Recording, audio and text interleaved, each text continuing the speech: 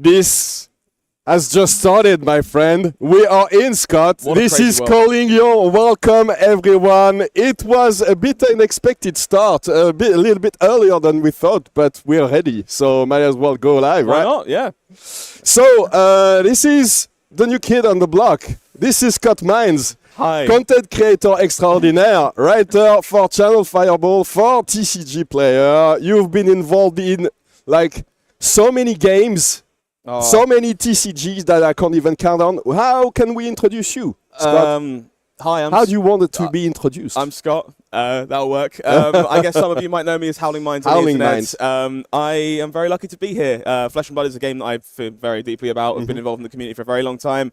Lucky to be involved in TCGs in this way, and finally getting a chance to step into the booth this weekend here in Lyon, celebrate everything that Flesh and Blood is with an incredible community here in France, and hopefully some fantastic games to cover for everybody watching along at home. Yeah, it is going to be a very exciting one. This has been a very long time since we've had such an event in France, so I have to tell you, I was walking the venue just before we started, and I was watching the people that came in. The whole French community is here, basically. Wow. I don't see anyone that's been involved in competitive Flesh and Blood at any point in their life that hasn't come today. There might be a couple of people that had very good excuses for not coming, but basically everybody is here. So I was very excited, obviously, to meet my friends. But the whole strength of the Lyon community is here as well. There's only one or two players who haven't come. We have the 2023 French champion who comes from Lyon, and the 2021 French champ as well was at the venue yesterday. He wasn't able to come today because he has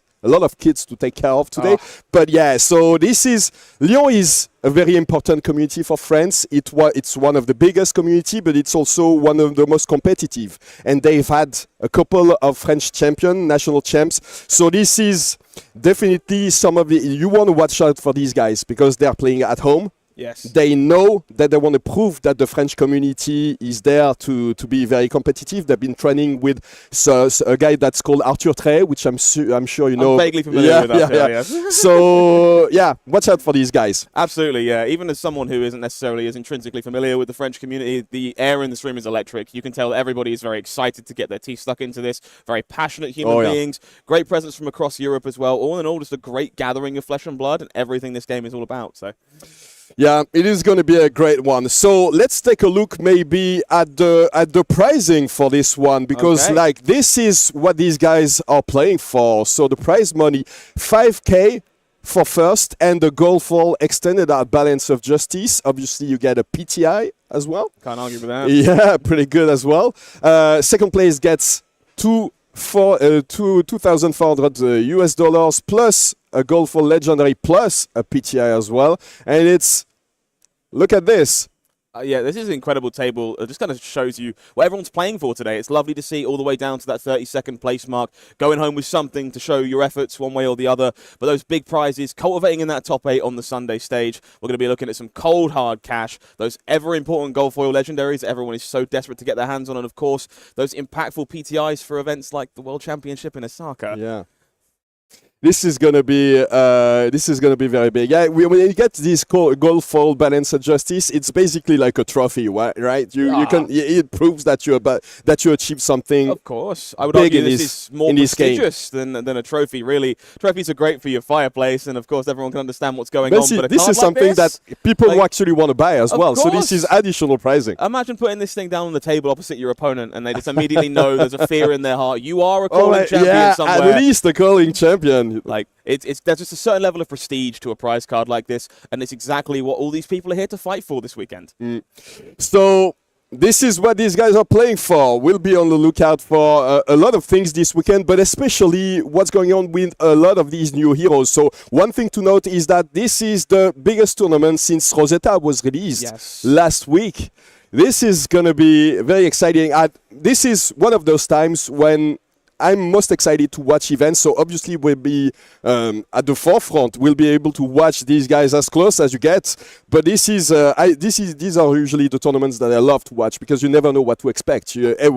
What are the best players in the world going to bring to this tournament? Do you have any expectations about this one? I know it's very hard to ask you this question right now. This is a huge calling, as you kind of allude to. We've just had this huge ban list update mentality kind of going forward. A lot of the old guard maybe not as strong as they once were. Brand new set in the form of Rosetta. A lot of shiny new heroes there. I've got some very high hopes for Aurora this weekend. I think the return of Runeblade is not understated. It's something we've been waiting for a very long time.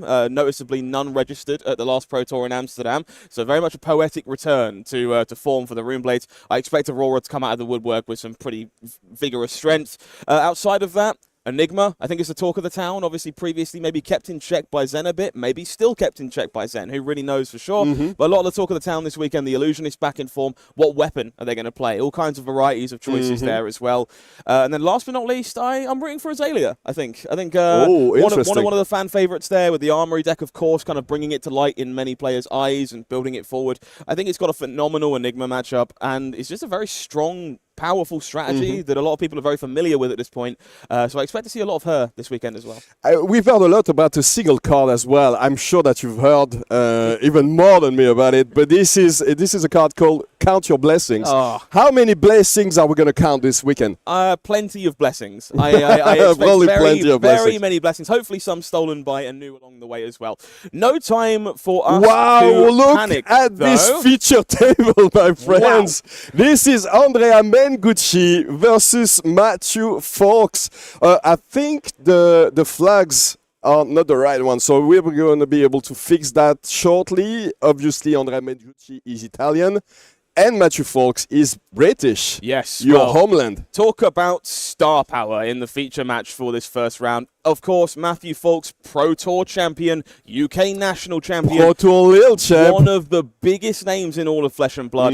Against one of the biggest names in TCG's full stop. Andrea Mengucci, one of the most renowned players in all of Magic history. Joining us in Flesh and Blood very recently with Kayo Armed and Dangerous. Having a fantastic time at their first few events and breaking onto the scene today at the Calling here in Lyon. You know who taught the game to Andrea Mengucci? Enlighten me. This guy, Matthew Foulkes. Wow! They started playing together. He explained to me how he went into the game, and they usually go on holidays together, and they're trying new games all the time. And this year they decided to try a game called Flesh and Blood. And this is what happens. You get the first feature table at the Calling in Lyon, playing with one of your best friends. Talk about poetry in motion. Okay, so plenty of cool stuff going on here. We were alluding earlier to the weapon of choice for some of these Enigma players. This is an Iris. Showing you the best weapon in all of Illusionist history. Not that I'm biased in any way, of course.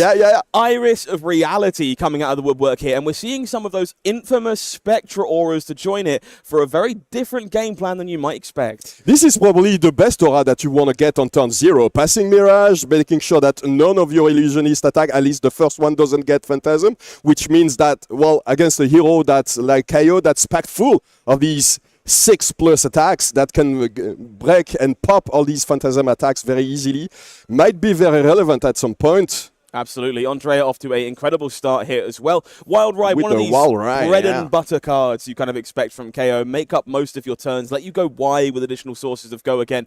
And we're just starting off that immediate pressure you need against a hero like Enigma.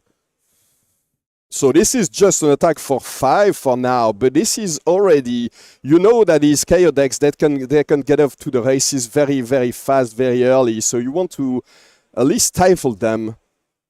Yeah. Looks like usually these Enigma decks, they have a lot of defense reactions now. They don't rely as much on the ward auras. They're just trying to make sure that they can defend as efficiently as possible. It looks like just a wave of reality block. Yeah, this is a huge, real impactful card for the Iris deck, so you don't necessarily see in some of the others. Wave of Reality, a card that many people ignore, but and when Flutter Steps, right? Yes, Flutter Steps as well. Special Shields are your best friend when you're playing Iris of Reality. Swinging for 4, really impactful, and that kind of looming equipment to create that aura early means you can leak a little bit of damage early and immediately have a weapon online and ready to go. Yeah. Oh, but this is going to be very tough to block this one because Bear Fangs will probably be coming in for 8 there. It looks like it. It was a mighty wind-up, so that's indeed an attack for 8. And yeah, as you said, Matt definitely wants to make it to be able to keep that Spectral Shield on board and keep a blue to be able to attack. It doesn't look like he'll be able to do it, though. Very tough to block out all 8 damage here and keep enough cards to throw both of your auras back. So unlikely to be the line that we take in this case. Just leaking through damage, that shield going to bite the dust. We still have that passing Mirage, which importantly is a weapon when you're sleeved up with Iris of Reality. So plenty of comeback potential here for Matt as well. This is one of the things that you have to consider when you're facing these Spectra attacks. We haven't seen them come out in force in a long time since Prism went to Living Legend, the original Prism. But this is still something. How much do you want to invest in getting rid of it? Absolutely. Like, can you even afford to put one attack into the passing Mirage when you're playing a deck that has so much offensive potential as Kayo? Yeah, it really puts you in a blender, really. Do you send that last attack of your combat chain, that passing Mirage, waste all that damage, leave Enigma with more health to play? Or do you threaten the board going wider and wider and wider with more problematic auras that are inevitably attacking for breakpoints every single time they come in? This passing Mirage here is pressuring for 4. 1 card left in hand, of course, from Matt. Looks like the damage going through here for Andrea. You'll see this a lot in the Enigma matchup. Very much on Kayo to provide the pressure, try and keep the board clear of those auras and push damage. And blocking, not a thing we're going to be interested in too often. Yeah.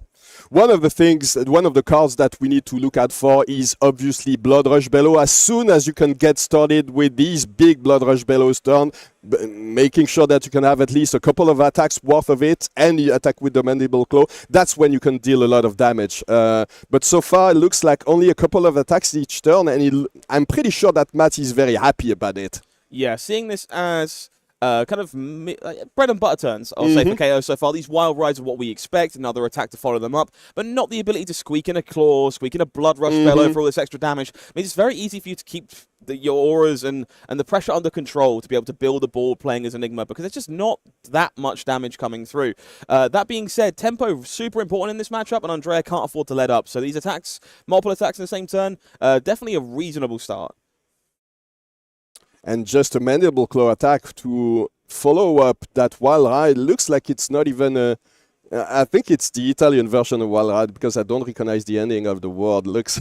I love seeing these very weird very weird text on some of these cards. Yeah, part of the beautiful culture of Flesh and Blood, of course, cards from across the world. Andrea, of course, Italian by nature and by birth, and therefore bringing us some Italian wild rides to the party today. This is exactly what you want to see here. This Mandible Claw is super important in a matchup like this. It's that extra squeak of damage you really need. The optimal cost curve for KO, you're going to be 2-cost attack into Mandible Claw with Go Again from the discard into hopefully another 2-cost attack. And that's what Andrea's threatening here with those 2 resources that are still floating. Yeah, it looks like Matt is happy to take this one and, yeah, try to block the follow-up. So a swing big coming in for a huge 8. In this situation, the drawback on swing big, which is that you give a quicken token to your opponent if everything is blocked, doesn't even exist because there's basically not even... You either attack with a passing Mirage for 4 Go Again, or you don't even attack. There's no way that's... Yeah, there's certainly a chance we could maybe get some value on a Miraging Metamorph, maybe one of these weakest links that we've seen Matt block with already. But this is exactly the kind of turn that Andrea was looking for here to kind of get the game under their control. Foulkes already down to 26 life, and that was a lot of damage taken this turn through 2 D-reacts. But keeping several cards in hand here to hopefully build up some kind of follow-up, following on from yet another Aurora attack. I mean, there's no way he took all that damage without a plan, so he must have something to come back with, probably maybe another Aura, maybe another Passing Mirage, for example. Oh, it might be something like Levels of Enlightenment as well. So this will probably be only an attack for 5, unless there's a big follow-up in that arsenal. I haven't seen the card that was in there. Was that something like... Didn't catch it either, unfortunately. But you were talking about... yeah, so Levels of Enlightenment...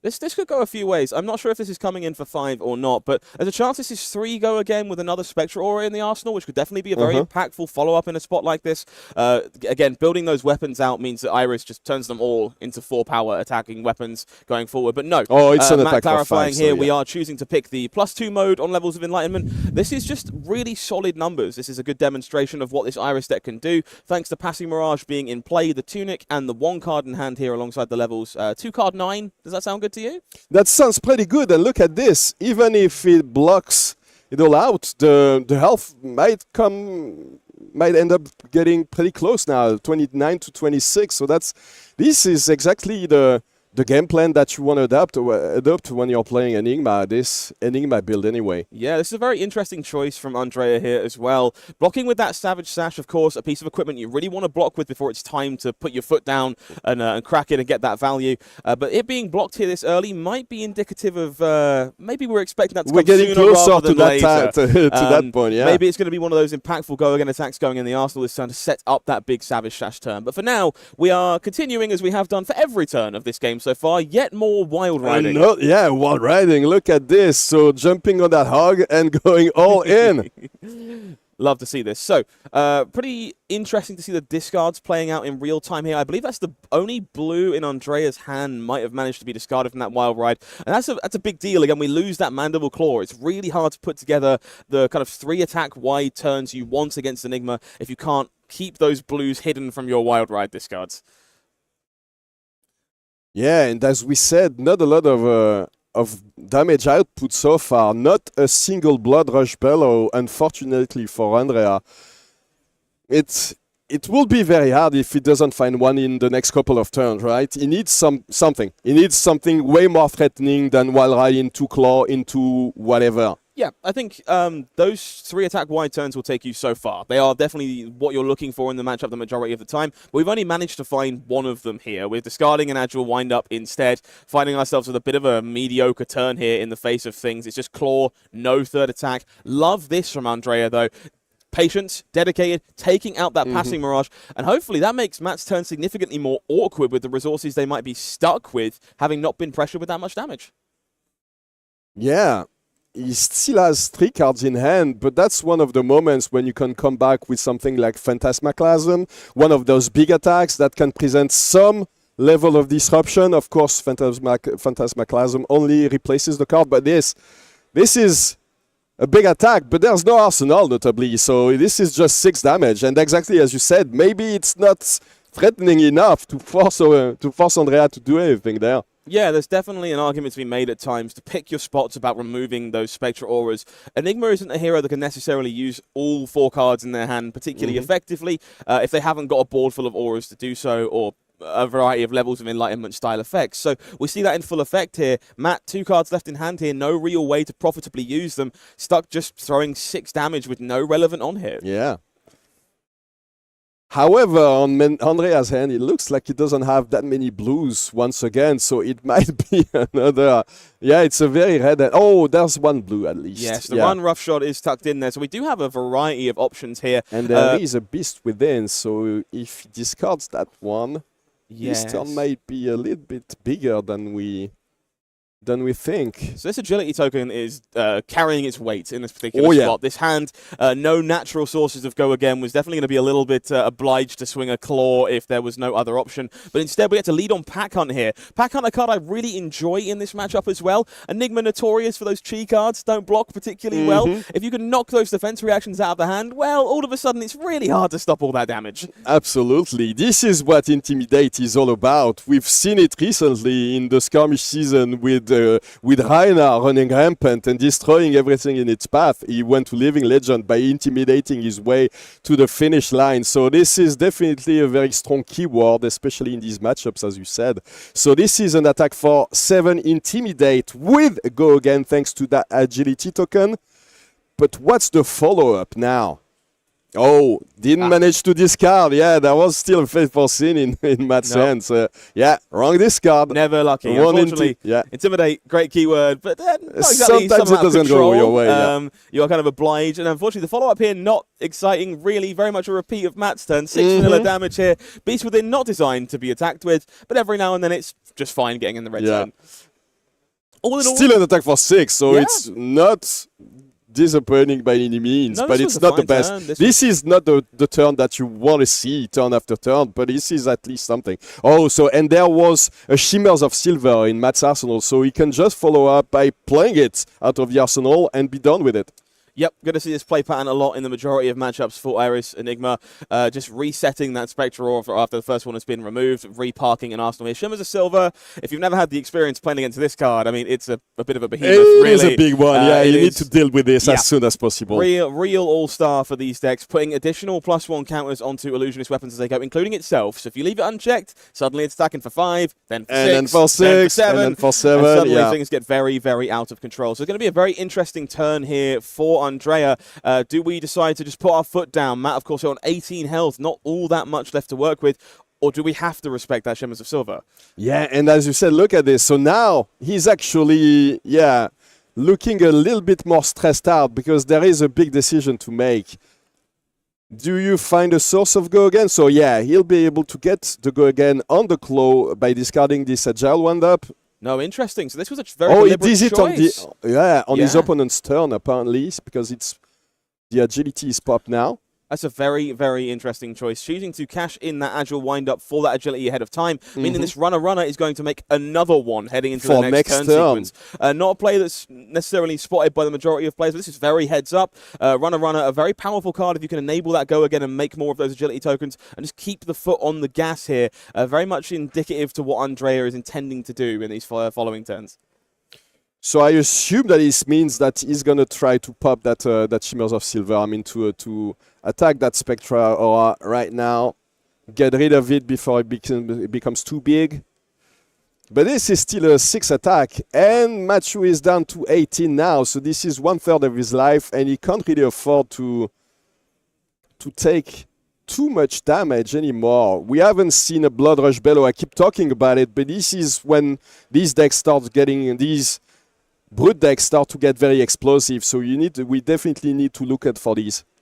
Yep, once again, as you kind of alluded to here, that Shimmer's just demanding respect. It is gone. Has to be removed from the table.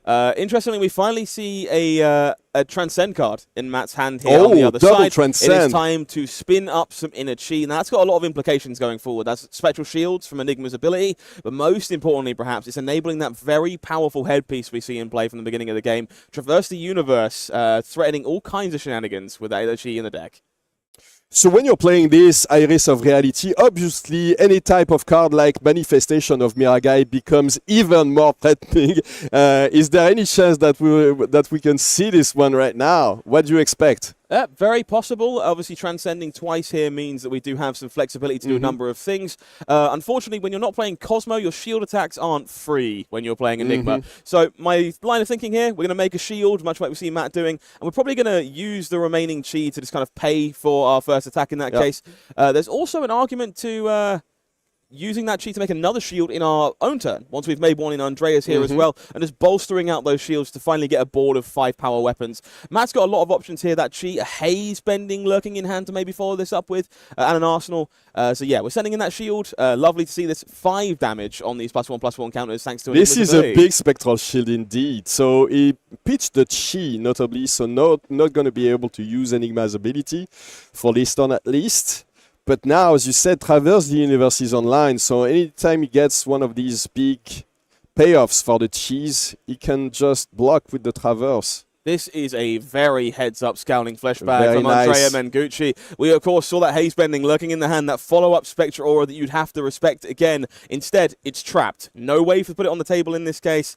Going to be putting that right back into Matt's hand, that lovely block to not really what you're hoping to see when Kayo's coming at you full force. Great use of that powerful legendary equipment from Andrea. Yeah, we haven't seen Scowling Flashback, but for those of you who don't really know the card perfectly, this is a two-block equipment. Oh, this is a Blood Rush Bellow, so but Scowling Flashback intimidates when you defend with it, so you lose the card that you expected maybe to attack with or to drop on the board if it's an Aura, for example. So definitely a very nice play from Andrea. And now this is a Blood Rush turn. It looks like there's a second one. Okay, this might be go time, ladies and gents. Fantastic discard here from Andrea. Command and Conquer obviously wouldn't have gotten that Blood Rush buff, so the perfect discard to that first copy. Now, this is the question. Do you fire the second copy or hold it for later? You have to. You have to fire it off. Another discard here from Andrea, the blue. That might be impactful. We need to be able to pay for our rest of the turn, but we are on double. Oh no! Do you do it? Would you do it? I have a Savage Sash, maybe. One is in hand. Maybe. Yeah. I think there's no way you can't. You definitely need to do it. It just this feels... is +6 to every single brute attack this turn. I can't resist the urge. They're both laughing, so I assume that Andrea told him that he got the third one. There you go. He showed it. That's absolutely fantastic. I don't know if I'm supposed to do this. I have no idea if this is optimal. Should I be using this for resources? Please, my friend, tell me what I'm supposed to do. Oh, this is absolutely incredible. I never prepared for that. He does it. Andrea, I love to see it. Absolutely perfect. No refrain whatsoever. This is a showman. This is a guy that knows the spectacle that we want to see. We want to see those triple Blood Rush Bellow turns. It is indeed runner discarded here. We've got an abundance of resources, an abundance of attacks, and +6 to our entire board. You pop the Savage Sash to make sure that every single one of your attacks is one resource less. So there you go. Andrea, time to go. This is a wild ride. It will be coming in for 12. If he manages to discard that Beast Within, he will draw with it. This is very difficult to sequence. You can pitch the Bear Fangs. You can take the risk that you discard the Beast Within and draw yourself another card and use that agility token to its maximum potential. Or you can be safe. You can lead on Wild Ride, maybe lose the Bear Fangs and have to try and draw some other attack another one. Yeah, but most of your attacks are 2-cost attacks anyway, so there's a strong chance that you'll be able to attack with at least one. But in this situation, he didn't have an arsenal, which means that he doesn't have that many resources to play with. Yep. You can definitely see Andrea taking their time here. This is tough. This is a very hard turn to sequence given the attacks they have drawn. It looks like they are going for that maybe arguably safer route and using Beast Within to pay for resources, not going for the maximum high roll. It's the claw being paid for here in this case. Still a pretty big claw. Absolutely. It's attacking for 9 with go again. That's something that you don't see a lot. This is calling Lyon, guys. This is what you can expect to see here all day today. So 9 go again. How do you defend that? Because you don't even know what to expect next. I think this was very reserved from Andrea here, choosing to play the claw, not get risky with those attacks, guarantee 2 attacks this turn. But this claw is going to be hitting for no damage whatsoever. Oh, the hold the line, perfect timing as well. So hold the line says that if your opponent drew 2 cards, it gets +3. It blocks for 2. It's a defense reaction, but it gets +3 if your opponent drew a lot of cards, which is exactly what Andrea Mengucci did. So yeah, it prevents 3 damage, so it doesn't block for 3 additional damage. And then you have the sink below, so that's already 9 damage blocked. Perfect. That is that is not really what you wanted to see if you were Andrea. Really hoping to leverage this turn to get those resources, that damage through, I should say, in this case, thanks to all these Blood Rush Fellows being expended. That being said, 13. Thanks for 13. That's pretty good. Not a bad number. This is okay, yeah. Blocking 7, so he's still going to take 6 there.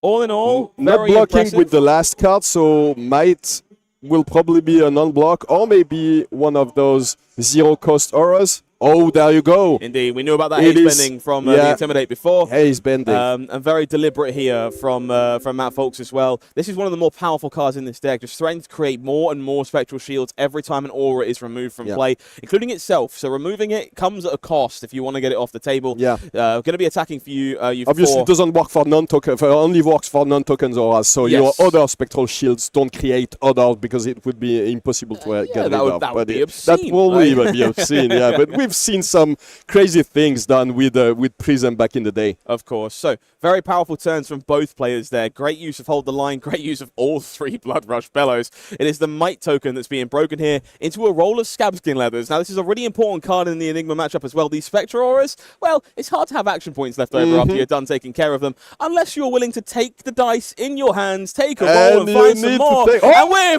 finding 3 action points for Andrea Mengucci. That means that aura could be cleared and the pressure could be kept on one way or the other. All the actions for our resident all-star. Once again, being the showman that he is, he gives us the most explosive things that you can see in this deck. So triple Blood Rush Bellow into a 6 Scabskin Hole.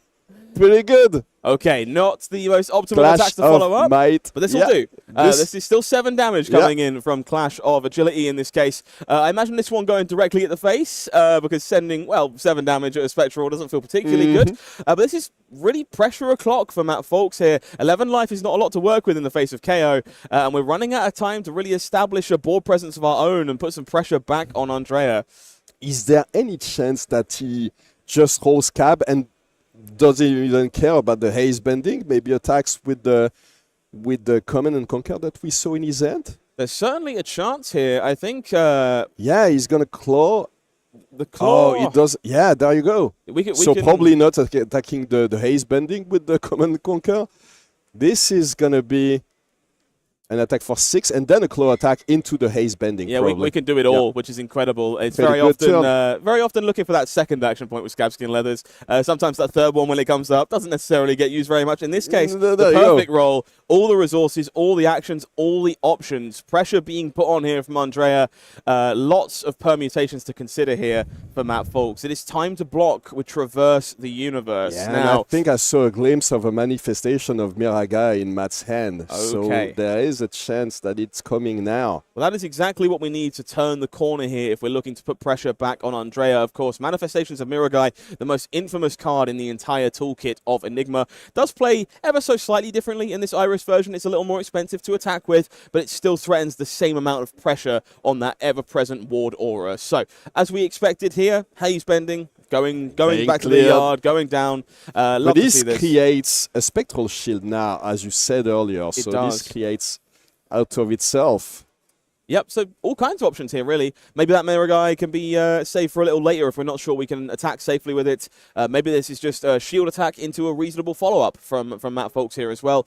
All kinds of potential from their hand, but this is definitely the go turn. It's time to take tempo back here as we're running out of breathing room. I was absolutely wrong. There is no manifestation of mirror guy, but it will be a double transcend turn with the sacred art. Immortal Lunar Shrine. Now, this is one of my favorite cards. This is one of my favorite cards out of all the amazing cards in Part de Miss Velby. This is a very nice one. Absolutely. Not one you see in every Enigma list, but it's actually an all-star in these Irish shells. Those spectral shields, incredible. Very much more impactful when they're attacking for 4 points of damage each.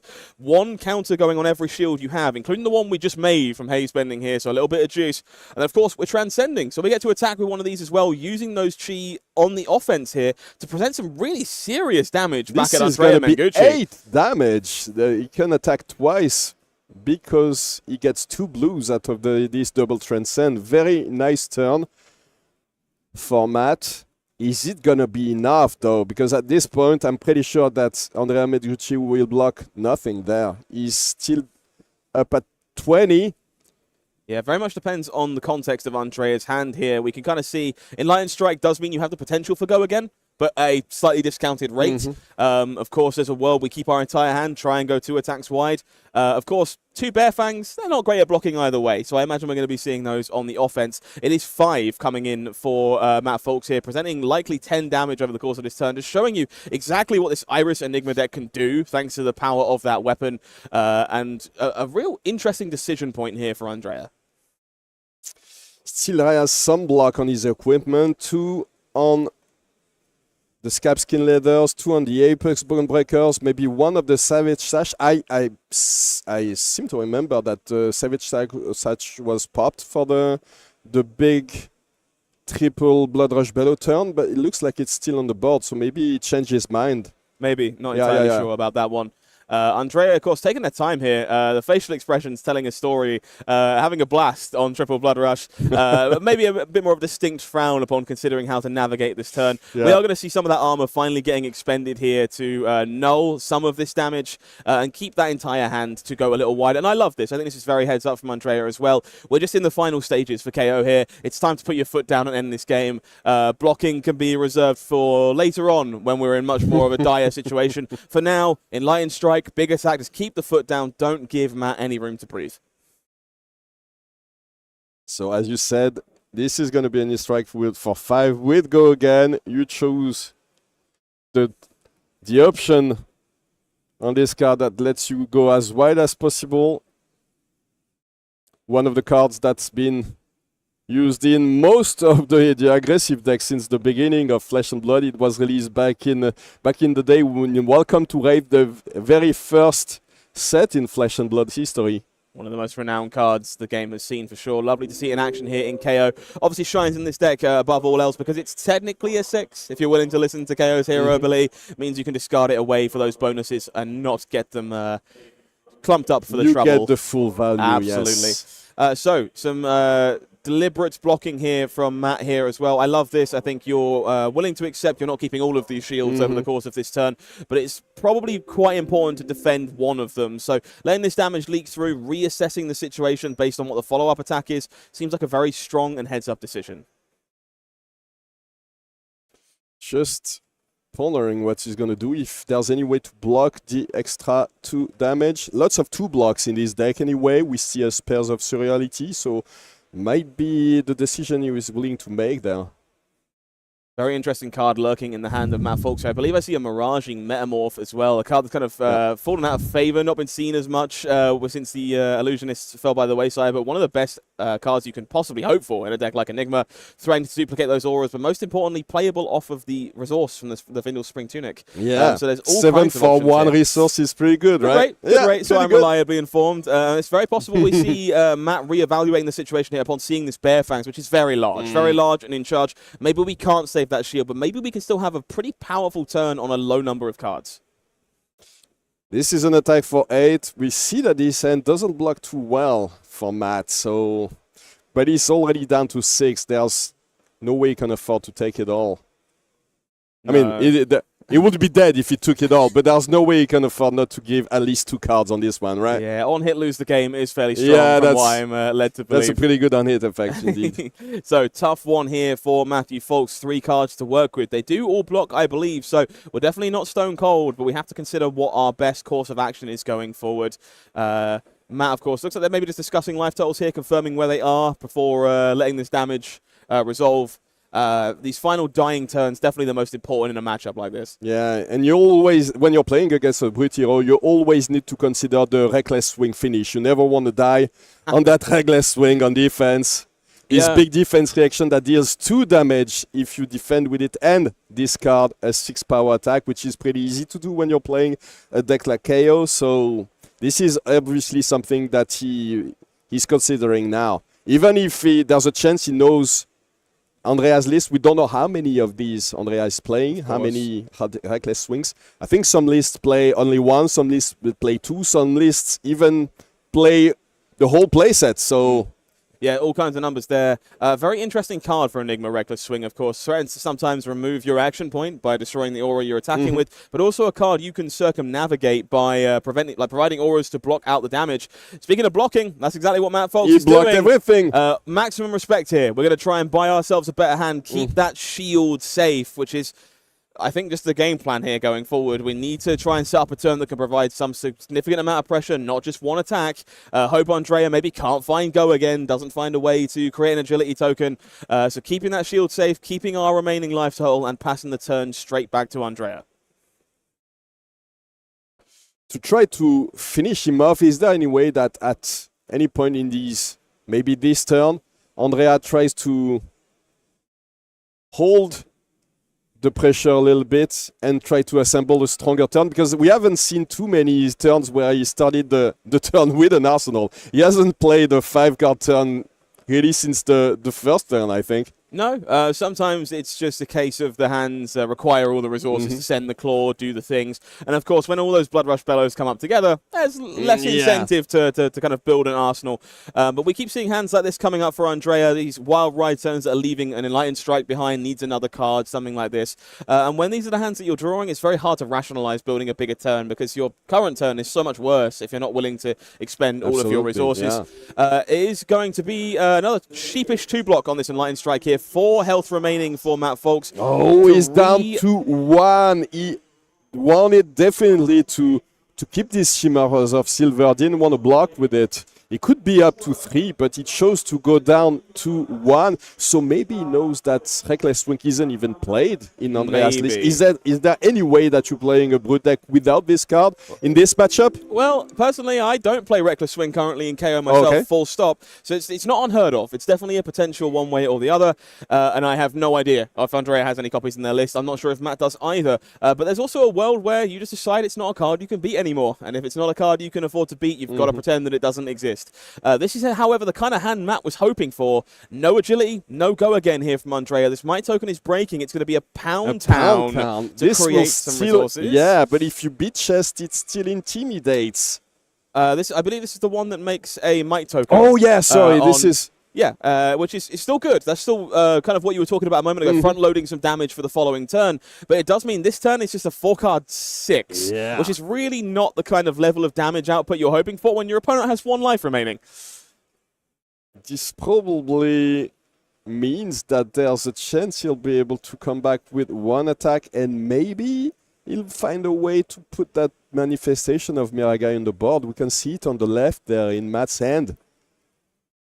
This is kind of that infamous buying illusionists find themselves in. Yeah. The biggest illusion is often the life total in this case, board presence, and what you can threaten to do, the most impactful things for illusionists like Enigma. Really tough choice for Matt Foulkes here. 2 cards are going to be required to keep him safe from this Pound Town, but that does mean he has a lot of resources to work with on the way back to hopefully start chipping away at that remaining health for Andrea. Oh, and this is the time where you want to take your time, thinking everything, all the lines. Yeah, of course. These players both exceptionally regimented in their gameplay decisions. They've been here before. It's not their first time under the spotlights. And they know how important it is to kind of just take that second to breathe. Make sure that you understand the entire situation. I'm not missing a random point of damage, not considering a card my opponent might play.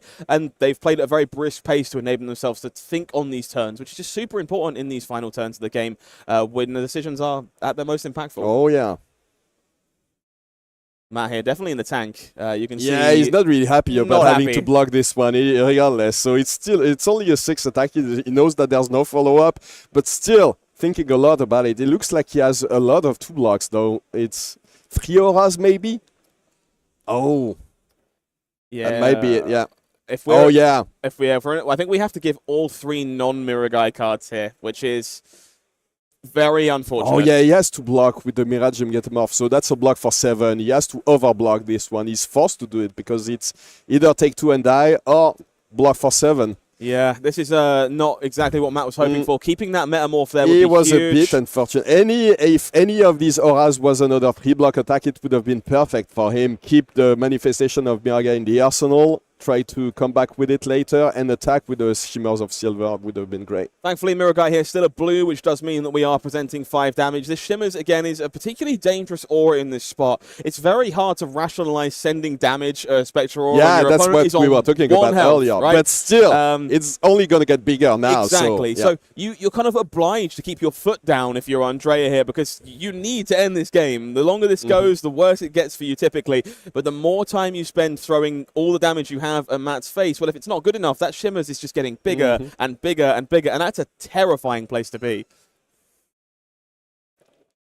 So he blocked with the Apex Bonebreaker to get a second Might token. These 2 Might tokens will pop now. This will be +2 on this first Wild Ride.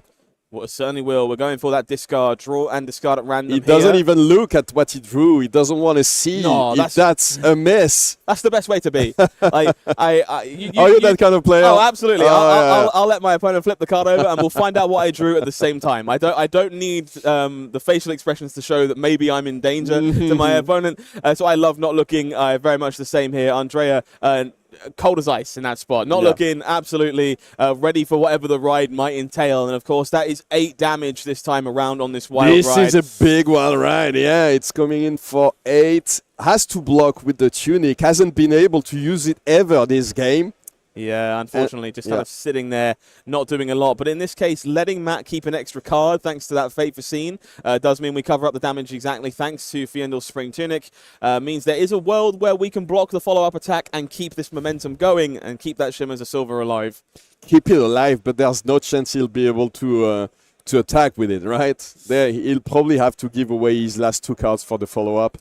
Unless it's only a claw attack, but it looks like he'll be able to attack with the... It looks like the claw is next. It will be the claw, and then probably a follow-up. So is this the end of the line for Matt Foulkes? A run roughshod to finish the line. Yeah, he's asking him if he wants to attack the Shimmers of Silver. And obviously Andrea said, well, no, I like you, but I want to win. So there you go, Andrea Mengucci winning this first ever game at a calling. Actually, this is his first calling win. First calling win. Probably not the last. And what an opponent to have to do it against. If you want to make a name for yourself, taking the scalp of Matthew Foulkes in your first game of the day. Beat one of the best. That's a huge statement to make. That was an incredible way to start a calling. What a match. Triple Blood Rush Bellow turn. This is how you want to do it, you know. Destroy your opponent in style. So, wow, pretty impressive. Yeah, this guy is pretty good at card games, right? Wild, yeah. Strange you say that. Yes, no. I have to say. Very, very good at card games. I think some just incredibly well-navigated turns from both players there. Hold the line, utilized to maximum effect from Matt. Perfect. Soaking up all that Blood Rush damage. Some careful consideration about that Savage Slash for Andrea. All kinds of just great plays from great players. There's a little more you can ask for, really. This is exactly what you can expect today, guys. Some of the best plays, some of the best lines in Flesh and Blood. This is calling Lyon. This is going to be an exciting one. I keep repeating myself, but I'm very excited to cast with you as well. This is an honor, and this is going to be a very nice one. So obviously, this is the first big event of this Rosetta season, but a lot of big events are coming up very soon, and none bigger than the World Championship in Osaka. We're going to watch a short trailer about this, one of the the biggest event of the year and one of the biggest events probably in the history of Flesh and Blood. This is the 5th anniversary of this game we all love. Yeah. And then we'll probably come back with an interview with our winner, with Andrea Mengucci. Don't go too far. We'll be right back.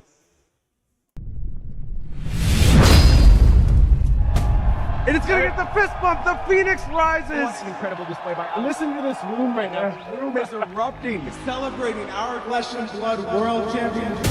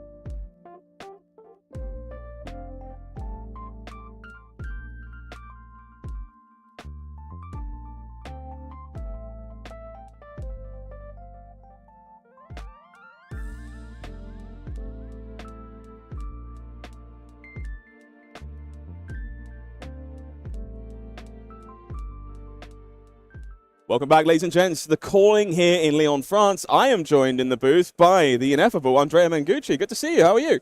Very good, very good. I played against, in the first round, the person who taught me how to play the game just very few months ago. So it's very funny. It's a poetic way to play. I don't know how much you've played against Enigma. How was that for you as a gameplay experience? I don't know. I felt like I drew very well. So when Kayo draws very well, it's very good. When it doesn't draw very well, it's not so powerful. Of course. When you have to play a Pound Town, it's not the best. But. No, not the most optimal turn necessarily. So a lot of the folks at home are very aware that you're fairly new to Flesh and Blood in terms of the game in general. I hope you're still enjoying it one way or the other.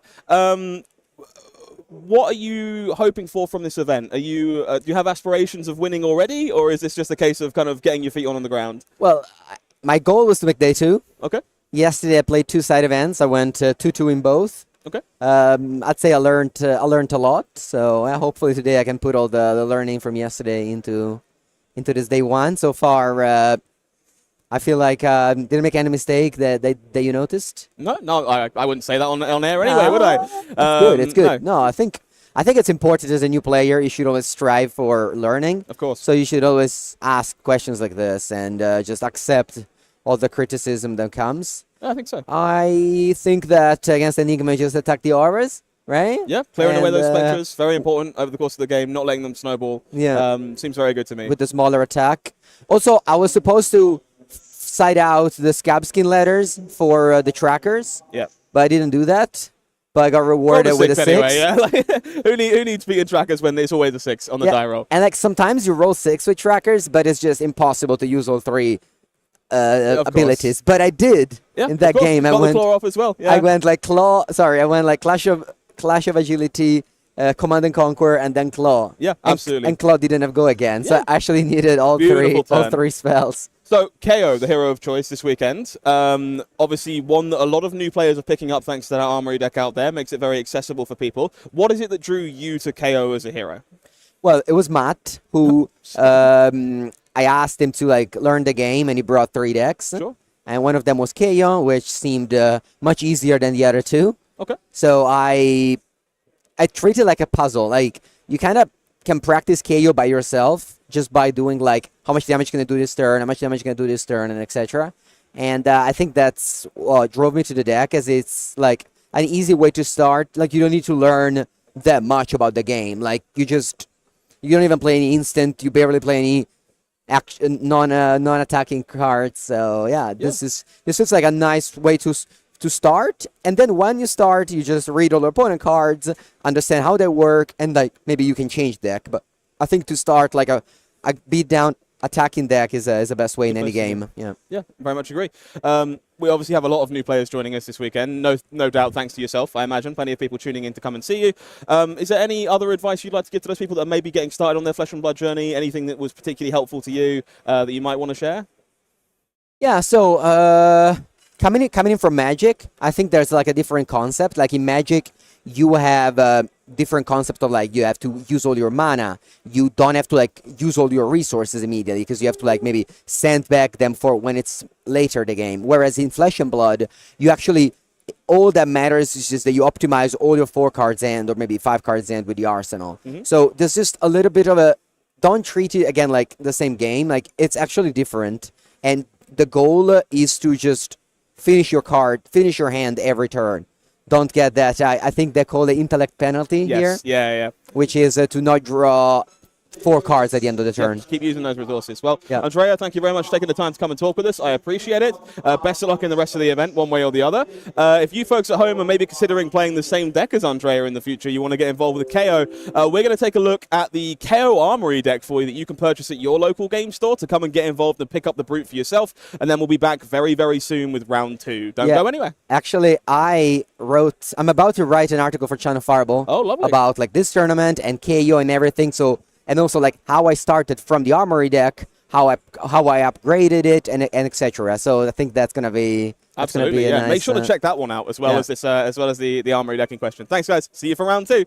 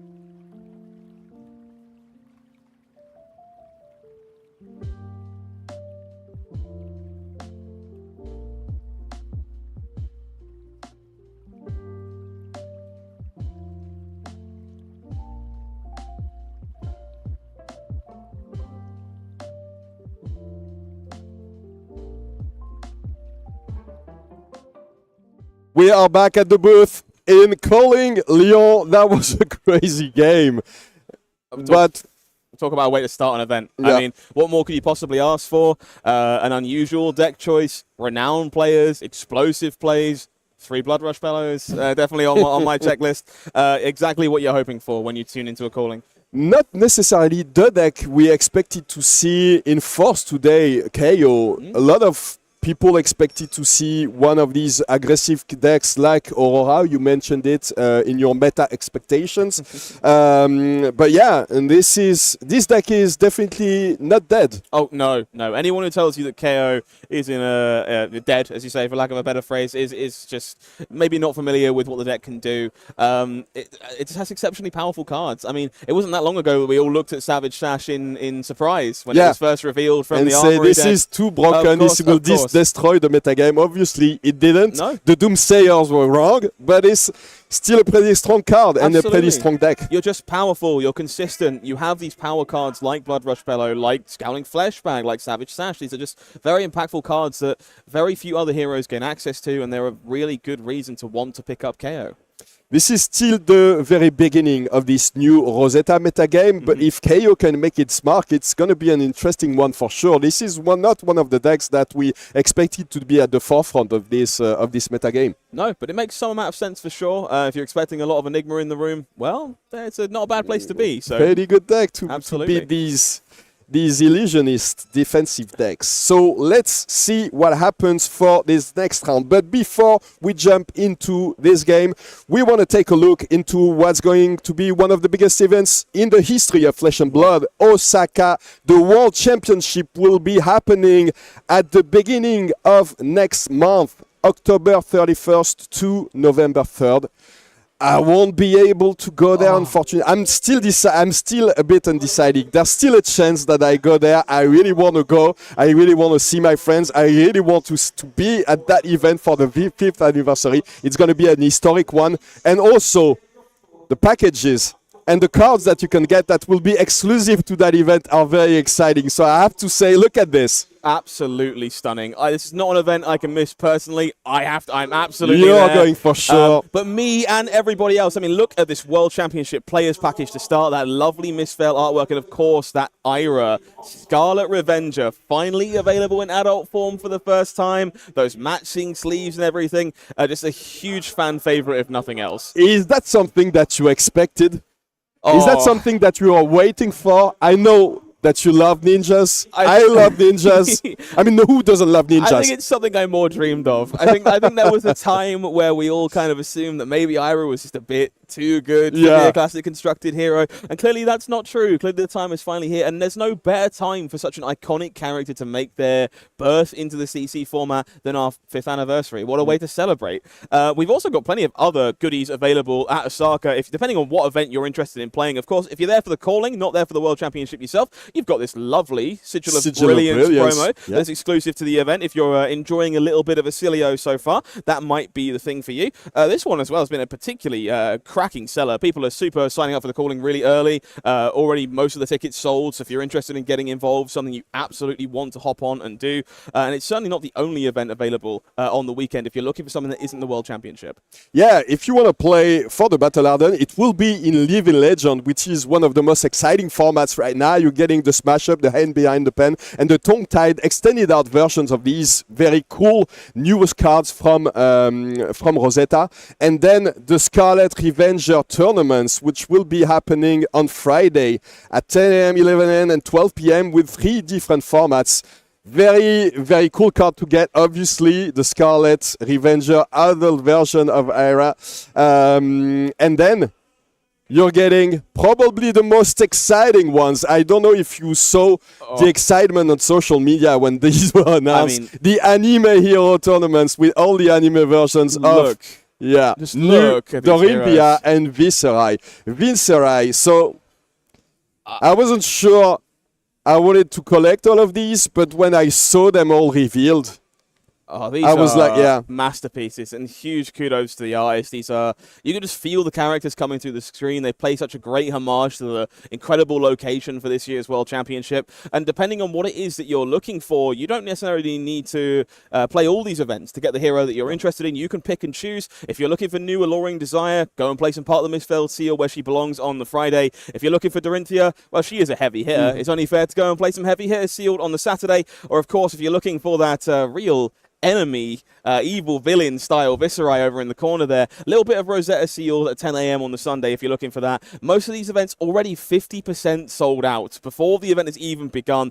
It's incredible to see such a great reception to these cards. Yeah, so if you're interested in these events, don't wait too long until you register. Of course, if you're not qualified for the World Championship, as you can see, lots of other events to participate, to get involved with and get these very cool exclusive cards. And would you believe this isn't all, Roman? There's even more to our World Championship this year. These 5th anniversary celebrations, I mean, 5 years. It's so hard to believe that we've been here for so long. Flesh and Blood's been thriving for nearly half a decade now, and we're celebrating in style with these 5th anniversary celebration packs and this incredible, unique Japanese alt art of Ira Scarlet Revenger. I can't wait to get my hands on this thing. Oh, this one will be very hard to pass. This is actually the reason why I'm considering going to Japan. You know, this is the 5th anniversary, so obviously big celebration tournament, but just getting the card itself, Yep. I mean, yeah. And you know that most of the players who will get their hands on them, they'll keep them, you know? Absolutely. This is something that not a lot of people will be able to get, so... You can try and take mine away from me as much as you want. But, play it from my hands. If you aren't lucky enough to be in those people that are in Osaka for the celebrations, you are not being left out. You've got a chance to get your own rainbow foil copy of Ira Scarlet Revenger at your local game store on November 1st to 3rd. This 5th anniversary celebration event is going to be giving those out to people just to make sure that it is truly a worldwide celebration of Fab turning 5. Yeah, so what you can do is show up at your LGS, just maybe put the TV on, put YouTube on, watch the stream while you're playing your armory, and then play your armory, play an event over the weekend with these very cool Ira Scarlet Revenger as participation prizes. Incredible. This is so exciting. So, you know, even if I can't make it to Japan, I'll still go to my LGS, maybe try to make sure that we can distribute as many of these as possible. This will be a very exciting event, and everybody in the world will be able to participate in this celebration. Absolutely. Very excited to see Fab turning 5. Can't wait to see all these events unfolding in real time. And we are going straight to the game. Look to the right of your screen. This is Simon Nielsen. So we were watching Andrea Mengucci. You were mentioning one of the very best TCG players in the history, in the short history of TCGs. Mm-hmm. But this guy on the right is also Simon is a juggernaut. one of the biggest names. And of course, a juggernaut in Flesh and Blood already as well. Already a national champion, I believe, which is absurd given how recently they started playing the game. And strong showing at every single event I've seen him participate in. So Absolutely. Very big names. And this guy on the left, I know him. Okay. He's from the Toulouse community, so he doesn't come from Lyon, but he's been involved in the game for at least 2 years. But it doesn't look like he's too intimidated about playing against one of the biggest names in the history of TCGs, as I was saying. But maybe he doesn't even know him. You certainly don't need to. Well, this is a matchup that I think most people are very familiar with at this point. This is probably the highlighting matchup of the Pro Tour in Amsterdam just gone. Testament to Part the Misfail. New versus Zen. Different dynamics here following a ban list adjustment for Zen. Not access to Art of War anymore. Maybe a little less bonds going on. But a matchup we've definitely seen, and one that we know is exceptionally skill testing. Definitely, and probably before the bans, New was probably one of the worst matchup for Zen. We'll see what happens now. You can be the most skilled player in the world, like maybe Simon Nielsen is, but what can you do against your worst matchup in this situation? We know that there's a way. Yeah. But we know that these Zen lists now have to rely a little bit more on Tigers sometimes. So what do you expect in this one? There won't be any Art of War. No. There won't be an Orion of Mystic Tenets. No Orion. So Definitely expect to see some changes in terms of what Zen is capable of, but most of the damage caps remain the same. A lot of those powerful synergies we see in hand already. Tiger Swipe being pitched away for later. There's that red Bittering Thorns. That's a very impactful one. But just filtering the hand a little bit here from Simon to start. All reds, not necessarily where you want to be going first, so just pitching to that Tiger Taming Kakara and getting things set up for a little bit later on. But yeah, I kind of agree with your early assessment. Could definitely see a little more of the Tiger synergies. Could maybe see us leaning into some more traditional ninja cards. I'm excited to see exactly what Simon's cooked up for Zen this week. Yeah, because, I mean, you know, a player like Simon Nielsen, there's no way he's going to bring a deck and just get rid of the cards that were banned and play exactly the same deck. So he needed to rearrange everything. And, well, maybe I'm wrong, but this is exactly the cards that we used to see in Zen decks. So they can't all be new. Forget about everything I said.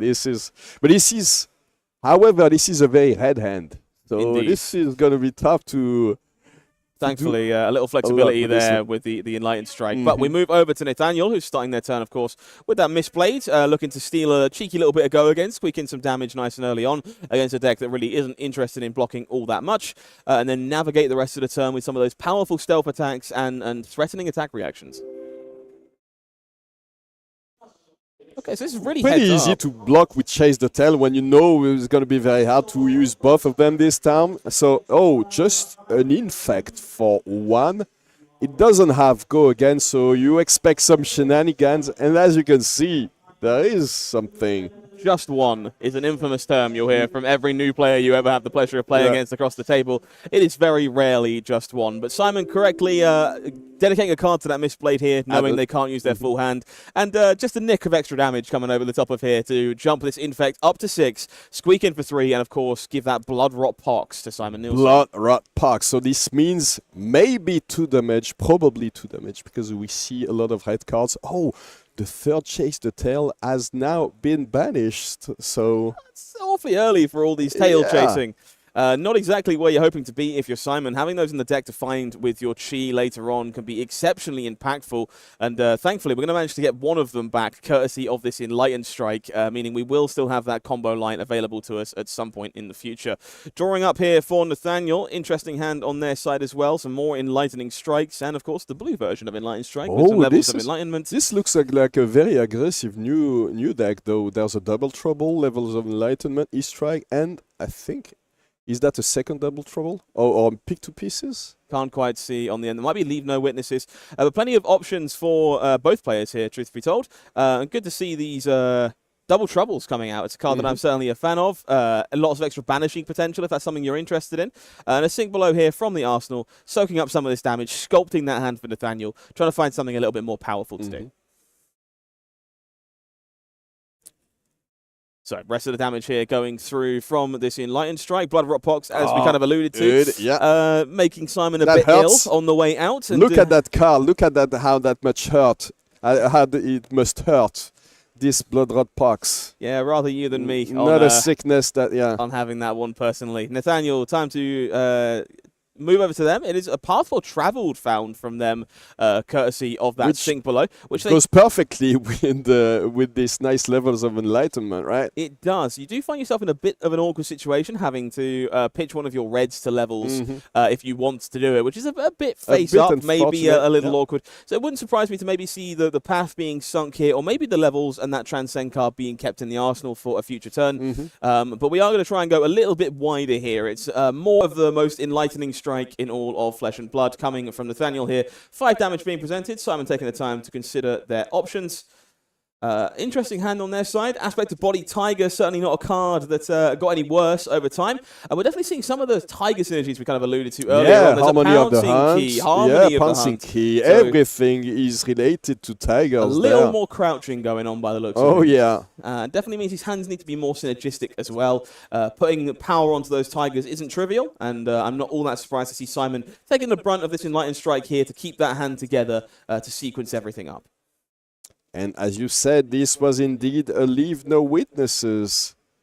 Only 4 damage for now. Indeed. So but this is threatening the arsenal. This could be a little problematic. It's not immediately clear what is in Simon's arsenal here. But this hand is kind of relying on Tiger generation from the Harmony of the Hunt right now, pitching that what looks to be a blue pouncing key.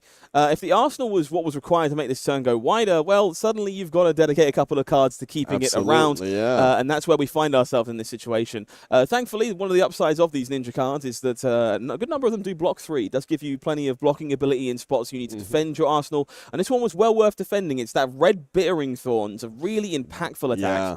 This is the one that you can't afford to let hit. You know that something may be coming afterwards that will be very annoying to deal with. The next attack, so regardless of whether it is a weapon attack or a night attack action card, it will get the +1. And there's some flexibility there. He can attack with the Kakara, attack with the card left in his hand.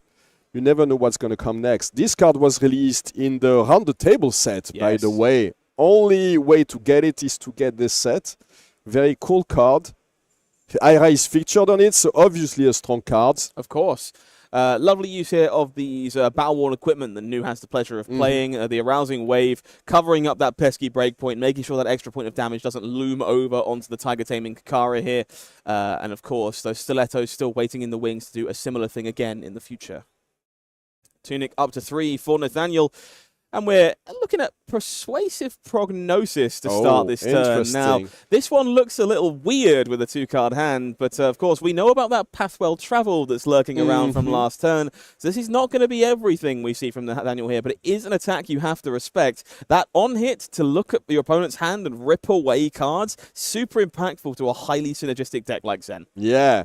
There's usually only 2 colors in the deck, so most of the time, I mean, you will always discard a card. Like 99% of the time, you will be able to banish a card.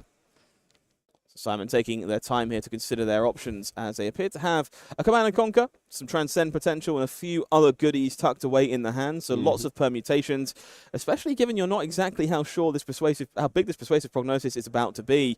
Of course, very rarely just the 1 damage coming across from Nu with all those secrets hidden in the shadows. It is that path well traveled coming from the Arsenal. This We're going is to Transcend. very interesting. Yeah, make ourselves some chi. You can get a chi, you Transcend. You get the go again as well, so maybe Simon hoped that there wouldn't be a follow-up. Probably knew that there was something else, but maybe he hoped for a double pick to pieces, just an X, just to get some damage on top of that, but that will be a lot. That will mean the Mask of Recurring Nightmares is activated with the Chi. This is one of the most impactful cards in this matchup, and honestly, one of the best parts of Nu's toolkit. He'll lose another one. More cards going away. Transcending blue, eaten off the top, which means he can choose any of these. Yep. There's a Wind Chakra.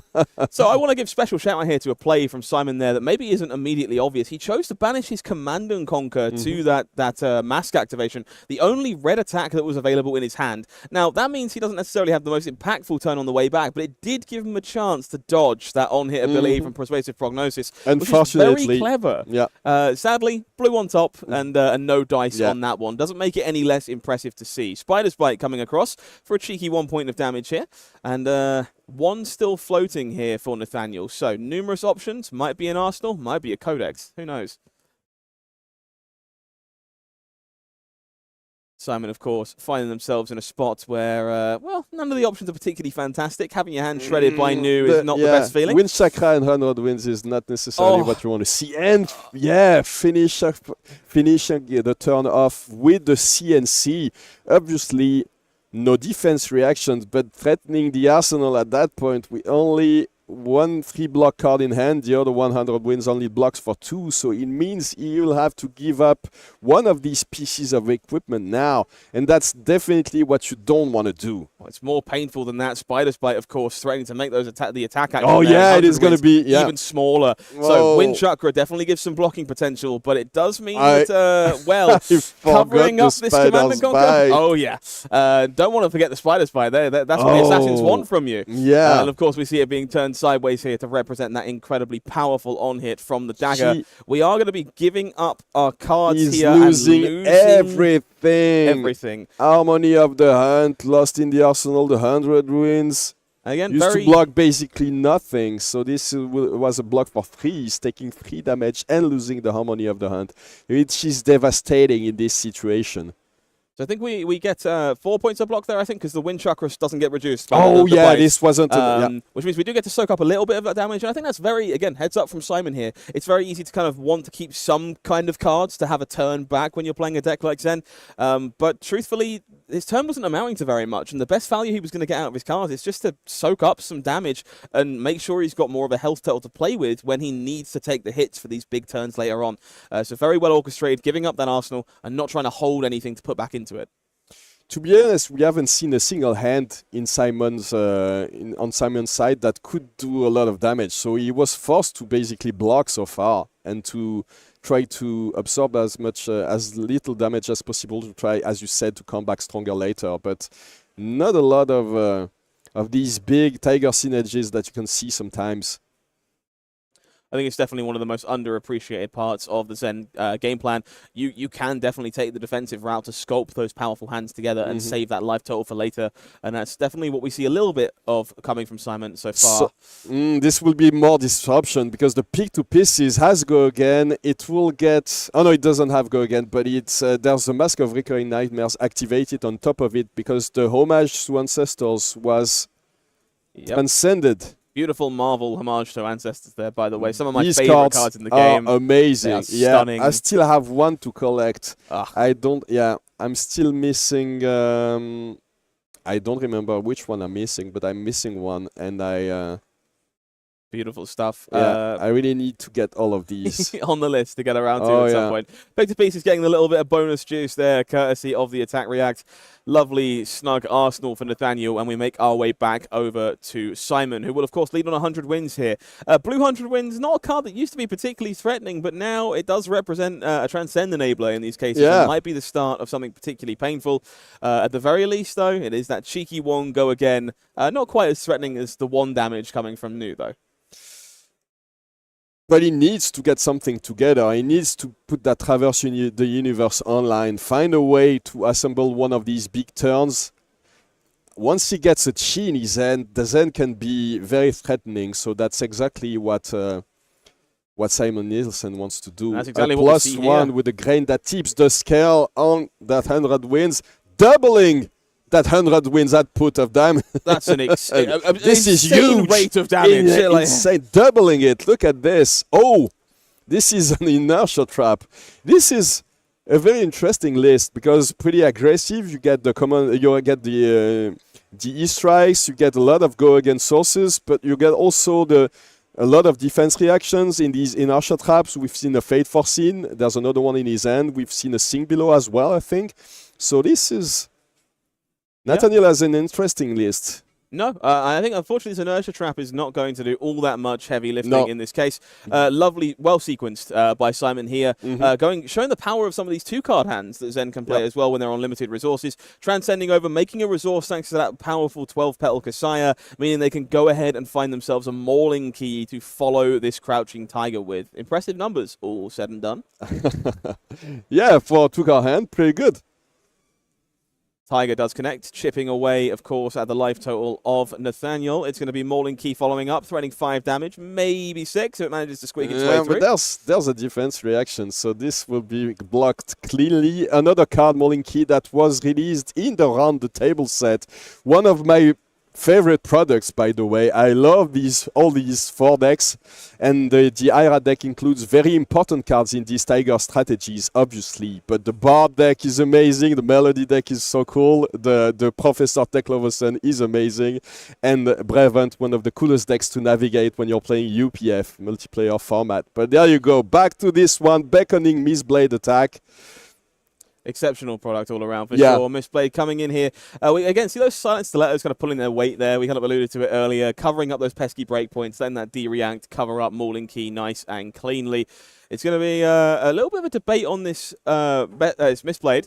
It's always so hard to know whether or not Nu particularly is interested in having this card connect, whether it's just sequencing and getting that little chip damage in with the dagger, or whether they really would like a blue card. This is what makes it so cool. Yeah. And the Siren's Call on top of it. So now this is one of my favorite interactions. People often forget you can Siren's Call these daggers. It's very easy to just ignore them depending on the deck that you're playing. Kind of let the damage stack up, keep your cards to block more damage later, or have a big turn. Siren's Call tells you to ignore all of that and forces you to pay attention to the dagger.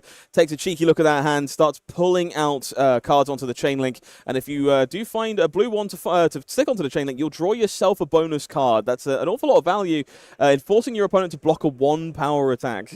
And look at this. Simon has a way to prevent this from hitting, but he would need to use the Sacred Art Jet Tiger Domain without a chi in hand. He wouldn't be able to transcend out of it. He will just be able to use it with the Wind Chakra. And it looks like it's what he wants to do. Certainly debating it. That's a very tough decision to make. Sacred Arts, J Tiger Domain, one of the more powerful cards you have access to in your deck, especially when you care about these Tiger synergies significantly more than you used to. But there is some real reward in denying Nathanaël a card and making sure that you don't give him the ability to draw from this Siren's Call. It does look like we are and that's what he's doing. So yeah. This is a very difficult decision to make, and a very heads-up one from Simon. The Siren's Call will resolve, sees a pile of Tigers, an Enlightened Strike, and 100 wins, none of which can be pulled onto that chain link. But thankfully, those Tigers are put into hand from the J Tiger Domain, which means they do fuel this Enlightened Strike, so not all the value lost from this Sacred Art. Yeah, he can even keep the next one in his arsenal for next turn, so he's going to have a decent turn considering what happened there. Very snazzy play from Simon Nielsen, who we are passing back to now. They're taking the time to consider how they want to utilize their jungle of Tigers. Plenty of options available to them. Small jungle, but still, it's... I don't know how many Tigers you see at the average jungle. It's 1 or 2. Yeah, 1 or 2 is pretty good. Okay, so we are going to be going to the first one attacks for nothing, but the second one, thanks to the Tiger Stripe Shuko, attacks for 1. Players are discussing the misplayed last turn, which of course did connect in this case. Very, very cool use of Tiger Stripe Shuko here before we follow up with Enlightened Strike, putting that 100 wins back into the deck for later on, pushing a full 7 damage courtesy of that +2 mode.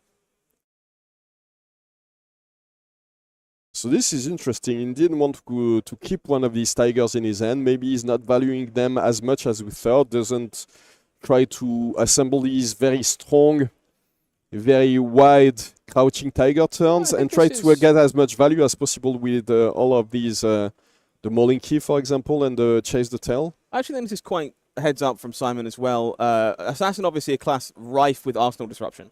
Leave no witnesses, codexes to find them, command and conquers. If you choose to put one of those crouching tigers in your arsenal, there's no guarantee it's safe, and you certainly don't want to dedicate cards to blocking to keep it safe. So by spending it this turn, we guarantee that we get 1 point of damage from our Sacred Art, courtesy of Tiger Stripe Shuko, and we don't kind of force ourselves into having to respect that arsenal disruption.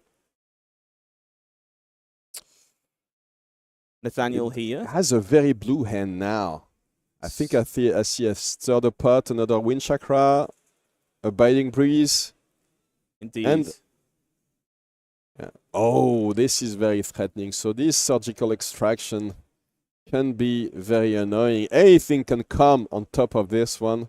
More powerful points of interaction coming from Nathanaël here, courtesy of Surgical Extraction, one of the best attacks from Dynasty way back when. Silver tokens, they come up every now and then. They make levels of Enlightenment a little more powerful on occasion. But for the most part, you're looking to hit an opposing hero, rip a card out of their hand and from the top of their deck. The reaction this time is going to be Rising Sun, Setting Moon. No bonus power straight away, but we are transcending and once again taking maybe a third card out of Simon Nielsen's hand here, thanks to that mask. This pesky mask, look at this. Look how it shines every time he puts it on the screen thanks to our perfect lighting. Thank you, production team. Look at this. It looks very eerie. Absolutely. Right? There's an That's aura. an actual nightmare. aptly named Mask of Recurring Nightmares. It is recurring indeed. It's certainly proven to be a bit of a nightmare for Simon Nielsen right now, continuing to shred their hand apart, making it very hard to put together big turns. That said, I believe that's Stir the Pot going in the arsenal for Simon there, which is one of those powerful transcend cards that maybe might help them put together another impactful Zen turn once this disruption slows down a bit. But if you've ever had the pleasure of playing against New Alluring Desire, disruption never stops. Slow down. Yeah. It's just not how it works. That's usually what happens. Certainly flush with it. And there's a variety of particularly painful attacks in Nathanael's hand right now. A couple more persuasive prognoses lurking in the window. But of course, do stop me if you've seen this one before. Beckoning Mistblade, just the one. Just the one. And what are you going to do about this, Simon Nielsen? Yeah, he takes it.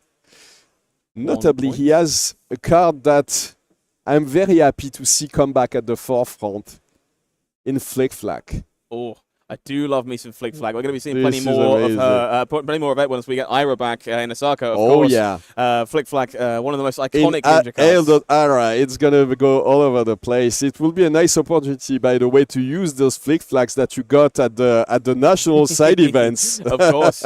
How many of these did you get? Too many. Far too many. This Beckoning Mistblade actually looks incredibly impactful in this particular space.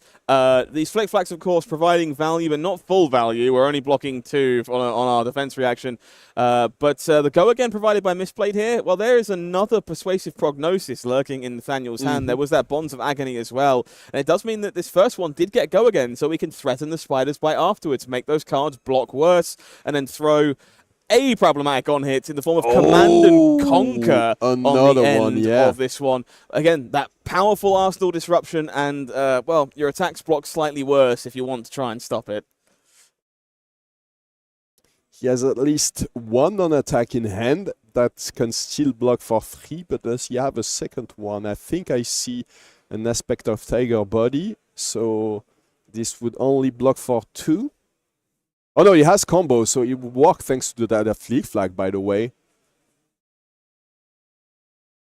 Yes, it would. Yeah, yes. You get that little Flick Flag bonus on the block as well. So there is definitely ways for Simon to choose to respect this Command and Conquer should they wish to defend the card in their arsenal. Alternatively, of course, they may be interested in keeping that 3-card hand for the first time in a while, thanks to not seeing any mask interaction and trying to get some of the tempo back. A really interesting decision point for them here. Yeah, we know that it's only, I mean, it's still a Transcend card, but it's only a Stir the Pot, so it doesn't have any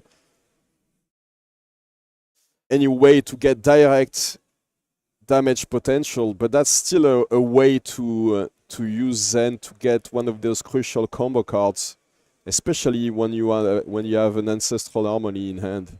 Absolutely. Oh, he decides to block with it. Choosing to respect it. It's going to be the bonus buff from Flick Flag coming in clutch on that aspect of Tiger Body. Ancestral Harmony soaking up the rest of the damage on that Command and Conquer to keep that arsenal safe. Difficult to navigate turn. This is a very tough decision, right? You're usually, when you're playing Zen, you're used to being the aggressor, but in these situations, he's taking a lot of time just being patient, blocking as much as possible, and trying to find a strong turn. And look at this, rewarding by getting the pouncing key out of the Ancestral Harmony. I have to give a shout out to our players' body language so far today. We had some incredible stuff in the first round. Simon there, also known to be very expressive. It's like a silent movie, you know? You can just look at the faces of the players and the story writes itself. Bit of a disgruntled look as they had to play an Ancestral Harmony and immediate celebration upon hitting and transcending thanks to their arsenal there. That resource from 12 Petal Kasaya once again coming in clutch here means we can find a 1-cost attack to continue this combat chain down the way, and Ancestral Harmony going to get plenty of value as a result. That Tiger going to come on in to enable Pouncing Key, and we'll go a little bit wider with the spinning wheel kick. It will be a 3-attack Pouncing Key, thanks to the Shuko and the Ancestral Harmony. Oh no, 4, yeah, it attacks for 2. So this is a pretty big one, considering it's only a blue attack, and we know that it's going to be followed up by the spinning wheel kick. Look at this, but Nathanaël is still at 31, so there's no disruption on his side. You know that the damage stops there. There's nothing to follow up the spinning wheel kick, so he'll probably decide to take it all, unless he has another one of these defense reactions. There's like a sink below lurking there in the hand. Yeah, really solid turn here from Simon. Obviously, a few things had to go right, but we're using 2 cards to kind of generate 9 damage here again, which is really good numbers, definitely showcasing that Zen is capable of more than just 50 attack long combo chains down the way. Nathanaël here taking the time, does choose to sink below that pouncing key, sculpt their hand a little bit for the turn going forward. Simon going to take the time here to review the arsenal. This is something you should definitely be doing against your favorite assassins in the game, because they certainly care about what attacks you might find lurking there. There's a card called Codex of Frailty that can make anything come back from this discard, so you definitely need to take a look at whatever can be coming back. This is still an attack for 5 with the spinning wool kick. And this is a testament, I think, to the power and the power that Zen had. Is that against every other deck, some of these attacks wouldn't even be considered as block, but he still used the defense reaction to block this one because he knows that he can't really afford to go too low against Zen. You still remember, you know, all these very long and wide combat chains that can devastate anyone. Of course. However, plenty of go-wide potential here for Nathanaël as well, thanks to the Enlightened Strike coming out of their arsenal. Again, just carefully assessing the best use cases for their cards here and choosing to keep the pressure on while they have the ability to do so. 5 damage, 2 cards remaining in hand.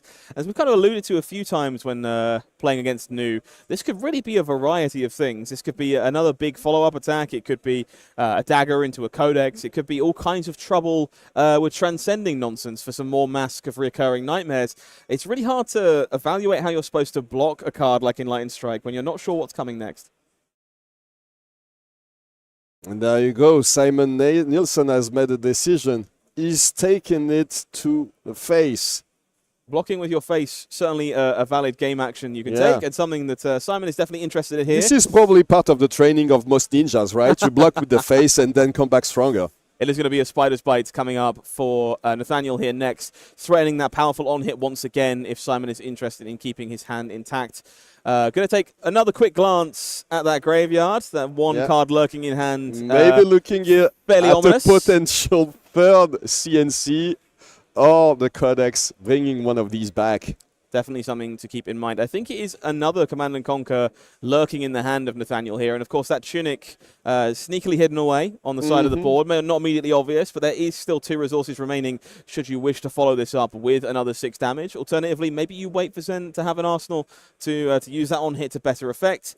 Plenty of options here for Nathanaël and arguably even more options for Simon.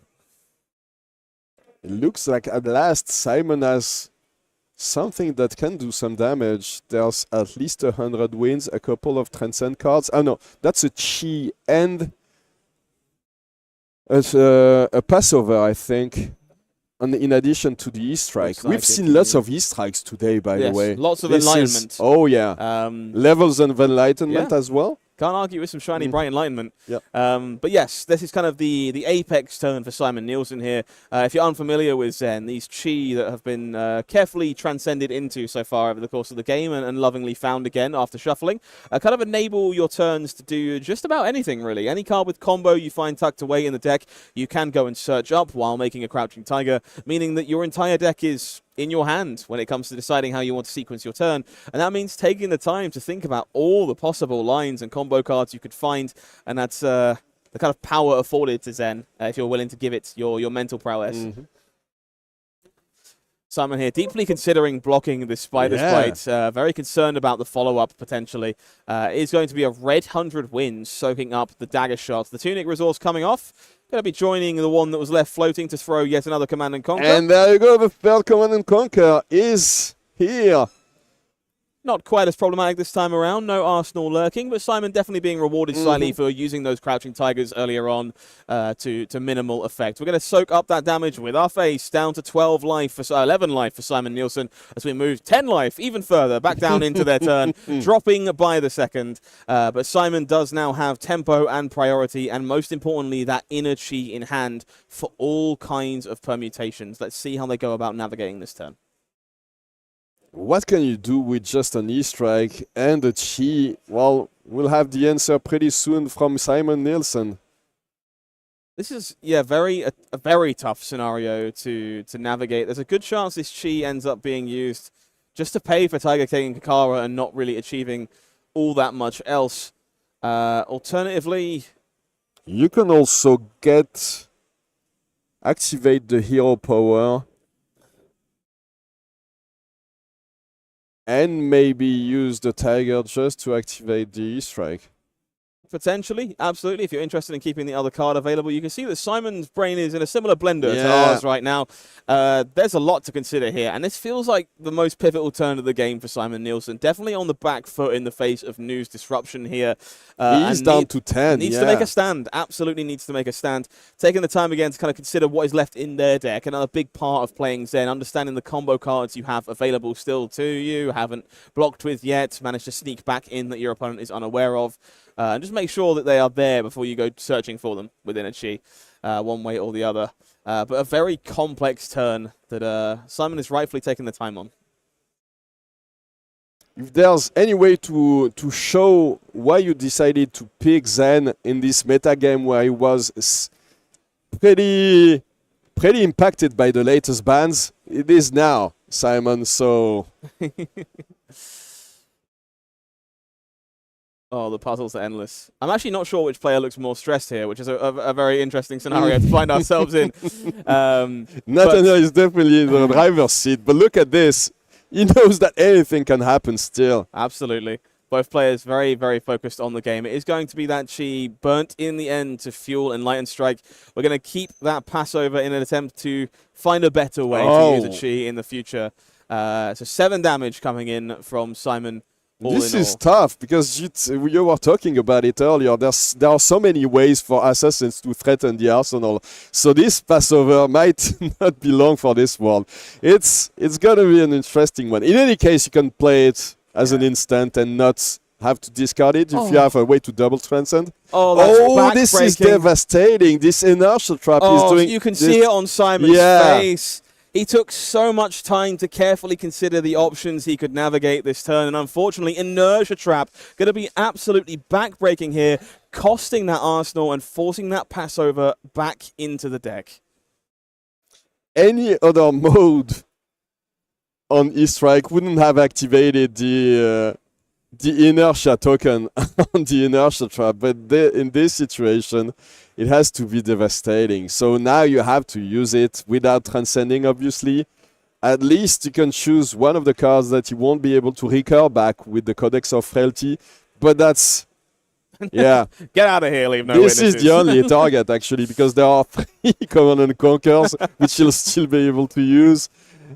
Yeah, a couple persuasive prognosis, a few other things. Maybe the surgical extraction could have been a target as well, but this is the zero cost card that you want to target for sure. So denying leave no witness is a very real upside here for Simon, but not the use of Passover he was hoping to find this game. A very punishing inertia token from Nathanaël Frederic. We move back over to their turn. It's going to be that lovely Blossoming Mistblade in for 1 once again, and I see Siren's Call lurking in the shadows once more. Again, yeah, we saw that earlier. It's coming back to haunt that poor Simon Nielsen.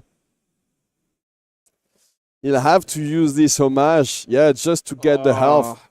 This is a rough sledding. Everything that can go wrong has been going wrong for Simon Nielsen this game, unfortunately. Simon losing his only blue here. Those Chase the Tail coming back has been glued to his hand at various points over the course of this game. Little bits of damage still available, but that hand looked a lot better with a blue in it. 1 damage does sneak on through from that Mistblade. Any blue that follows up will have go again, but we're not seeing any of that. Very small disruptive turn from Nathanaël, leaving Simon to make the best of his menagerie of reds. Yeah, all reds that cost that have 1 cost 2, so nothing much going on with these. Only a Molinki attacking for 5. And trying to keep an arsenal for next turn, but as you can see, a lot of Bonds of Agony, Siren's Call. Some more disruption. And levels of enlightenment as well. So this is going to be, So the call. Only blocking with the call. On blocking duty this time, soaking up some of that damage from the Mauling Key. Simon At least you know that there's no Siren's Call left in Nathanaël's deck. Finally. This is a piece of information that might be relevant. For sure. So there should be a very interesting turn for Nathanaël here. They have a few choices. If there's levels of enlightenment lurking, they could, of course, choose to lead on that. But instead, the big Bonds of Agony. And look at this. Bonds of Agony. Yeah, he's blocked with the stilettos and with the arousing wave. So everything is online there. Absolutely. It might look a little innocuous if you're not familiar with news play patterns. It's how easy is it to get 3 attack reactions, really? Well, when they're sitting in play on the board in the form of your equipment, it can be very easy to activate this exceptionally powerful Majestic at the tip of a hat, really. 3 or more attack reactions, bonus +3, and then looking at your opponent's hand, ripping a card out, and up to 3 additional copies of that card as well. There's a lot of things you don't want to lose to Bonds of Agony if you're Simon Nielsen. In a Chi, there definitely would be a bit of a problem to suddenly lose out of nowhere. Oh, yeah. But even Tiger Swipes, these impactful endgame finishers, Chase the Tail if they were still around. These are cards that you're desperate to keep in your deck over the course of the game and could definitely be a real problem to lose to this Bonds of Agony. Yeah. Pretty easy to activate also, so any of the stilettos of a rising wave means that they have 3 attack reactions already. Indeed. So the Stride of Reprisal getting in the way, soaking up that initial point, forcing Nathanaël to make a move if they would like to connect with any damage. We're going to see a hiss coming out of the arsenal here to jump up this damage. This is the first attack reaction.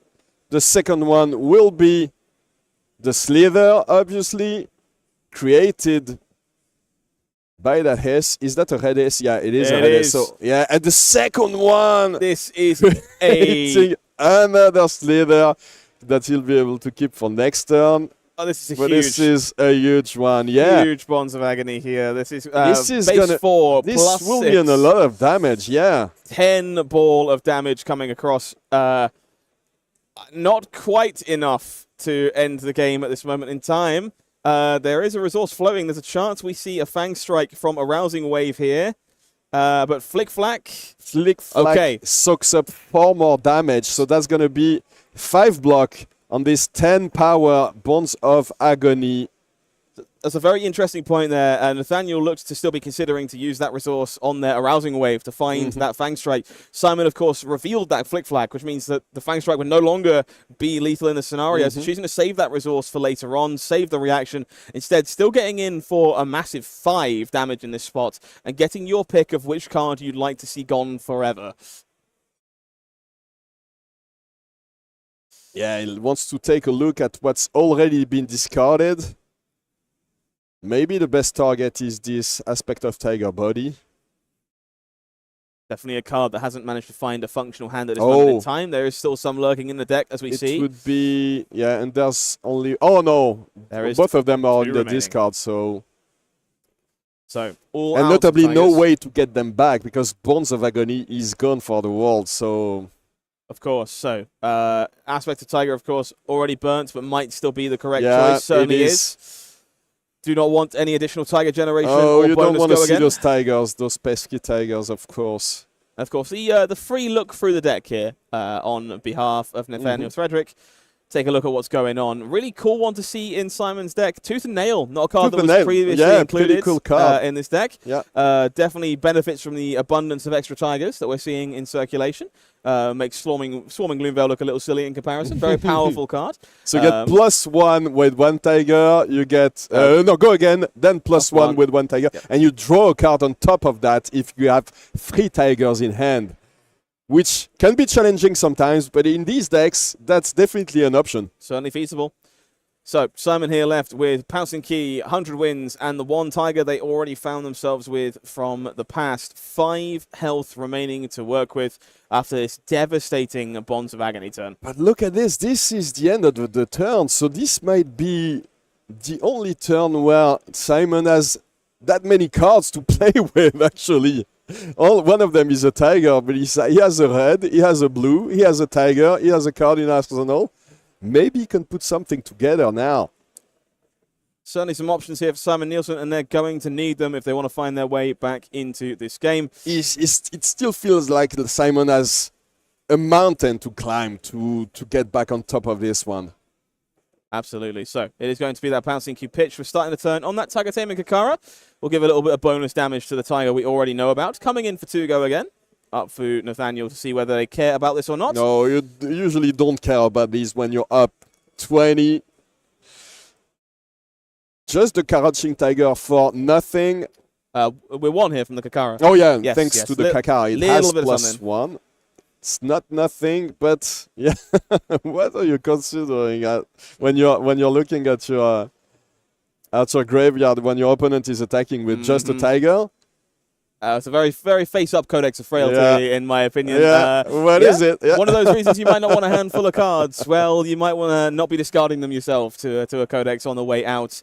But it is going to be a full hand we can use by the looks of it. Damage being taken from Nathanaël Frederic here. 100 wins connecting as well in order to push the flow of action. Chase the tail here, not exactly at its best, but it is 4 damage. Which is still 4 damage, yeah. I mean, that's amount. Yeah, that's the most damage I think that Simon has been able to put together. But usually, I mean, you're pretty happy with these turns when you can put some damage together.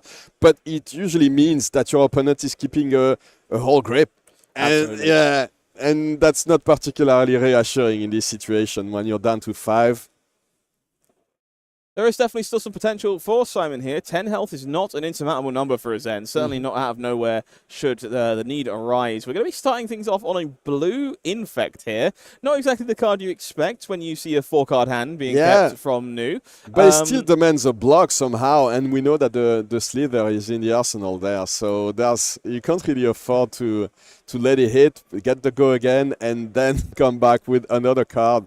Yeah, I think this is actually arguably more terrifying. I think if my opponent had led on an attack I could understand, I could wrap my head around, maybe I can assess the situation a little better. But taking all that damage, keeping 4 cards, and leading on a blue Infect. Oh, and that's the hiss on top of it. It can only mean shenanigans are coming your way. It means a couple of, it means a Slither and another Slither for later. Oh, so unfortunately, this 4 from Infect is actually a very, very pesky number. Yeah. Simon hoping to maybe use their armor to mitigate the rest of this turn, but a Bloodrot Pox means that they will need a card to survive it on the following and you turn. don't play yellows in Zen, so you need to keep a blue, and a blue is exactly what you need to try to attack. You need at least 1 blue in these decks to be able to attack efficiently, so looks like he has a couple of Transcend cards in hand, so he might be able to make full use of them maybe, but... Very pesky breakpoint here from Frederic. You can see Simon taking a moment to mull over how they wish to proceed going forward, as they're going to need to stop that Bloodrot Pox from taking them out at this point in time. The damage does come Simon through. down to 1 with the Bloodrot Pox. This is very frightening.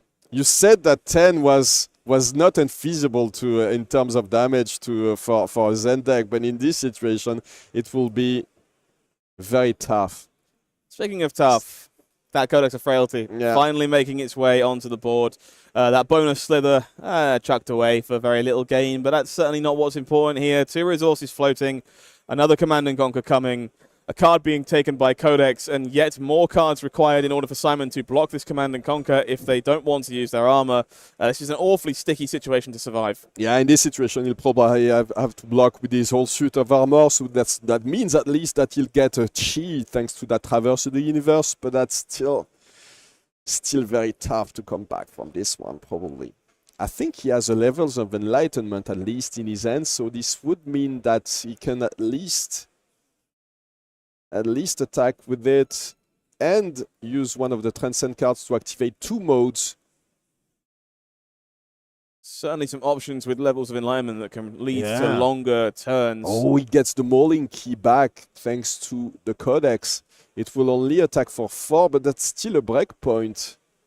Mauling Key definitely threatens to be somewhat impactful in this spot if we're intending on sucking up this Command and Conquer with our equipment suite. Mauling Key possibly is the best chain ender on smaller card hands in a deck like Zen. And that extra point of damage loss is not the end of the world.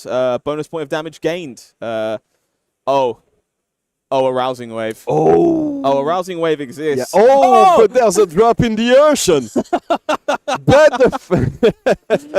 No, not today, sir. You are not punking me with your attack reaction. I will drop the entire ocean on your attack. Make sure that Command and Conquer does not sneak through, does not take my arsenal, and my equipment does what I hoped it would do. Masterful Very stuff. heads-up play, yeah, by Simon Nielsen. He was prepared for everything. Masterful stuff there from Simon Nielsen. This Frailty and Blood Rot Pox are looming. This is a very important turn, not just because Simon is on the brink of death, but of course, that Chi, that levels of enlightenment we talked about briefly, this is your last chance to mount a significant comeback, and that Mauling Key is known to be lurking in the arsenal. We get to respond to levels of enlightenment here in order to transcend, and then activate Zen before the attack resolves to get a bonus mode.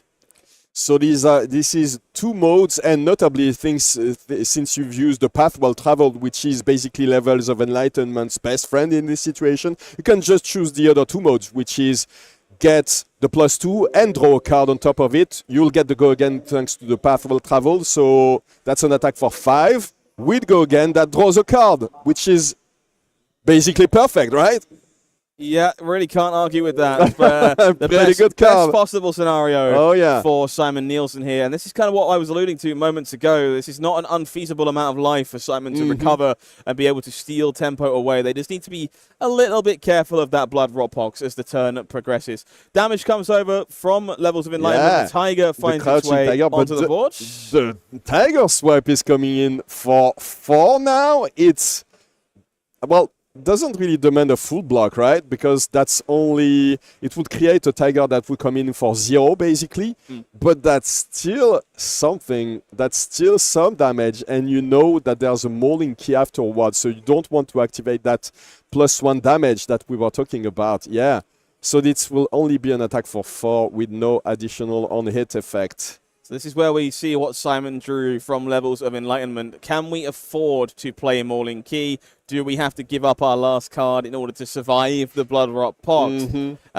Definitely an interesting scenario. Let's see if we can get a sneaky peek at what that card was, because it very much determines how this turn goes forward. If it is a blue, it means he can attack with the Kakara, yeah. Yes, going to be Kakara.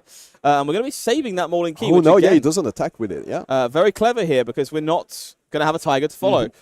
In a world where Tiger Swipe hits, maybe we do. Maybe we can throw the Mauling Key on the end, but instead, just the 1 damage, courtesy of the Frailty token.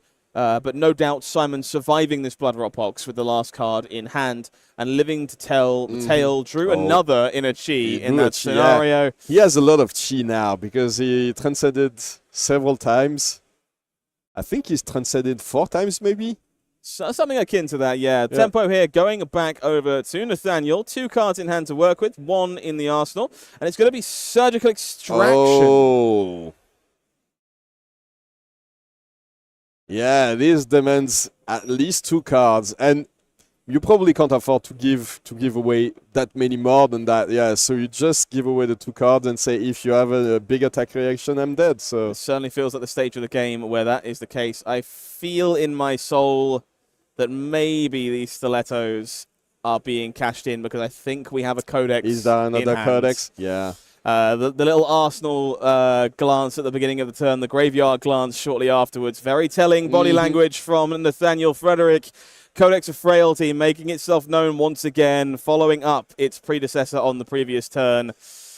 What do we have that costs 0 that we can find to send at Simon Nielsen? This is actually surprisingly impactful here to see that Leave No Witnesses gone. Yeah, that was banished from the Passover earlier. We were talking about it, but still, this Persuasive Prognosis is going to demand 1 card. We've reached the point where basically Simon Nielsen, regardless of what happens, you will have to deal with a couple of dagger attacks every single turn. It's not a Kodachi lock, but it's a dagger lock, and it's basically the same thing. Certainly presents a similar feeling of dread as you realize how difficult the rest of the game will be to navigate. Command and Conquer banished here thanks to Persuasive Prognosis, meaning an extra life gained for Frederic here as well.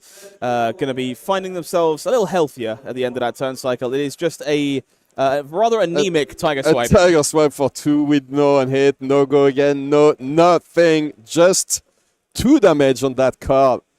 Wants to get rid of it and try to find a better hand. But look at this. Nathanaël's hand is very threatening. Very much a game of nickel and dimes for Simon Nielsen at this point. 1 life remaining, holding on by the skin of his teeth. Trying to just find those chip points of damage while staying alive as each and every turn goes by.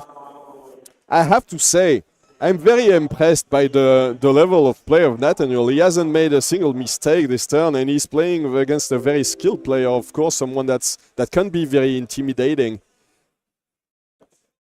Double trouble. 1. Just 1. It's always just one. One. Yeah, don't worry about it. There's nothing sneaky in there. There's nothing that can nick you, for example. This is a very tough spot to be in if you're Simon Nielsen. Your opponent has 3 cards in hand, 1 card in arsenal. You have no idea if there is Go Again on the horizon, if there is a large number of attack reacts on the horizon. It's really kind of difficult to know. We are going to be nicking our way up to a little bit of bonus damage here, of course. Second react, and the venomous bite means that is enough. Simon Nielsen is dead. Yeah, he knew what was going on. Very impressive once again. Nathanaël winning against Simon Nielsen. France won. What can I say? Of course. He was playing at home, you know. He's coming from Toulouse. Toulouse is not that far away from Lyon. No, absolutely. And I know that the Toulouse community came in full force. Everybody in the Toulouse community is here today. All the competitive players. And he's playing with some of the very best players in France. So he had some training. Hey, we all know there's a benefit to playing on home turf. It's Absolutely, well established. These players familiar with the environment, familiar with the players around them. And it shows. Nathanaël, you come with your team. You come, you're not even tired. You just traveled a couple of hours, maybe 3 or 4 hours. You had some nice sleep. You can enjoy the food that you usually have when you're at home. You are comfortable everywhere you go. So yeah, and they know this community as well. They know they've been coming to Lyon regularly to play as well. So absolutely, yeah, familiarity is indeed a boon in this situation. Exceptionally well navigated game from Nathanaël there and Simon Nielsen. Nice to see both of these heroes post Rosetta to see what they're up to, see what's going on, and clearly just a clinic from both players there. Very, very well navigated.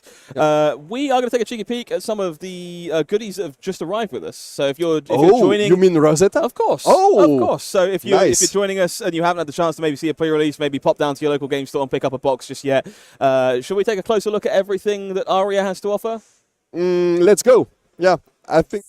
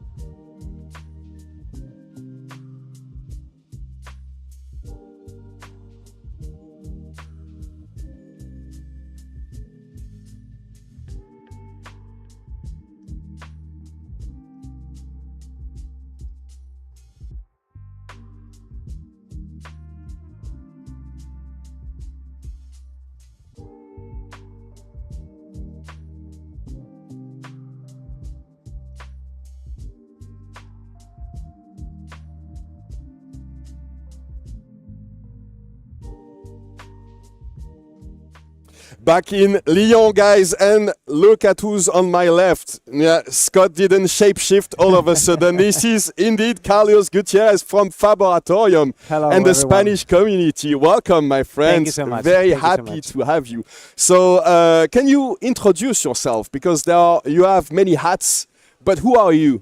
Well, I'm Carlos, as you Yeah. said it. I'm from Spain. Spanish community, Flesh and Blood is really strong in Spain. We know a guy And called Pablo Pintor who's actually very he's- good at the he's game. quite Yeah, good, yeah, quite good. and all his Sunflower He's Samurais. won Indeed. something I think already. people at home know them already. Yeah, well, so I'm a player, Mhm. translator as well, and here I am playing some side events and Mhm.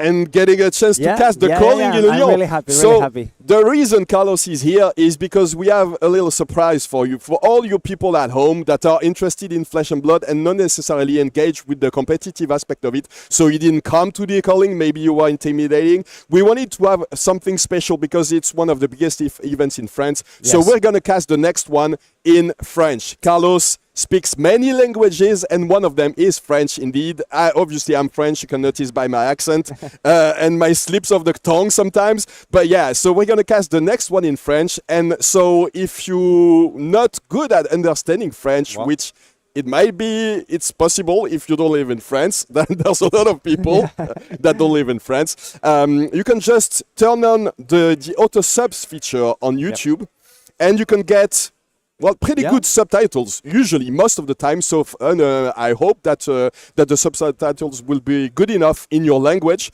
And then we'll switch to French right now. So Parfait. bonjour, Bonjour. tout le monde, bienvenue à Lyon. Ici, on est dans la méta Rosetta et regardez sur votre gauche. D'accord. Faustin Falissard, qui est un des tout meilleurs joueurs français. Il était d'ailleurs deuxième, il a été finaliste au championnat de France 2023. Il s'est imposé face à Kevin Pennec, mais c'est un excellent joueur, il vient de Bordeaux. Et à sa droite, Michael Feng, on le On les présente connaît. plus. Non, on ne le présente plus, non. Voilà. On le connaît tous. Un des tout meilleurs joueurs au monde qui est venu, comme d'habitude, il est là à tous les callings et il Oui. joue un des tout nouveaux héros de ce metagame Rosetta, Aurora. Aurora Shooting Star, un héros extrêmement excitant à jouer. Alors c'est pas nu à gauche, ça va être un mirror de Aurora. Oui. We are updating the heroes right now. Donc voit- Aurora contre Aurora, un match-up hyper intéressant. Et regarde, il y a déjà des différences. Oui, On voit des que équipements. Faustin a choisi de jouer la Crown of Providence. Et En revanche, tunique, ouais, là, il y a la tunique et Aussi. de l'autre côté, il y a Diadic Carapace et Balance of Justice. Balance of Justice. Intéressant. C'est intéressant. C'est possible qu'ils aient pas testé dans les mêmes conditions et qu'ils aient pas forcément testé à fond tous les match-ups. On sait que Michael Feng, il s'entraîne avec une équipe très solide, il Oui. joue beaucoup, il playtest à mort. Enfin, en général, ils ont des centaines et des centaines de reps avant d'arriver à une decklist optimale. Qu'est-ce que tu penses que ça veut dire dans ce genre de situation? Il a décidé peut-être d'être un peu plus défensif. Puis défensif et il a plus de barrés arcanes, non, je pense. Oui, Parce il a que- deux de barrières arcaniques, Deux de barrières effectivement, avec la arcaniques. Diadic Carapace et Et un avec les bots. les bots. Ouais, les Lightning Greaves. Peut-être, oui, mais je pense qu'il va l'utiliser seulement pour défendre. So it looks like nobody has access to the auto subs feature. So maybe if you can turn, well, usually you should have access to the French feature, but if you don't, we might have to split. We might have to switch back to English No then. problem. Unfortunately, we'll try to fix that and to find a way to do it maybe for the next one. But for now, we'll speak and we'll cast this one in English. Sorry, guys, for this false announcement, for these fake news. Well, So we were talking about yeah, the equipment. The big equipment. difference is in equipment on both sides. It looks like maybe Michael Feng is starting Yeah, more defensive. Yeah, it looks Just like he the wants to sense. adopt a more defensive setup in there. Balance of Justice as well. Let's see. He's thinking already. He's starting, right? I think. I think he's starting, yeah. So it means that that Faustin will be the first one to go on the offensive on this very important first start. So yeah, Michael starts. Probably. We need to update the heroes because that's not new versus Zen, Yeah, but probably this will be updated gonna shortly. set up turn, maybe just attacking with one lightning car and then Yeah. activating Aurora, creating the embodiment, Arsenal pass Mm-hmm. for the next turn. Yeah, it doesn't look too happy with that very No. first turn. Maybe not a lot of ways That's to Another. start strong. Are they waiting for us? I mean, in any case, there's always a chance in this situation because there's always AB1 with the Yeah, Lightning with- Greaves on Faustin's side, so maybe he can try to push some arcane damage on that very first turn. Yeah. Oh, so Okay. they were indeed waiting for us. So there Okay. you go. So That's it. Arcane damage. yeah. Okay. Taking one.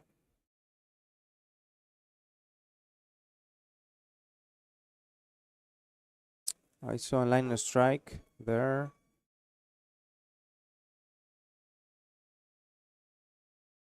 What else? Is he gonna Yeah, this just- is maybe he's gonna set up turn. I'm not sure.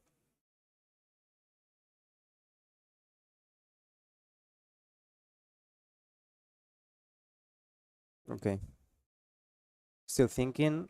yeah, it looks like I don't know why, but for some reason Faustin decided not to prevent that very first arcane damage from the burn-up shock. So this is something new for me, and I don't know if we're supposed to say shock burn-up or burn-up shock. So for now, we're going to say, we're supposed to say the From first right to one. left. Yeah, we're supposed to play the cards right to left, so let's say shock burn-up then. Yeah. Yeah. But he didn't pitch for He didn't pitch, the yeah. arcane damage. He could have That's prevented them with the Yeah. lightning greaves, but maybe he expects something to have to else. block a lot. There's a lot of breakpoints in these Yes. with these Aurora decks, obviously. Very reminiscent of Briar, of Yep. course. The lightning side of Briar, anyway. Yes. Yeah, and following up with the arcane shockwave for 9 o'clock, man. this is one arcane. He fused it with the electromagnetic somersault, and arcanic shockwave comes for one arcane damage. Has to block, yeah, very heads up play, so he had to block with these two cards, and using the electromagnetic somersault to get them both back. So all of these are, I mean, a lot of these were new cards, but arcanic shockwave is a card that we know. It was released back in the day, 2 years ago in Tales of Aria. But electromagnetic somersault will probably be a very impactful card in this Yes. matchup. It's an amazing design. of And course. it's already very interesting that Michael managed to get one in his arsenal. So Faustin knows about it. He has to play around it. Maybe find a way to make it use it not very efficiently. So he's starting with a snatch already in hand, a lightning strike. What else?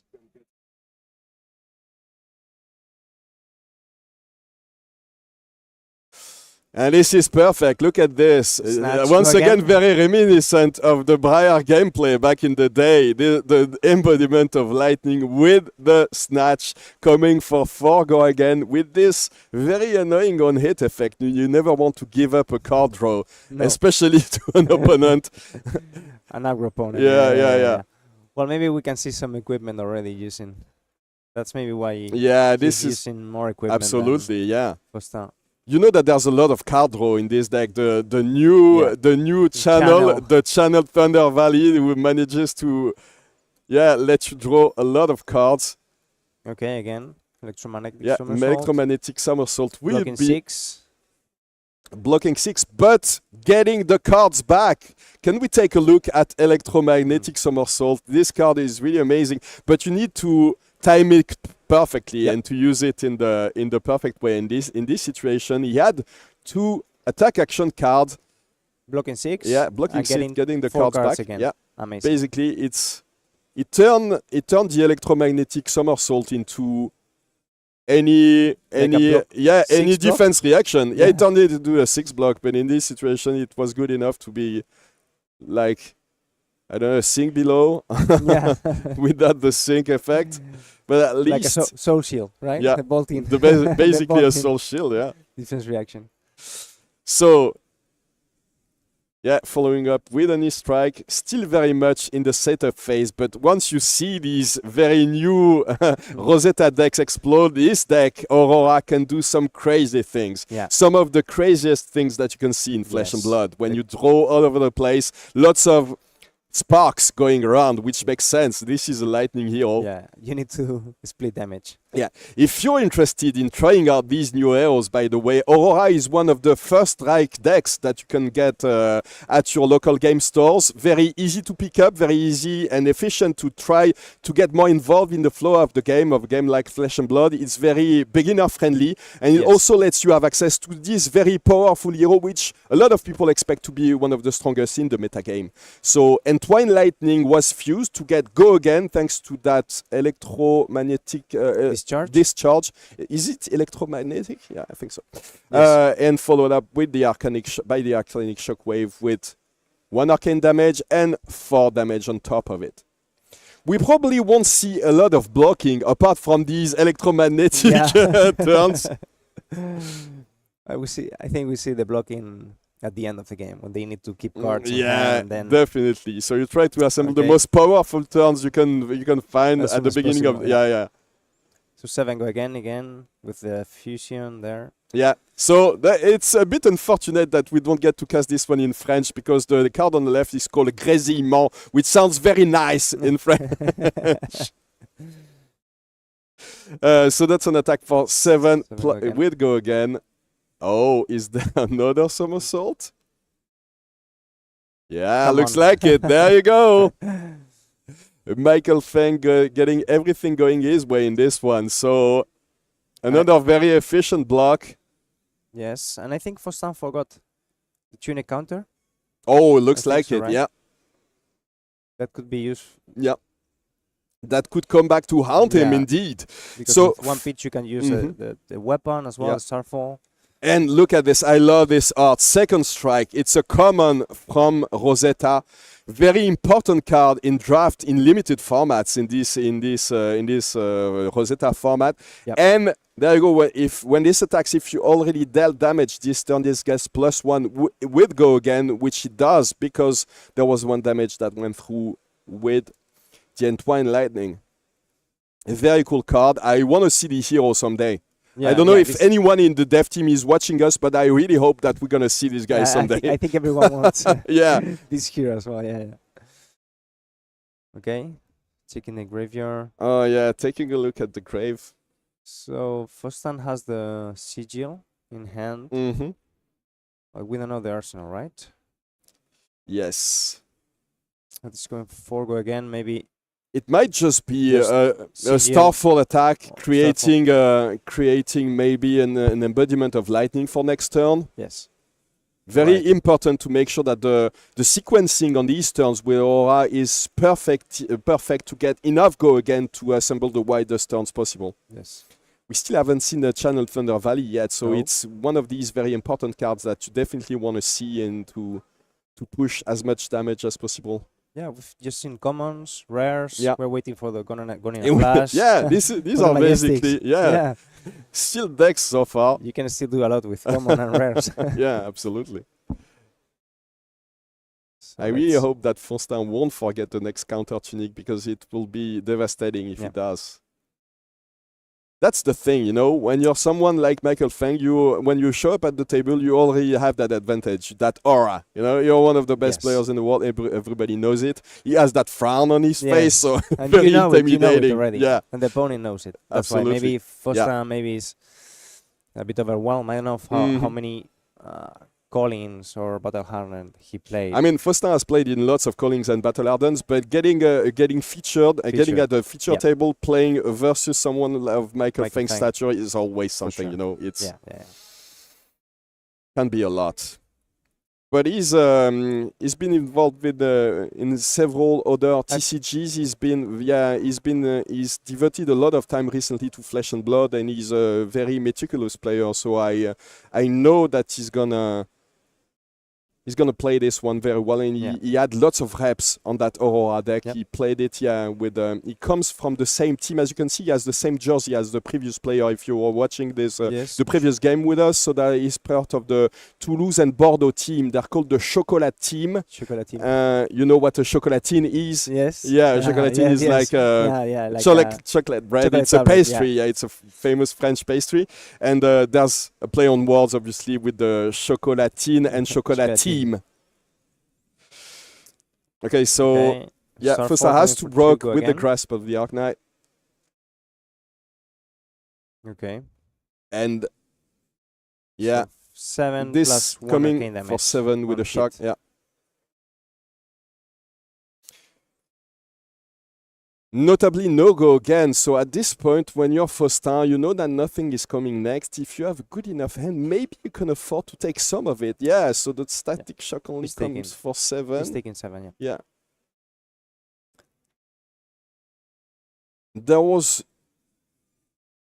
Oh, that's 8 then. Because of the arcane damage, 7 he played. +1. Yeah, he played the lightning card. But now he has a full grip. The embodiment of lightning is ready to be popped at the first attack. So let's see what you can put together. Oh, this is a non-static, so that's static shock. Yep. Nice. His own static shock, and now you know that there might be some arcane damage coming through. If there's any maybe channel. I'm trying to talk as low as possible because I know that sometimes people hear us at the table. We are not that far away from them. But what I can say, and I don't want to talk too loud, is that Faustin forgot his tunic counter again. And we look at the sky. I mean, he looked at the ceiling, realizing his mistake a couple of seconds ago. So I think this is going to be a powerful turn. Yeah. Channel. Discharge. Arc Lightning as well. Yeah. I think he has in hand. This is very interesting because this is an instant, but it only works on the next attacks. But it works perfectly with the static shock. In this situation, there was a full block, but if it had hit, it would mean 1 additional damage. So this is really interesting. This is going for 7. Go again. These cards are so cool looking. I love this. I mean, I usually don't play. This aesthetic is not for me usually, but I started playing with the first strike decks, and I was like, this is like the nicest deck, and it's so efficient and so smooth, you know? Yes, like, yes. It feels like when everything falls into place, it's the best feeling in the world. I love this deck. And I've played it a lot recently. I've practiced with my son, and he picked up the deck. He stole it from me, so now he's playing it. It's one of the coolest decks of these 4. You have to play with Terra then. Yeah. Right? There we go. And there you go. The Channel Thunder Valley is coming in. I guess Michael kind of expected it, you know. But there's nothing you can do. You can't really afford to give away 3 cards or to give away all your equipment right now. No, you can't. Yeah. So this means... it doesn't mean that he draws now, actually. He doesn't get to draw because that's the first time that you've dealt damage these turns. And this wasn't the first time. He drew. Oh, he drew? He drew, yeah. Oh, yeah, because everything was blocked before. Yeah, that's right. Perfect timing then. He drew and he arsenaled the I forgot that everything was blocked on the static shock, but yeah, absolutely. So that was perfect there. First time dealing damage. So yeah, maybe we can take a look at Thunder Channel Valley because Channel Thunder Valley because it's a very gorgeous looking card, especially this version. Look at this. And the first time you deal damage, you draw a card. You need to put a card. A flow counter means that you need to put a lightning card at the bottom of your deck every single turn. But I think he pitched a lightning card, right? No, I don't think so. The last card was the instant, giving it +3. Wasn't it an elemental card? Maybe. I mean, I'm pretty sure that if he did, he would have forgotten to keep one of the crucial cards like Channel Thunder Valley. But now, Michael is coming back with probably the strongest combo in his deck. So you get Arc Lightning and Channel the Thunder Valley, the Aurora spec, which means that whenever you get go again this turn and you get a lot of go again, obviously when you're playing Aurora, you deal 1 arcane damage and the next action you play gets go again, and Arc Lightning itself has go again. So that means lots of damage to try to block. Oh, he kept the Channel Thunder Valley, so you were right. I was wrong. Thank you. Yeah. That's why you're here, you know, to fix my mistakes. Don't worry. Let's say we're a team. 2 brains make 1. Yeah. It's okay. 1 functional one. Yes. All right. So yeah, this will be very hard to prevent that Channel Thunder Valley, obviously, from getting all that value. Yeah, impossible to block everything here. And now, so this is going to be a flittering charge with go again. He doesn't need the instant card to get go again.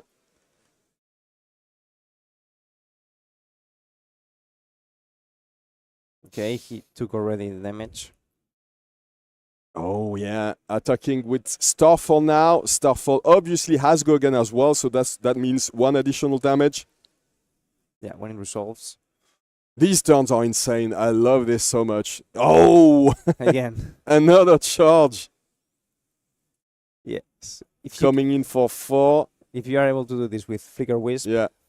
This is probably some of the strongest combos that you can do in this format. In this meta, yeah, for sure. So he's taking everything. Right now he doesn't have go again on this one, so there's no +1. Yeah, and he keeping 1 card in his arsenal for next turn, and Faustin is already very, very low. So now the pressure is on him to try to assemble a strong enough turn to force at least a couple of cards to be used from Michael's hand to block, maybe. This is going to be a tough one, yeah. Oh, at least he didn't forget about the tunic counter. Yeah, you remember now. You put your finger in the air and said like, oh. And I think he was looking at the camera as well. Yeah. Okay. I'm pretty sure that his friends won't let him forget about that anytime soon. Ever. Yeah, probably never, yeah. Okay, so this is going for 1 arcane damage. Yeah. Already. So, you know what happens now? Because we talked about it on Michael's turn, this is basically the same thing. If he can get the Flicker Wisp, I don't think I see it in his hand, no, but you can see Blink. Yeah. No, I don't think he has. No. Flicker Wisp. It looks like maybe he has another one. I think he has 2 Arc Lightnings. Maybe. Oh my god. Maybe he's playing both of them. I think you do. I mean, if you have, I think you need to do it. Okay, so Michael yeah, he wants to prevent this damage. Yeah. Okay, so no, he's choosing go again. Yeah. No, you don't need to choose go again because you already get the go again from the Arc Lightning, right. so you can draw. Okay. And that means 5 go again with a draw on it. I mean, with a draw on any damage dealt this turn. This is big. Yeah. This is a pretty nice turn. I think he has, on top of the blink, he has maybe an Entwine Lightning again. Entwine Lightning, for sure, yes. Can't see the card on the right, but that's going to mean lots of damage. Of course. No blocking. Yeah, Michael is way, way ahead, but this can change, everything can change this turn. So that's going to be, 5 damage plus 1 from the Arc Lightning. There's a draw. Because of channel. Yeah. So one arcane damage was prevented. It's going to be very hard to remember everything that happens on this one. Yeah. Yes. So Entwine Lightning. Fused. Fused with the Flickering Charge. There's going to be a charge as well. And maybe Arcanic Shockwave? An Arcanic Shockwave? Yeah, I think so. I believe it. Poof. This is huge. If you're a fan of these go-wide strategies with lots of interesting decision points and lots of sequencing, this deck is for you, definitely. Aurora is one of the coolest decks in this format if you want to go very aggressive. Yes. Lots of card draw, lots of interesting decisions to make, whether to block, whether to take it all to the face. And of course, when you're playing against a deck that's very disruptive, it's not the case there, but when you're playing against a deck that has lots of disruption, how do you deal with this when you have a lot of cards that block for 2 or that don't even block at all? Yeah, all the instant don't block. Look at the board, look at the table already. Yeah, and this is and he moved the cards to the left, which means that we know that's it's not over. Michael destroyed Balance of Justice because Faustin drew he drew 2 cards, yeah. So he... Very interesting that he chose this equipment, absolutely. Yeah, that's a good point. Choice, yeah. You get to draw, but me too. So I can counter. In this situation, it's probably better than Crown of Providence. I mean, the filtering might not be very relevant when there's no CNC or cards like that. Yes, maybe if you're looking for a lightning card or a blue, but okay, again. Yeah. And there you see you are right. So that's an Arcanic Shockwave with Go again, and it will be followed up by the charge. A very nice one. Or Go again. Yeah.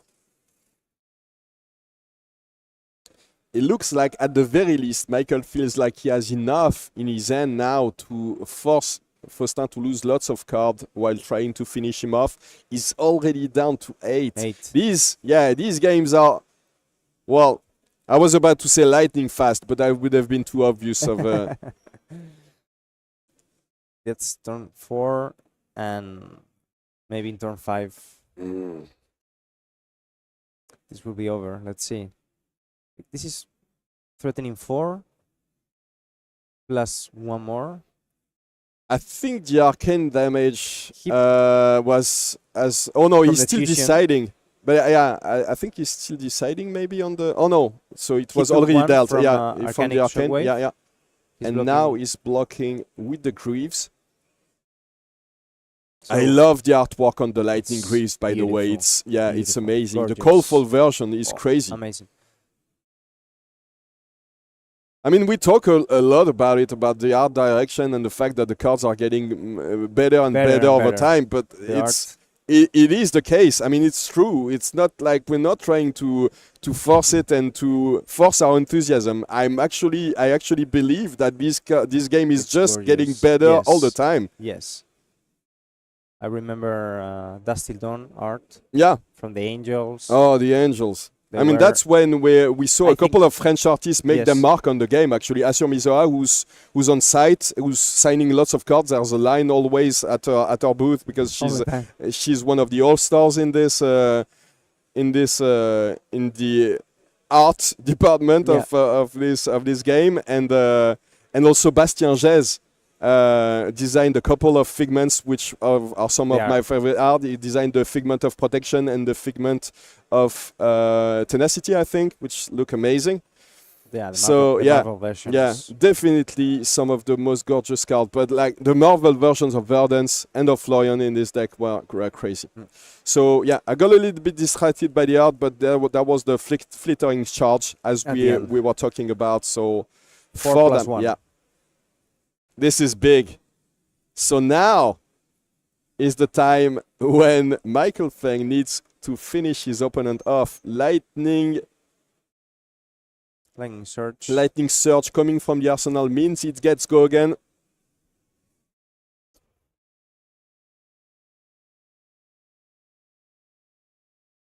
As you can see, Lightning Surge was designed and was released back in the day with Tales of Aria, but it was still amazing looking at it.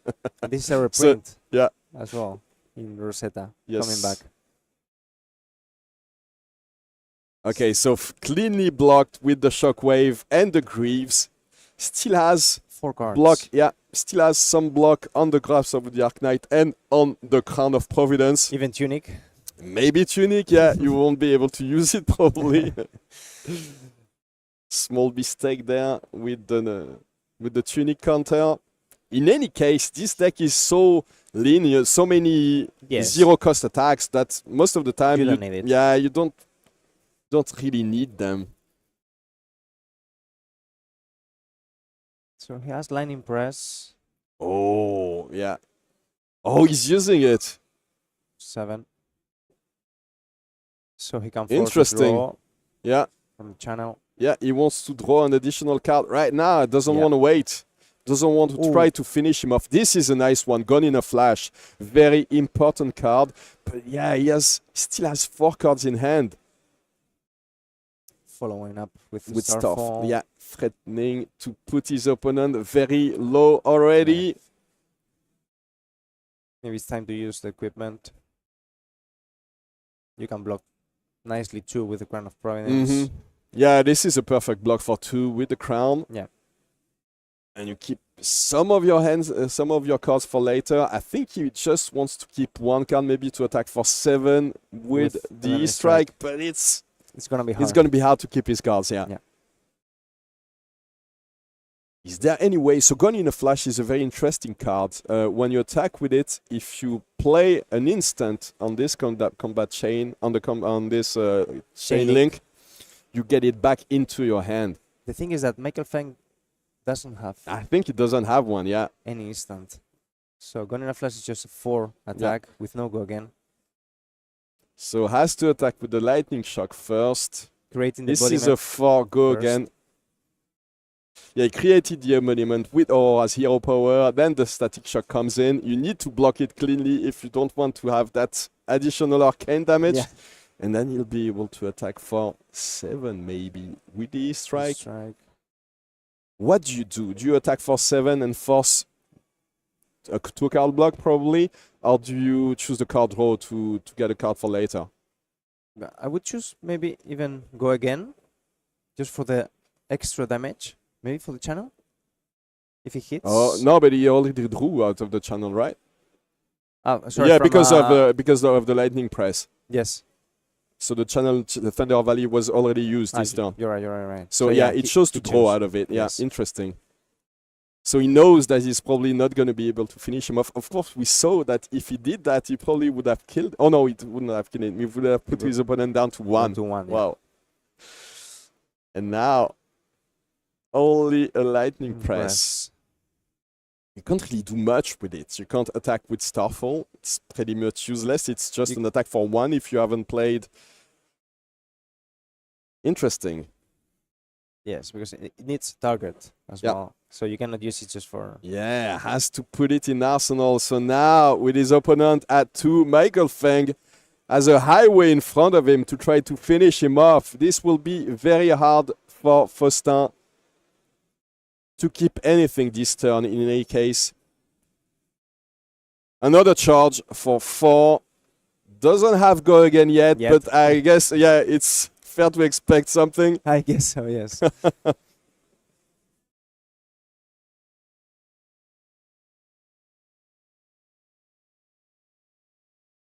Okay, fully blocked. Oh, and the lightning press on top of it. And there's no way that you can come back from this. GG. Not enough. I mean, not any defense reaction in this deck. So it looks like Faustin was a bit disappointed in himself. Indeed, these misses on the tunic, this is definitely not something that you want to do. And especially in these high-pressure games when you're playing against a player like Michael Feng, you think to yourself, okay, I'm not in this game, this is not good, I need to fix it. But this is definitely not the kind of thoughts that you want to have in your hand. Yes, and you have to think about everything. You know, you have to think about your hands, his hand, your equipment. And I think Michael Feng decided pretty well with the balance of justice. Yeah. There, if your opponent draws a lot, then you can draw back as well. Absolutely. And either defense or use it for coming back stronger in your next turn. And that's, I think that was key. Yeah. And also the defense from the attic carapace as well. Blocking Yeah, that was a lot. Yeah, that means a lot in these situations. That's definitely what made the difference, because overall it's worth maybe 5 points of damage, over 5 value at least in this game. And in this situation, like Michael was at 5. So yeah. The breakpoints as well. It's very useful. Yeah, very useful. Absolutely. Well, I mean, it was still a nice game from Faustin, but unfortunately, there's not much you can do when nothing goes your way. And I think the strongest turn was definitely on Michael's side on that turn 3. But very interesting game, and as we said, I loved it. One of the most explosive things that you can do in this metagame are thanks to Aurora's hero power and Aurora's specializations. This Arc Lightning is really something to see. Yes, it's a card. It's definitely like it is a card indeed. It's a card of Flesh Blood, yes. So we'll take a short break, take a look at some of the nicest, probably one of the coolest products that's going to be introduced very shortly at the end of this month, the Dash Armory deck, and then we'll have an interview with Michael Feng. Don't go too far, we'll be right back for calling Lyon. Sorry, I'm a bit...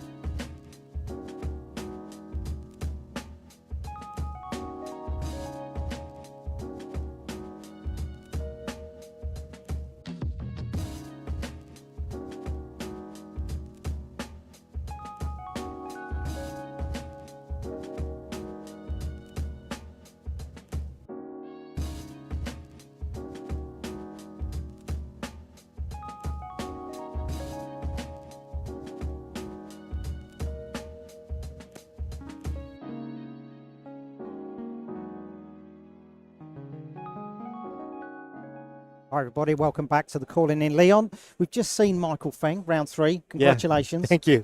Yeah, we've just seen Aurora do her business. Yeah. It's funny, when you came onto the table, I was like, oh, this is going to be pretty quick. And yeah. you went, it could go as long as an Oldham match. So, we didn't really know how it was going to go. Yeah. Are you trying to get Arc Lightning out first? I mean, you got the Channel Lightning Valley, and then you hit it with the Arc Lightning. Honestly, Arc Lightning is kind of sometimes it's great, sometimes it's just okay card. It's just that turn that I ended up having was just a little awkward because I didn't have an action point. Yeah. So I put it in my arsenal. I was like, let's see what it does. I don't actually think it did much. I don't know. I think I got like 2 damage from it, maybe 3. Like it was actually a very bad Arc Lightning with that Channel Lightning Valley. The definitely best part of the whole game for me was when Sigil of Suffering hit, and I drew a card off of my Channel Lightning Valley. You also drew off of balance at the right time as well. So yeah. You had the AB. You could afford to pay for that AB on sort of like on the following Lightning turn in return. Why Aurora? What's drawn you to Aurora? I like a bunch of things about her. As someone who's been playing a lot of Guardian, Aurora has a lot of go again, and that's just so like big change of pace compared to what Guardian does. Absolutely. You still get a little disruption. Like I had a Command and Conquer in there.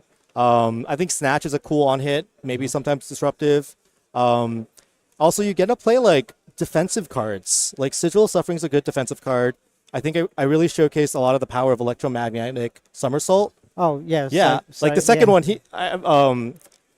Faustin, I guess is how you pronounce it. Yeah. There was like a visible like again. Yeah. Like that's a 1 card 6. So I think like go again, having a little bit of disruption, good armor, like a lot of things about her have drawn me towards her over the last couple of weeks. You kind of get the feeling it's a little bit like Cheerios Briar when that came out. Sure, yeah. Like not as oppressive, and it is really nice to watch. And you've got to really work to string those turns together. Yeah. When do I make that embodiment of Sure, lightning? yeah. Sometimes it's like Starfall, embodiment of lightning. That's kind of like my turn. And Right. I mean, you extended your turn at the right time. Yeah. I only made 1 embodiment of lightning the entire game, and it was just that one time. I actually think in the mirror, that's one of the things I'm trying not to pay 2 resources for that, because it's like kind of a luxury, honestly. 2 resources for an embodiment of lightning is usually not worth it.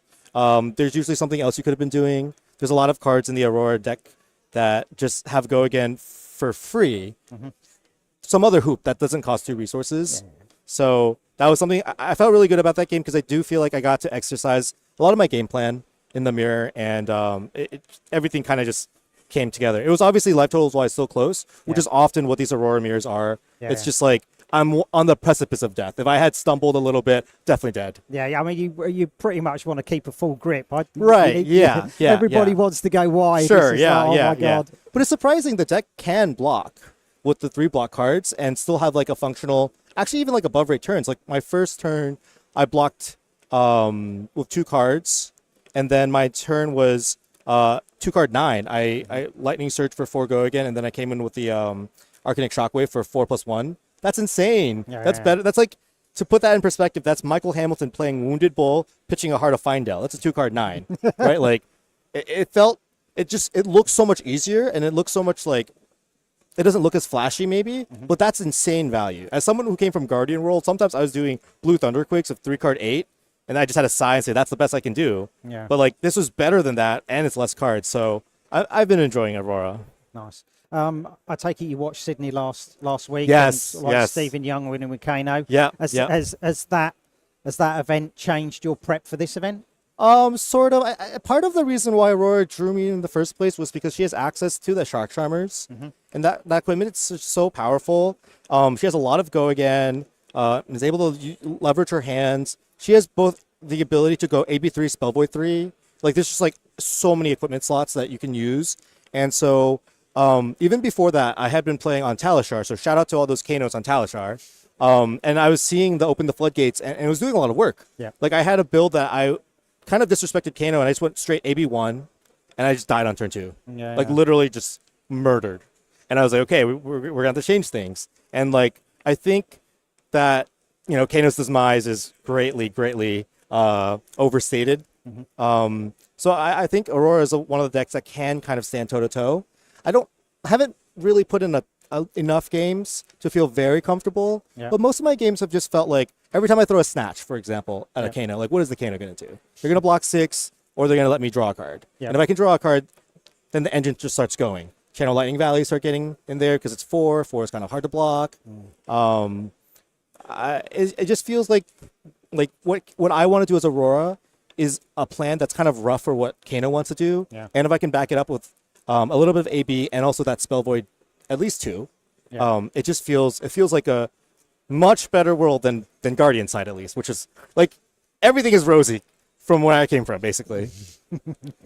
Are you using this event for future practice for obviously? Oh, absolutely. This was my first round 1 today. Was the first time I played Paper Aurora. Oh, right, okay. It's actually so crazy. My locals love drafting, but New York City, we've kind of outgrown our LGSs. I haven't been able to go to an armory this week because our armories keep selling out. Oh my God. 2 of our armories sold out while I was on my plane from Sydney back. I literally landed on Monday and I couldn't go to Armory Monday or Tuesday. Blimey.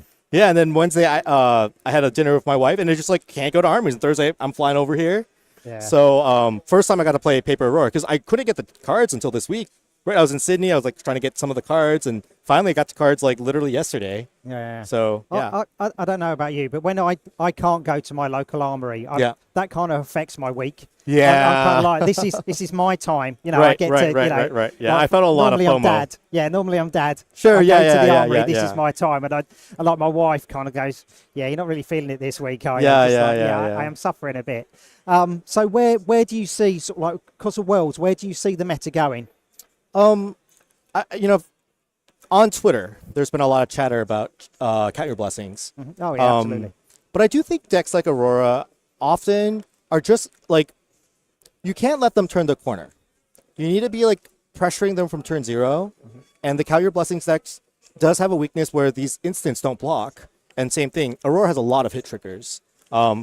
I've also put Command and Conquer in my deck, so now not only do I have like the Snatches, the 4 powers on my Channel Lightning Valley and my Burn Up, but also there's this potential ending of a CNC. And what I love about the deck is you really don't telegraph much because I could be ending on a Snatch, or I could be ending on a CNC, or I could be arsenaling, making an embodiment. Like I love that like interplay. It kind of is like what New feels like in some matchups where you don't know what's coming next. We saw that earlier. Yeah. New is also, I think she's like pretty good. I shudder to think about the Enigma matchup. I don't think that's ever really been that good, but these decks that, maybe like didn't really have too much fun under the sun, they're seeing play again.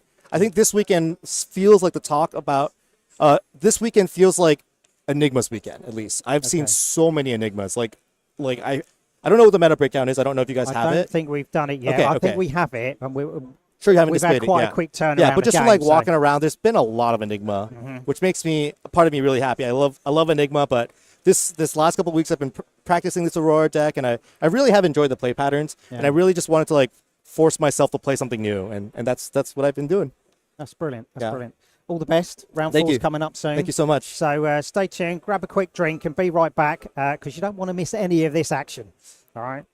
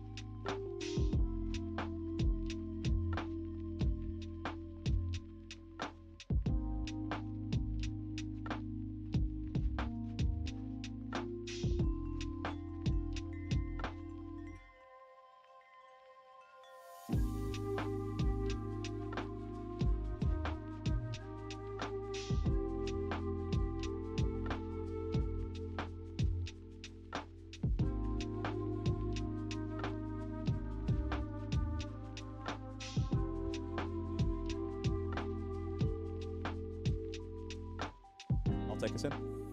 Welcome back, everybody, to the calling here in Lyon, France. I'm Howling Mice, joined at the desk, of course, by Carlos. Good to see you. It's been a pleasure. I haven't had the chance to cast with yourself before. First time. I'm looking forward to it. It should be a blast. Yeah. I'm hearing I missed out on a bit of an incredible game while I was away on my break, though. A bit of an Aurora off, if you like, with Michael Feng involved in there. Tell me a bit about that. Yeah, well, I think Michael Feng decided to play more defensively with equipment. He changed the piece head and the chest as well. He played with balance of justice. Yes. So, yes, because if you think about it, Aurora is going to draw, right? Channel.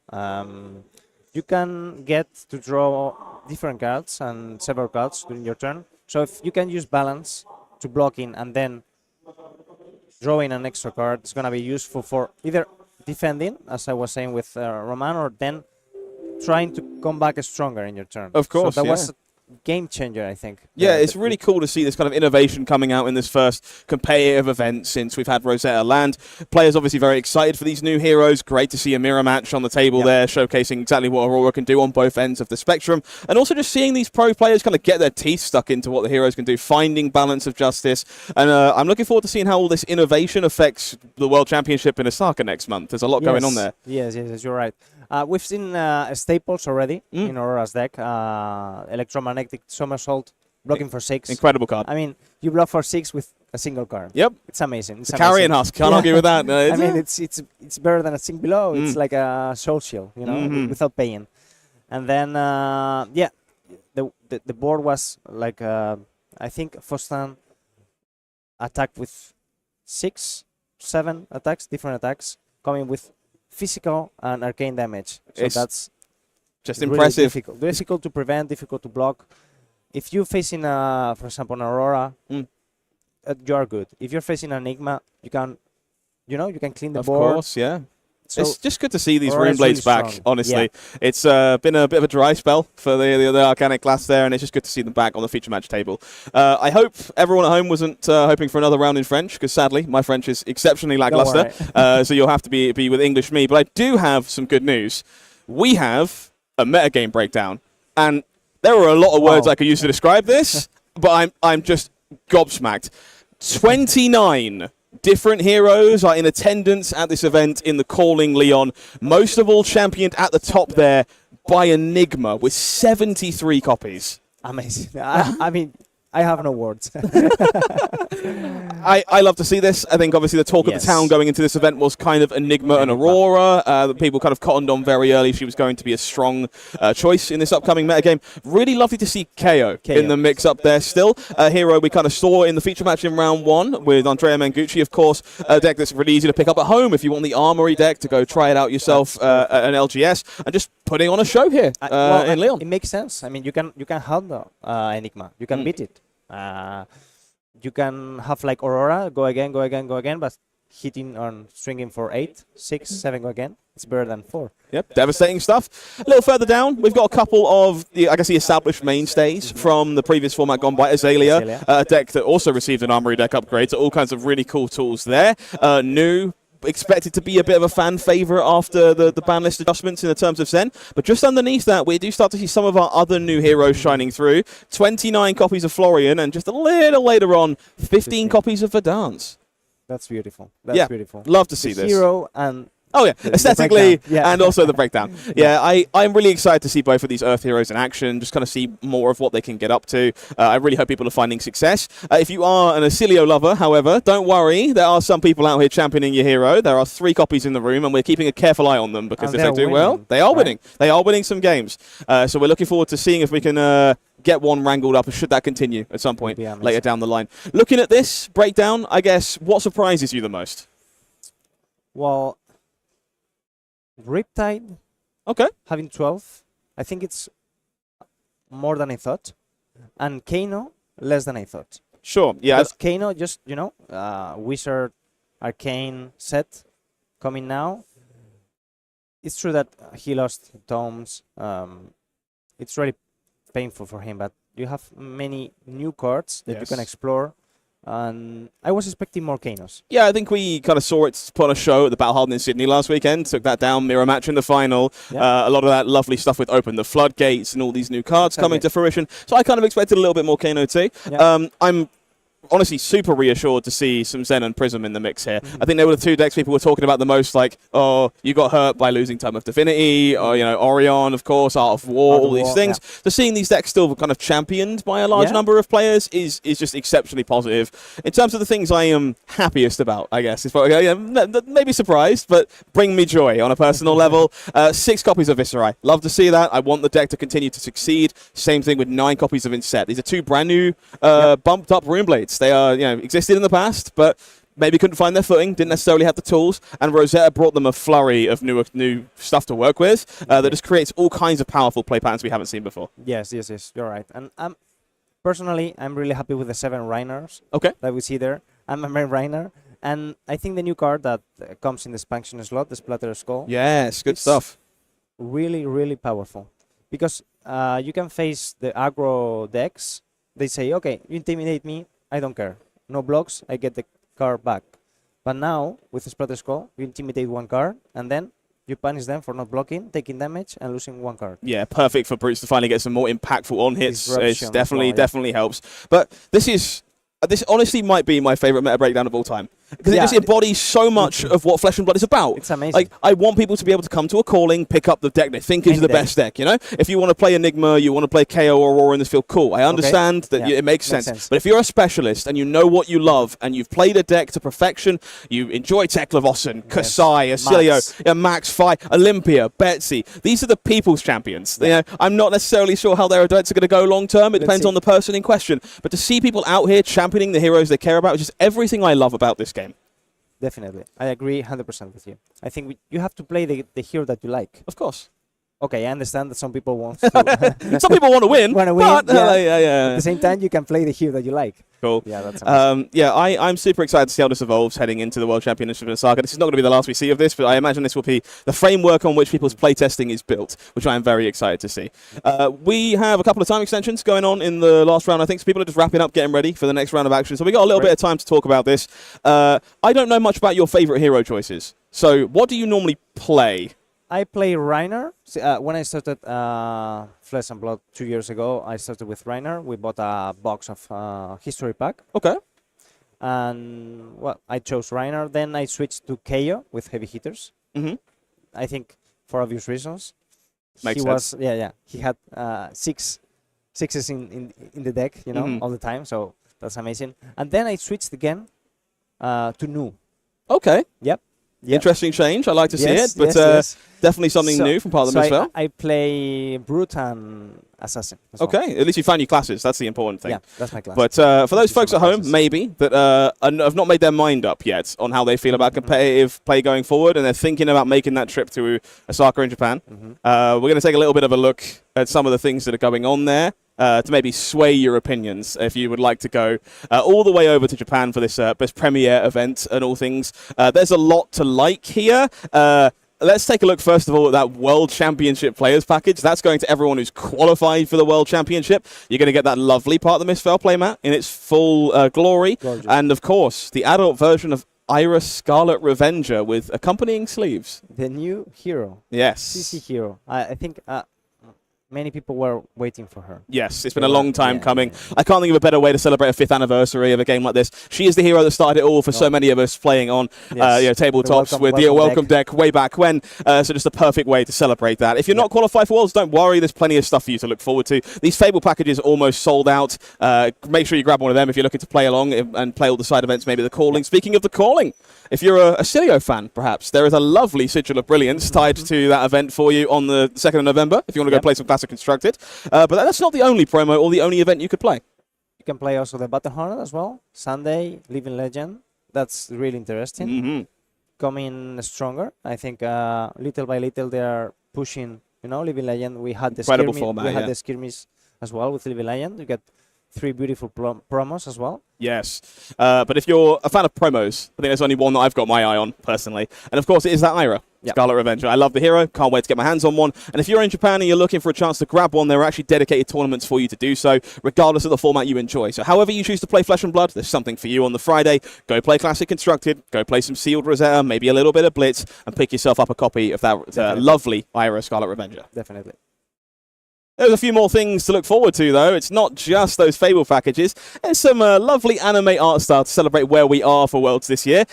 These are some of my favourite pieces of art in the entirety of Flesh and Blood, and I can't wait to get my hands on them. Yeah, this is the first time I see this picture like this. The 3 heroes with 3 big cards. graphic, yeah. Amazing. They are gorgeous. When I saw the big cards, the physical cards at the Battle Hornet, I was just amazed. Absolutely. So if you're looking for these, there are a few ways to get them. Of course, if you want new Alluring Desire, it makes sense that you'll have to play part of the Misfail if you want to do that. That is where she comes from at the end of the day. Dorentia is the original heavy hitter. So if you're interested, go play some heavy hitters sealed if you want to go pick up a Dory. Or if you're looking for the villain of the story, of course, Viscerai here in his ultimate anime arc form.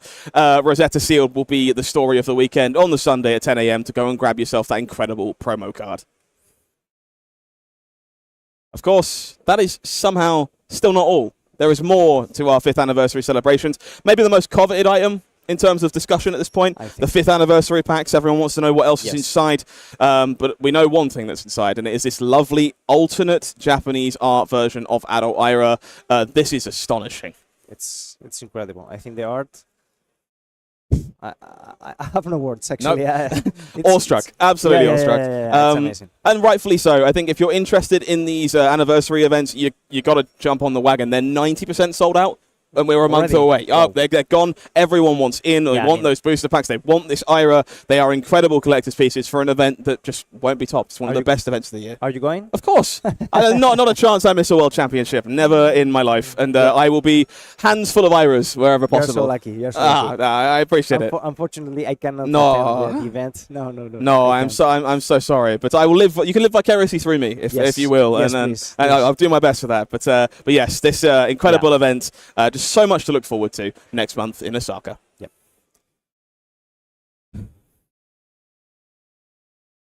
All right, so once again, just polishing up those final details for you on the time on the round. So we've got a little bit of time to talk about what people could do at home if they are, unlike yourself, not lucky enough to be available to join us in Osaka. You don't miss out on Ira. That's the important part. If you're interested in playing the hero in some capacity, you can get yourself a rainbow foil version at your local game store by supporting your local scene and playing with your friends between November 1st and 3rd by hopping into one of these 5th anniversary celebration events. Just for participating. I mean, you don't need to win. You don't need to do top 8. You go to your local game store, you play some games, and you get this beautiful extended art.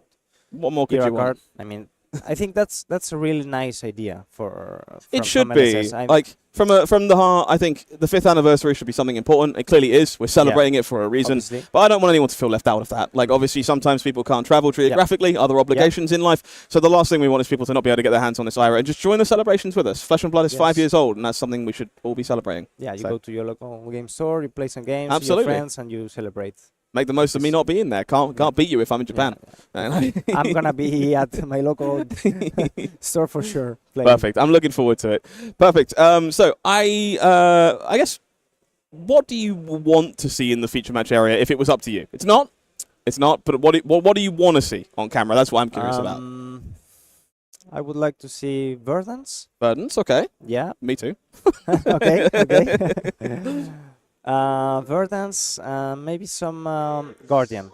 Maybe a little bit Guardian. Okay, I can work with that. I don't know how much necessarily Guardian we've got, but I might be able to fulfill one of your wishes. I am also interested in seeing some Earth Wizard. She is my new favorite hero from Rosetta, so I think there's a good chance she's going to turn up in our feature match area.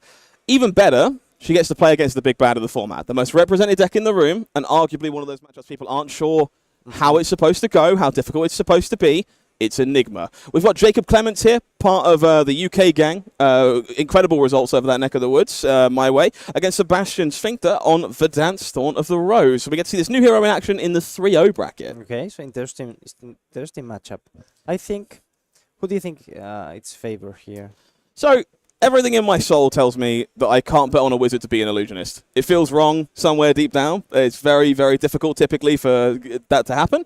But there are some really interesting tools that Verdance has access to in this matchup that maybe a previous illusionist wouldn't have had access to. You've got things like Summer's Fall, which is incredible at removing Mirror Guy and getting it off the table, all those other problematic auras. You've got things like Scour even that can, of course, remove all those spectral shields, all those other problematic auras. There's just a lot of tools, and I think maybe one of the most understated things, and I'm looking forward to seeing if Sebastian is playing this card.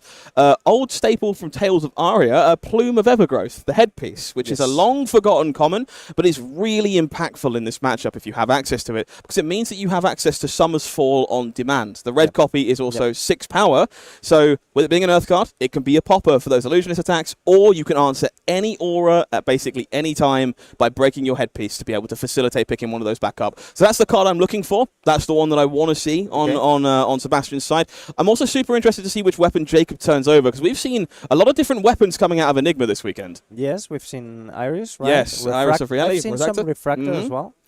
All kinds of variety there. I must give a shout out to that gorgeous marble that we see in the middle of the feature match area. Thank you, Sebastian. Thank you, Sebastian. You've made my eyes better for the weekend. I need it. I'm very blind. So thank you very much for the gorgeous marble. And these two players just shuffling up now, discussing the matchup, no doubt. I wonder how much experience Jakub has into Verdance going into this event. That's the thing. Rosetta just came out last week, so you need to practice a lot for these games. But if you don't have time, you don't have partners, it can be difficult. Yeah, absolutely. It's hard to underestimate that element of surprise. People don't necessarily have the time to play test. And also, even if you have tested, maybe they're doing something entirely differently than what you expect. The decks are not already optimized, or I know. No, not at all. Everyone plays the same Verdance version. Well, there's a lot of variety in the Verdance list, truthfully. It's very possible Sebastian here is one of those many Count Your Blessings decks that we've been hearing about all weekend that's interested in gaining buckets and buckets of life. Maybe they're not. Maybe they're more interested in this fair mid-range game. There's something physical damage. Yeah, something close to what we used to see with Iceland, a little bit of fighting spirit, some of these new Earth attacks, plow under, Felling of the Crown. But of course, the talk of the town is the combo finish potential from a deck like Verdance as well. Because of course, that hero ability, very dangerous alongside rampant growth life. Okay, sorry, I think that's the win condition here for Verdance, the combo. I think so. Yeah. I think so. It's very likely we see ourselves having to try and pitch that to some kind of combo and bust through all the ward on the way. The bling continues here. Marvel, Surgeon Aethertide, the weapon of choice here from Sebastian. This is that kind of weapon we were alluding to a moment ago, kind of enables those big combos with Rampant Growth Life, because you can apply Rampant Growth's amp to this weapon, which it's basically Aether Flare on a stick. So if I dump all this damage here, well, I also dump it over onto my next arcane attack as well. So that is a very impactful weapon. But of course, count your blessings. Blessing count 1. Jakub is the one here, at least so far, looking to cultivate some life gain. Yes. And so is Sebastian. We should probably settle in for this one. Okay, yes. Life totals increasing from 43 to 42. A little bit of Fruits of the Forest. Yum, yum, of course. Thank you to the devs over there at LSS. And some blessings being counted nice and early. We also see an early mirror guy with no chi here from Jakub, which is definitely a curious choice on turn 0 of the game. Looking to make the most of that hand before refilling, just establishing an aura when there's nothing to worry about, basically. Yeah, you're right. So you were right as well with the headpiece. Yes, playing with the Evergrowth there. Good to see. That's a really impactful card. We're going to have to keep our eyes on throughout the course of this matchup. Let's kind of watch what Earth cards are making their way into the grave as we go. Curious to see here as well, only the AB1 on Jakub's side here, courtesy of the arm piece. So very possible we can go big enough to do something very dangerous if we are Verdance. We're starting off our following turn with a little bit of Surgeon Aethertide. Unsurprisingly, going to be soaking up that arcane. Make sure no extra damage flashes over. And we'll see what the follow-up here is for Sebastian. Looks like an Enlightened Strike maybe in the hand there. Going to be pushing some physical damage. 7, as we said with Icelander.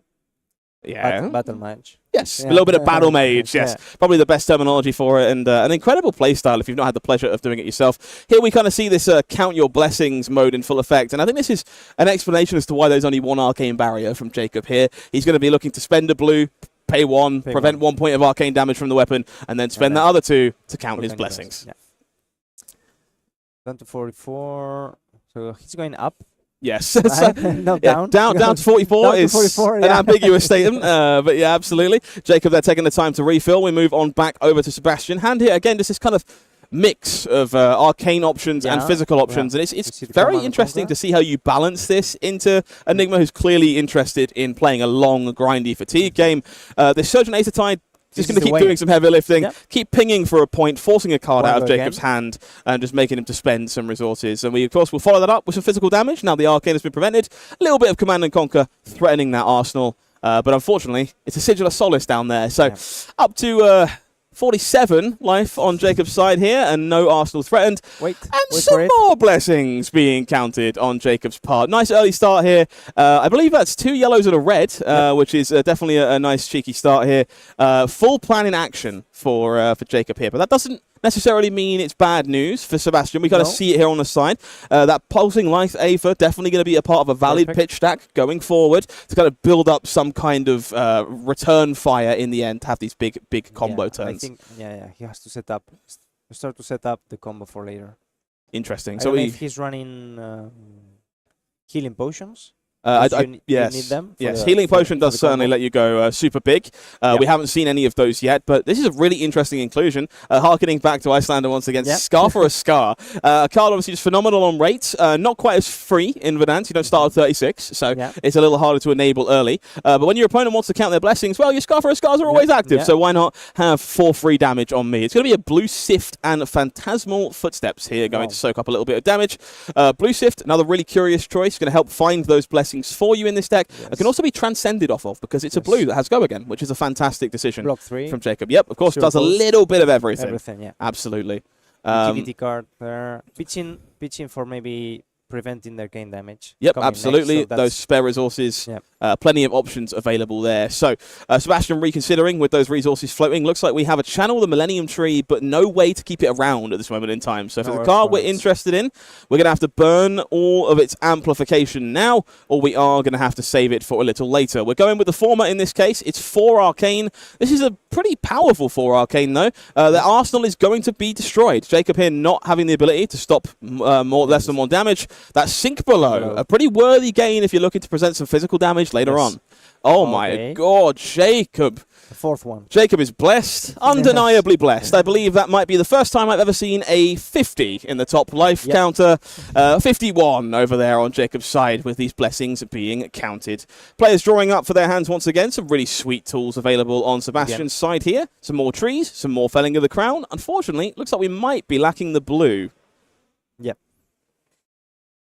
So it is time to pitch your whole hand, and this is fine. This is not where you want to be exactly with felling of the crown. It's not going to be attacking for 8 in this scenario, but very heads up from Sebastian. Did burn that channel the Millennium Tree to put more Earth cards into the graveyard. That does mean there is fuel available in order to start decomposing, and that's what we need to do. We need to have access to decompose here to be able to challenge Enigma's auras and continue to send these arcane pings. So it is step 1 in a very long, very determined plan.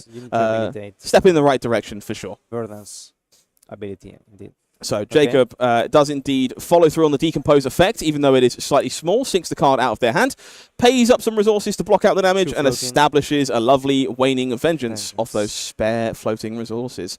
This has been a very technical game so far. Both players very carefully measuring each resource they have, making sure nothing goes to waste, and of course trying to build up these inevitable endgames that both of them are looking to achieve. Both of them. Okay, no blues again. All red hand. All red hands do seem to be plaguing Sebastian a little bit right now, but there are some very important tools in this hand. Unfortunately, hard to use them all, truthfully. That all-important Summer's Fall, we kind of talked about a little bit, it is there. So if we can squeeze it into our arsenal, that's something. That's definitely worth considering moving forward. But we can, of course, just save it for later, get it back into the stack, and make sure it's ready for when we want it. So for now, just a little bit more commanding and conquering.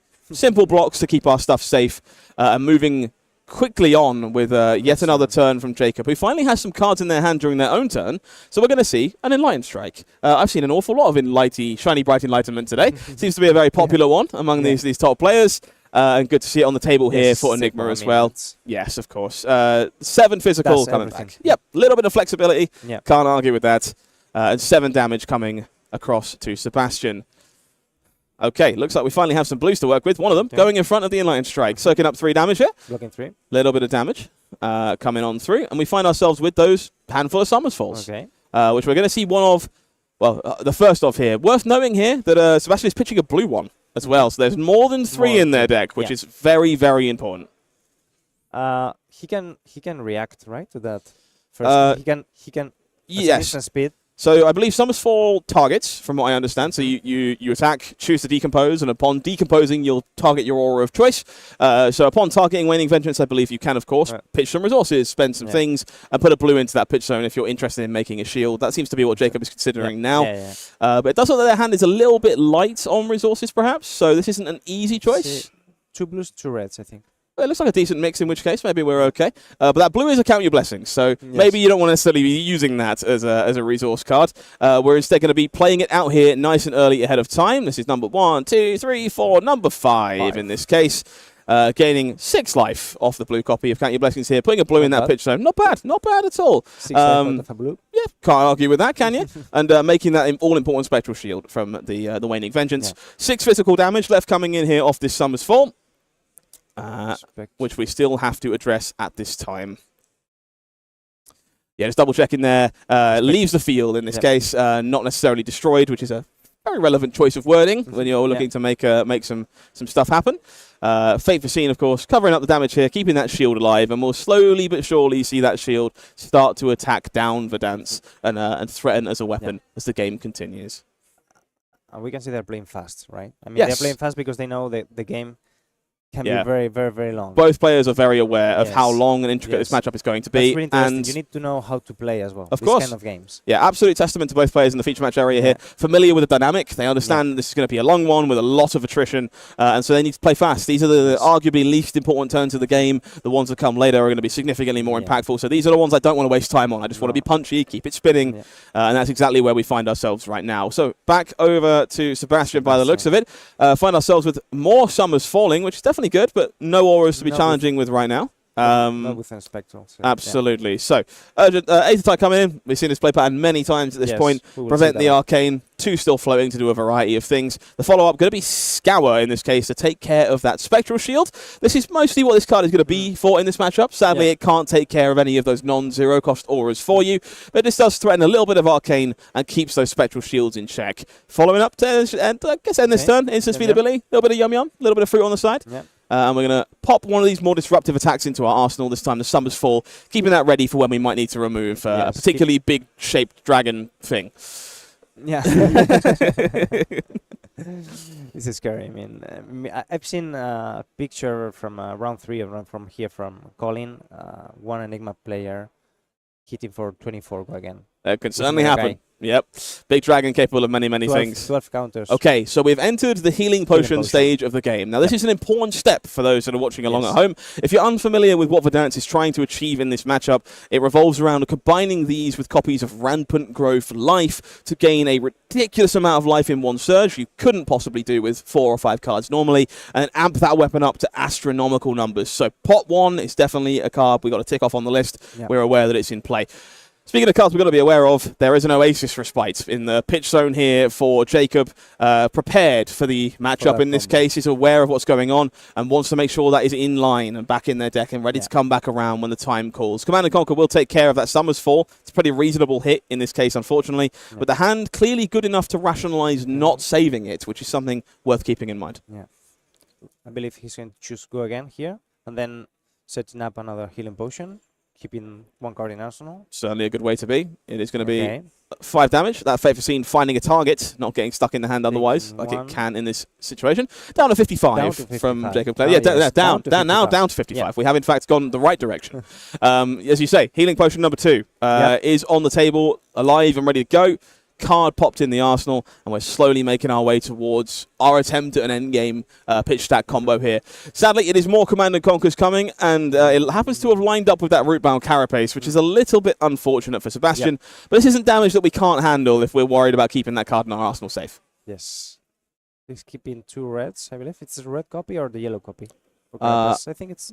They do sometimes play both. I think it's the yellow copy. Okay, so... It is time to cultivate some cards. If you're not familiar with this chess piece, it's an incredible new legendary from Rosetta, and part of the reason to play Verdance. This is Barkskin of the Millennium Tree. You can see that we do have 4 Earth cards in the Banish Zone now. This one is active and online, which means every time it blocks, it's going to make an embodiment of Earth token. That means all those wizard staples you've been loving for years that happen to block for 3, well, they now block for 4 in collaboration with an embodiment of Earth, which is very, very potent. So saving some cards here, able to keep that sigil in the arsenal, and then squeezing that extra Surge and Aether Tide this turn. Again, I believe Jakub doesn't have any instant or no blocks in hand, so he can just take 6 or block.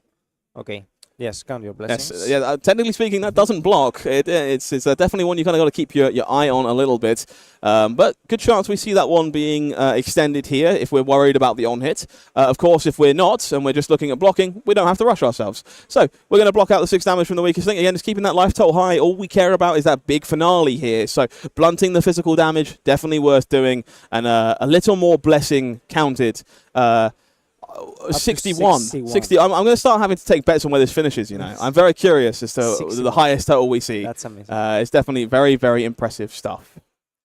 So we make our way back to Sebastian in this case. Yep, and once again, that Surge and Aether Tide popping in. Just going to keep trying to chip these points. Just earn a card every time. It's an important process. You do not want to give Jakub access to an entire handful of cards when he doesn't have a Count Your Blessings to make the most of those spare resources. So just keep taking a card away. Keep forcing the issue.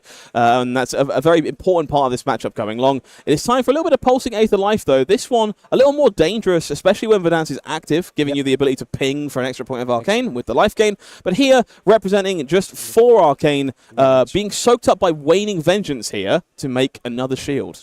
Yeah.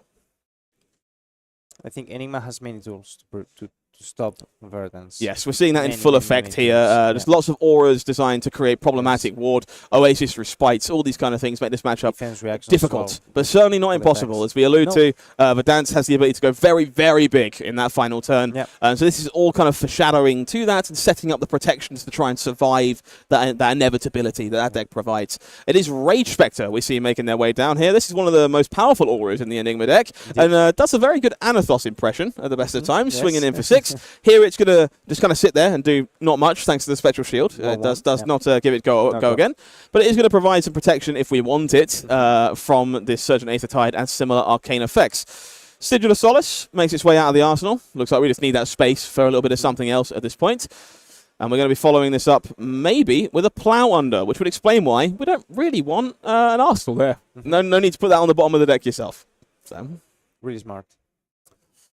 Very well sequenced from Sebastian here, considering which of their Earth cards they would like to decompose. And this is, again, a really subtle but important choice as the game goes on. We've kind of alluded to Plume a few times at this point in time, but you want to decompose. You need your hero ability at some point, but you also want to leave a variety of targets kind of in that zone for you to pick up. Yeah, filling off the ground for sure as absolutely, yes. So you've got to be very, very careful which cards you choose to banish and when. So that 6 damage coming across here. That arsenal, of course, threatened previously. Okay.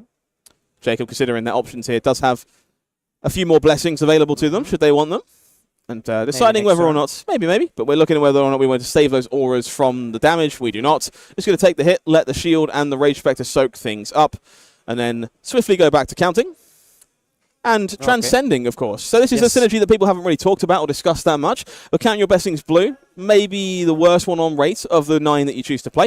But it does indeed offer you the ability to transcend in Enigma or similar decks, meaning those Chi are online. And we kind of see there's some benefits to that. There's a lot of auras in this deck. We see that Sacred Art being pitched away by Jakub for later. Lots of things that would care about being able to transcend off of a blue. Yeah, I've seen new players using Count Your Blessings as well, the blue ones. Yes, yeah. The beauty of new, of course, is stealing your opponent's blue ones and using them for yourself, which is a lovely part of that version of the deck. The shield here chipping in for a little bit of damage. Of course, 2 points coming across. We find ourselves with a steady heartbeat on Sebastian's side. Plenty of life gain going on over there. Couple more Summer's Falls, and of course that Channel the Millennium Tree, which does feel like a pretty impactful card in the matchup, if not a little difficult to get back into your pitch stack. Yeah, to go in. Absolutely. So, Sebastian taking their time here, rightfully so. We're in those turns that start to feel like they really matter. Shield, of course, gonna take the brunt of it here, dropping down to 37 on Sebastian's side, and moving swiftly back to their turn. And I like this, to be honest. I think the tree, again, feels very important in this matchup to be able to go over the top of that arcane damage. But also, you kind of want the blues to keep it around, keep these important Earth cards, and also these heartbeats need to be saved somewhat for later on, when it comes time to start doing some shenanigans. So, choosing not to block with them, get them back into the pitch stack, pitch them away, amp up the Surgent Aether Tide for 4 points of damage, and follow it with a destructive Aether Tide from the arsenal as well to, well, maybe threaten that arsenal if it wasn't an aura. And he chose not to play Summer's Fall. No, and decomposing, and he would already get to 8. Yeah, so we're reaching a point in the game where the Summer's Falls are important, but you don't want to feel obliged to plume for one if you really need one. And we've not seen the second or third Mirror Guy yet, so there has to be some amount of consideration for keeping those tools available to take care of them as the game goes on. And the game will be going on. There is more blessings to count. Jakub with yet another copy here to extend that life lead even further. And definitely going to make this a very difficult, very difficult chance for Sebastian here to go big enough. These kind of Verdance combo turns can absolutely reach these ranges. It's not impossible, but it requires a lot more setup and a lot more refinement, and that's definitely possible. I look forward to hopefully seeing it. But this is definitely Enigma's game plan in this matchup. Just reach a life total that is so insurmountable that suddenly it's not enough. Even with the combo, So let's see the follow-up. 2 go again. Shield chipping its way in. Jakub choosing to represent both of the spectral shields available to us in Flesh and Blood at the moment, which I could certainly appreciate. Yeah, the part of the missile ones are amazing. The art was so pretty, and the different versions, the colors. Yes, I love the gold pack ones, absolutely. I'm a bit of a sucker for the Monarch original myself. Obviously, it's the one I played with, so I'm a bit of a Prism enjoyer, so I'm guilty for those. But good to see them both and showing the diversity of illusionists all across the class. Sitting below, finding its way into that pitch stack for now. Not much use when your opponent is on the Millennium Tree turns, so we'll get rid of that and move swiftly on to some more Surgeon Aethertide. One go again. So this one is actually still amped up from the tree, thankfully. So it is threatening 4 in this case, which is great. But of course, these Oasis Respites, these shields, they are doing a fantastic job at just keeping that amp damage locked down and preventing it from getting really dangerous. But the follow-up this time is another one of those Felling of the Crowns. This is pretty impactful when your opponent has already committed cards to stopping something else. You knock another card out, kind of take their turn game plan away, and present that 8 physical damage. So worth knowing, of course, at this point, we are active. Verdance will be triggering moving forward, and that's something worth keeping our eye on as all this other life gain starts coming back around in the later turns. He's going to play, All right, so that Arsenal being cleared out here by Jakub to make space for what I believe is a mirror guy in this case that they kept in their hand tucked away. So it looks like we might be reaching time to turn the corner, perhaps. The next time Traverse allows the cheat to be found or we find one naturally. Just going to park that safe in the Arsenal, ready for next time round. Worth paying attention to here, pitching another Felling of the Crown did enable this Millennium Tree to stick around for another turn, which is very potent. That's exactly what we want. Okay, Jakub, of course, slotting that mirror guy nice and safely into their arsenal. We'll take a look at the cards that Sebastian finds. In Lion Strike, couple more attack options along the way. So the ability to go wide, the ability to split damage. So definitely some versatile tools to work with here. Yeah, good hand for Sebastian. And I believe Jakub has the second copy of the mirror guy in hand as well. Okay. I didn't see the rest of the cards. So swiftly approaching Dragon O'Clock one way or the other. Sebastian here. Available? Not yet. But of course, if that Enlightened Strike does get sent in this turn, there is the ability to go fetch one if you would like. But we are going to be starting off, as we tend to, with Surgeon Aethertide here. And this is just my favourite part of this deck, really. Obviously, the tree is incredible, makes this worth 4. But the idea that you can keep threatening arcane damage and your opponent kind of has to respect the extra buff, and you can just send a big gigantic attack afterwards to punish them for doing so is one of the most dynamic and interesting parts of Verdance's play patterns, and we've seen that in full effect as Sebastian has been playing out this game. Oasis Respite once again earning its weight in gold, blunting down that damage from Surgeon Aethertide, which means maybe we should be considering sending some physical damage along instead, as opposed to just immediately some arcane. It is going to be that Enlightened Strike coming across. There's a chance this is for go again. Of course, that Pulsing Aether does cost 1, could definitely be a reasonable follow-up. Go again. And it looks like indeed the attack of choice. Phantasmal Footsteps, using those spare resources once again just to keep soaking up a little bit of extra damage. Very efficient. And we will fire off that Pulsing Aether life, soak up a point of arcane, and taking 3 on the chin. Not bad. Not a bad turn sequence at all from Sebastian. He just kept 1 card, right? Yes, so the tree unfortunately does get felled, finally. It's been around for a hot second. Okay, this is a really interesting one that we don't see all that often, actually. Essence of Ancestry Body, which is the blue one. A blue one. Mind is the blue one. Mind is the blue color. Not an aura that is unanimously played among all these Enigmas, one way or the other, but a really cool effect that lets you kind of prevent incidental blue damage, and a very potent ward aura when it's in play. Does mostly sit there and block 3 most of the time, but you just want some flexibility tied into your blues. Very cool to see it in play here for Jakub. I mean, if you play the destructive other type. Yes, I believe that would work. Yeah, you would be able to soak up some damage there. Right? Yes, so in this case, that's a very potent on trigger. So we're letting the enchantment go away, sending another Scar for a Scar. Okay. Safe to assume these are active. At this point in the game, there is slightly less life, just a bit. So there's a couple more 4-go agains coming across for Sebastian. There were 73 Enigmas in... 74, 73, we're roughly on the Enigma count. Roughly there. So we are going to continue to send some physical damage, and I like this from Sebastian, acknowledging that floating prevention of their Arsenal destruction effect, and just continuing to send physical damage as best they can in this scenario. Weakest Link, as we've kind of alluded to a few times, not always the most potent, but sometimes the most back-breaking card that could possibly be played by an opponent. And it does look like there is some chi options in Jakub's hands, so this could be a bit painful. Yeah. Let's see. Okay, checking the graveyard, banish for the copies, I guess, from Rampant. They are all in the deck. Yeah, I right? think they are all in the deck currently. I think this is deck. just a good evaluation tool from Jakub. It's important in these scenarios as you start to burn through your Oasis Respites, your defense reactions, your other powerful tools for the matchup. You just need to understand what's left. You know, what are the targets for Plume? What haven't you drawn yet? What have I seen you pitch? Just taking a brief moment to consider that before you commit to blocking a weakest link, whether you try and transcend in response. It just means you have all the information, and having all the information makes for better decisions. Yeah, So, you're right. right. Blocking 3. Jakub indeed going to be taking a little bit of a hit here from the weakest link, and we are going to see multiple available targets to take. We'll have the flexibility to rip one of these away and draw a bonus card in exchange. Okay, he's choosing Rage Spectre. Or maybe not. So yeah, it does look like both of these are being played in response, which makes a lot of sense, of course. Yep. Making these into chi before they are taken away from you is definitely quite powerful, but won't be able to keep them both. Might be able to keep them both. Enigma and Mirage. Yep. Activation. Jakub showing you exactly how to navigate those corner cases, letting the on-hit resolve, fully pulling through the rest of their potential to establish that mirror guy we were aware of, and of course a little bonus shield in the process. The last card in hand, definitely one taking note of as well. You got to wonder how these games finish for this Enigma deck. Well, Cosmic Awakening is a heck of a haymaker, and when you're making this much chi, the game is going this long, you've gained this much life, well, it's not hard to send a couple 20 balls back to back and get a game over with. So this is definitely the swing turn here for Jakub. It's time to start taking control, putting the foot down before the combos start coming online for Verdance. So we're in for 8 with Mirage. It's, of course, the defining card of Enigma, the build around, the reason to play the deck. Big, impactful dragon that swings for massive amounts of damage before soaking up tons on the way back. It's great, amazing card. I loved when I saw it the first time. I thought, wow, this card is gonna be.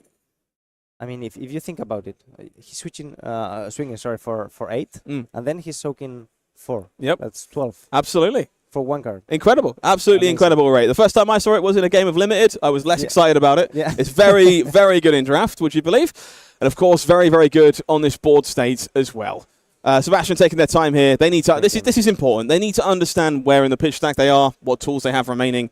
They have one hope of winning this. You can't get it wrong. And so taking the time to kind of consider their options, especially with the third healing potion in hand. Okay, we're going to see Storm Striders activated here. This is kind of huge. We're looking to deny that mirror guy. We want to remove it from this table, make sure that we take away the action point, no further damage. No interest in letting us hit this game, and that's what we're burning our shoes on this time around. And that's maybe a little surprising if you're not used to seeing Verdance in play. But these Storm Striders, they aren't as pivotal to your combo turns as something like Kano or elsewhere. Icelander, even. Of course, absolutely. Yeah. You're not reliant on them to end the game. No. And the Arcane Barrier, not the most important thing in this matchup either. So using them aggressively here to take care of a mirror guy seems like a huge play.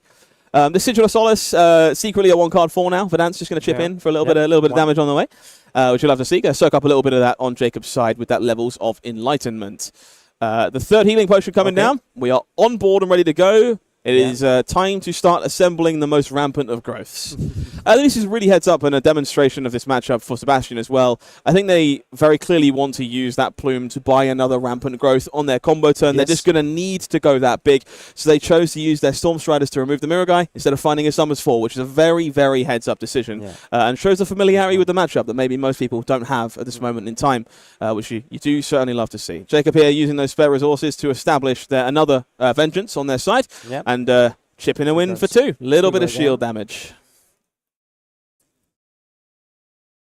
This has been a masterfully played game from both players, just understanding what is required if they're going to win, navigating each edge. It's been a pleasant game to watch. Sigil of Solace finds its way onto the table once again, knocking Jakub back up to a very nice life total. I mean, if you're Sebastian here, you have to keep all your hand to start trying to pressure Enigma, get rid of the auras. If you start blocking the auras, the 2 damage, 4 damage, you get no more damage in in your deck, right? Absolutely. This is kind of the really difficult part of building up this combo turn going forward. If we want a chance to succeed, all the damage we make on that turn has to connect. We have to find a way to make it connect, which means those auras, they can't be there. So we've got to spend these early turns now burning these Millennium Trees, burning these Surgeon 8th side activations to keep getting rid of them. Because if there's a board of ward when we get back to our combo turn, it's too much prevention. We can't do anything about it. So Sebastian doing a great job here, just trying to keep these Spectral Shields off the table, get these Vengeances gone, just keep that ward at bay for their best shot at assembling a combo kill. Okay, so Jakub here. Let's see. Okay, starting with Chugo again. Fate Foreseen in hand. And 2 blue Mystic cards, I believe. Looks no like... auras, no cheese. No, can't quite see from where we are right now, but plenty of options. Just a full hand of stuff available to Jakub here. You'll notice that so many of their blues are built on being able to get and go again in a lot of spots, which is another very head-up-to-time space for when you are just full of blues, not able to do too much. And we find one of those coming in, not having go again in this case. We haven't transcended, but 5 damage nonetheless. Again, just providing pressure in this spot. It is time to start closing the door. While you have the ability to. Second Tenet of Chi Win, definitely one of my favorites. Blocks 3 when it's at its worst, and often lets your turns go quite wide when it's at its best. So. Yes. Okay. Cool. So we are, of course, going to take the little bit of damage and then go into the link step, do all the tricksy stuff, shrink down. Getting the go again. Yeah, of course. Get the go again, make sure the damage goes through. That's the important. I don't want to shrink my own attack with my drops. So we'll let the damage happen, move into the link step, do the thing with the drop, get the go again. So we can make another shield, courtesy of Enigma, build that board out a little wider, and this is just all this stage of the game is about now. Build up some ward, build up defenses, make sure you can't be comboed out. And then, again, on Sebastian's side, to keep clearing them, keep removing them, and try and keep them at bay. His hand as well. So we do see that first rampant growth there being pitched away. We're going back to go again and try and build up a more concise stack. That's exactly what we've got to do in this situation. An average one isn't going to be good enough. Oasis Respite number 3 coming in to soak up that Surgeon Aether Tide. It will be a follow-up of Command and Conquer, blocked by 6 to keep these shields alive. Both players just understanding exactly what is important in this game so far, defending those auras and just aggressively challenging them. Most importantly, Sebastian finding these earth cards he carefully put next to these trees on the first cycle and keeping them around for several turns so that this Aether Tide can continue to challenge shields over and over again. Cleaning the board,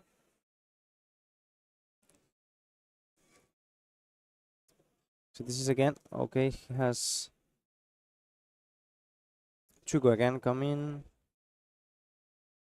This is kind of that bind that Enigma puts you in. That's the thing. I don't want to block with cards. I need my cards to clear your auras, but also I'm dying. At the end, I need to block. It's definitely a bit of a blender to find yourself in. These shields are going to start chaining together here. They do have go again, of course, thanks to those +1/+1 counters in this case. Sebastian just reviewing the situation, understanding the various zaps they have available to them in this situation, and taking a little bit of damage, chipping away with that final shield, of course.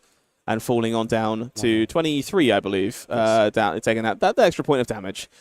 We'll go back to Sebastian. Plenty of options here. Again, making the most of that tree while it's around. Let's juice up the Aether Tide and try and remove these shields once more. Surely there can't be another protective effect. He's going to start with 4 again. Yeah, let's see how we go.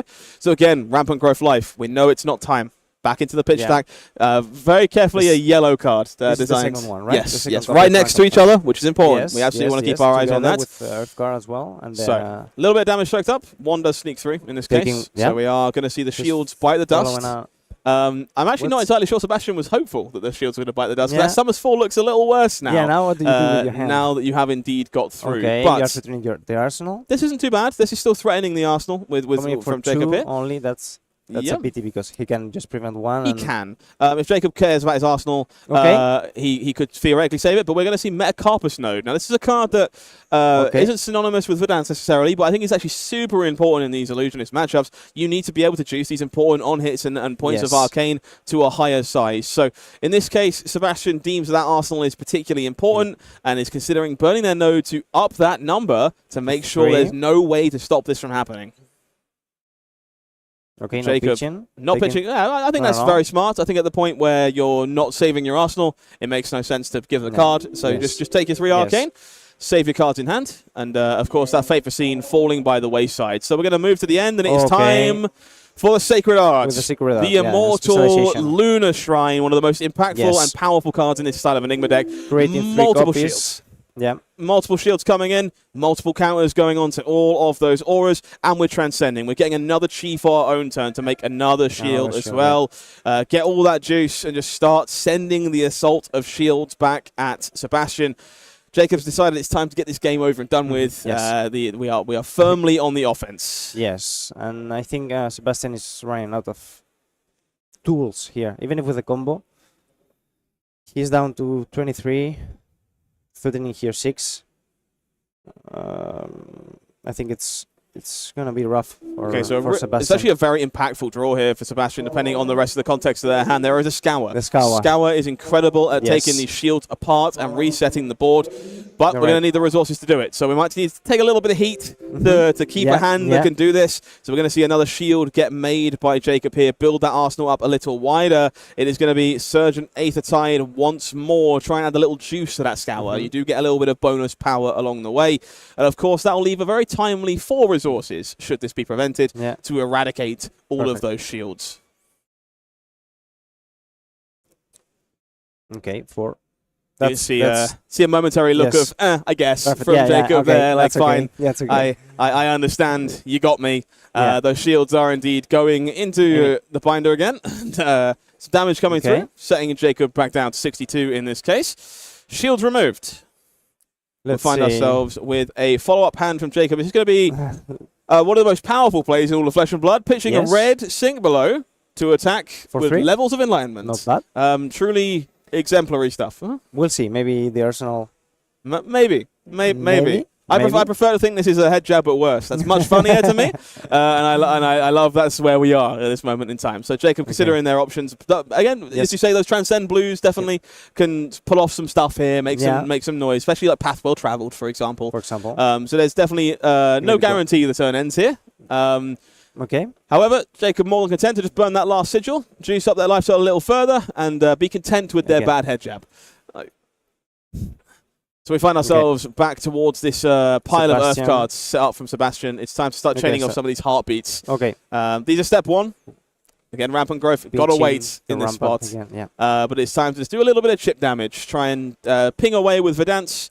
Gain some life back in the process, of course. One of that arcane being stopped, courtesy of the arcane barrier. And the blue Autumn Touch. We have entered Throw Autumn's Touch territory. Not exactly where you want to be. They are very much the blue Earth cards designed to block, but they do still have a 5 in the bottom left-hand corner. So you'll do what you got to do. That's still 5 damage, and it is still very threatening as time goes on to have that damage kind of stapled onto your engine pieces, essentially. Certainly not a bad one to have access to. I think they are counting now. Sorry, they are counting their cards. Yes. Left in the remaining deck. That makes a lot of sense. I think we knew we were going to reach this stage one way or the other. Jakub wants to know, I have no weapon, so what happens if I run out? Yes, I mean, Verdance can fatigue. Absolutely. Enigma. There is a very real world here where, you've gained enough life that the combo isn't big enough, but I have no, you have no damage.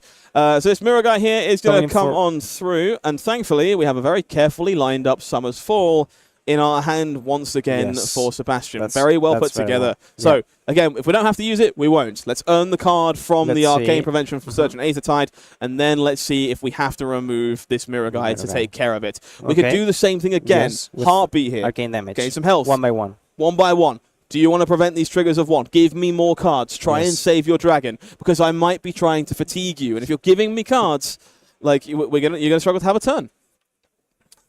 Okay. He's following up with filling off the crown, I believe, for 8. Okay, so this is a situation where Sebastian thinks the felling of the crown for 8, knocking the 3rd card out of the hand, is just always going to clear the mirror guy. And again, this is super heads up. We just need to use these tools that are less effective and keep the ones that are more potent for later. This means we've got 1 more Summer's Fall in our deck, and we're still clearing out the dragon problem because we sequenced our arcane beforehand. Masterful play by Sebastian, demonstrating they have all kinds of repetitions on this deck. Picture perfect plays. We see that chi from Jakub. little shield, little Yes. 2. Plenty of this over the course of the game. Yes. Just trying to chip away those life points of Sebastian to make sure this game does come to an end before their deck gets involved. It's a really interesting matchup. Yes, I mean, absolutely. They're playing brilliantly. Absolutely. It's a super dynamic matchup, a lot of moving pieces, and I've loved seeing this on the calling stage from two players who clearly understand every intricacy of the matchup. I mean, they are not 3-0 for nothing. Absolutely not. Surgeon Tide finds itself being brought to the forefront again. Jakub deciding whether or not this is something they need to be scared of at this point. Preventing the damage as well, okay. Setting up those cosmic awakenings once again. Unsurprisingly, those might be a bit problematic should they find their way back for Sebastian in this case. Heartbeat of Candlehold coming through. Again, some incidental pings. Some more damage on the way. 3 arcane damage, 1 by 1. That's... Okay.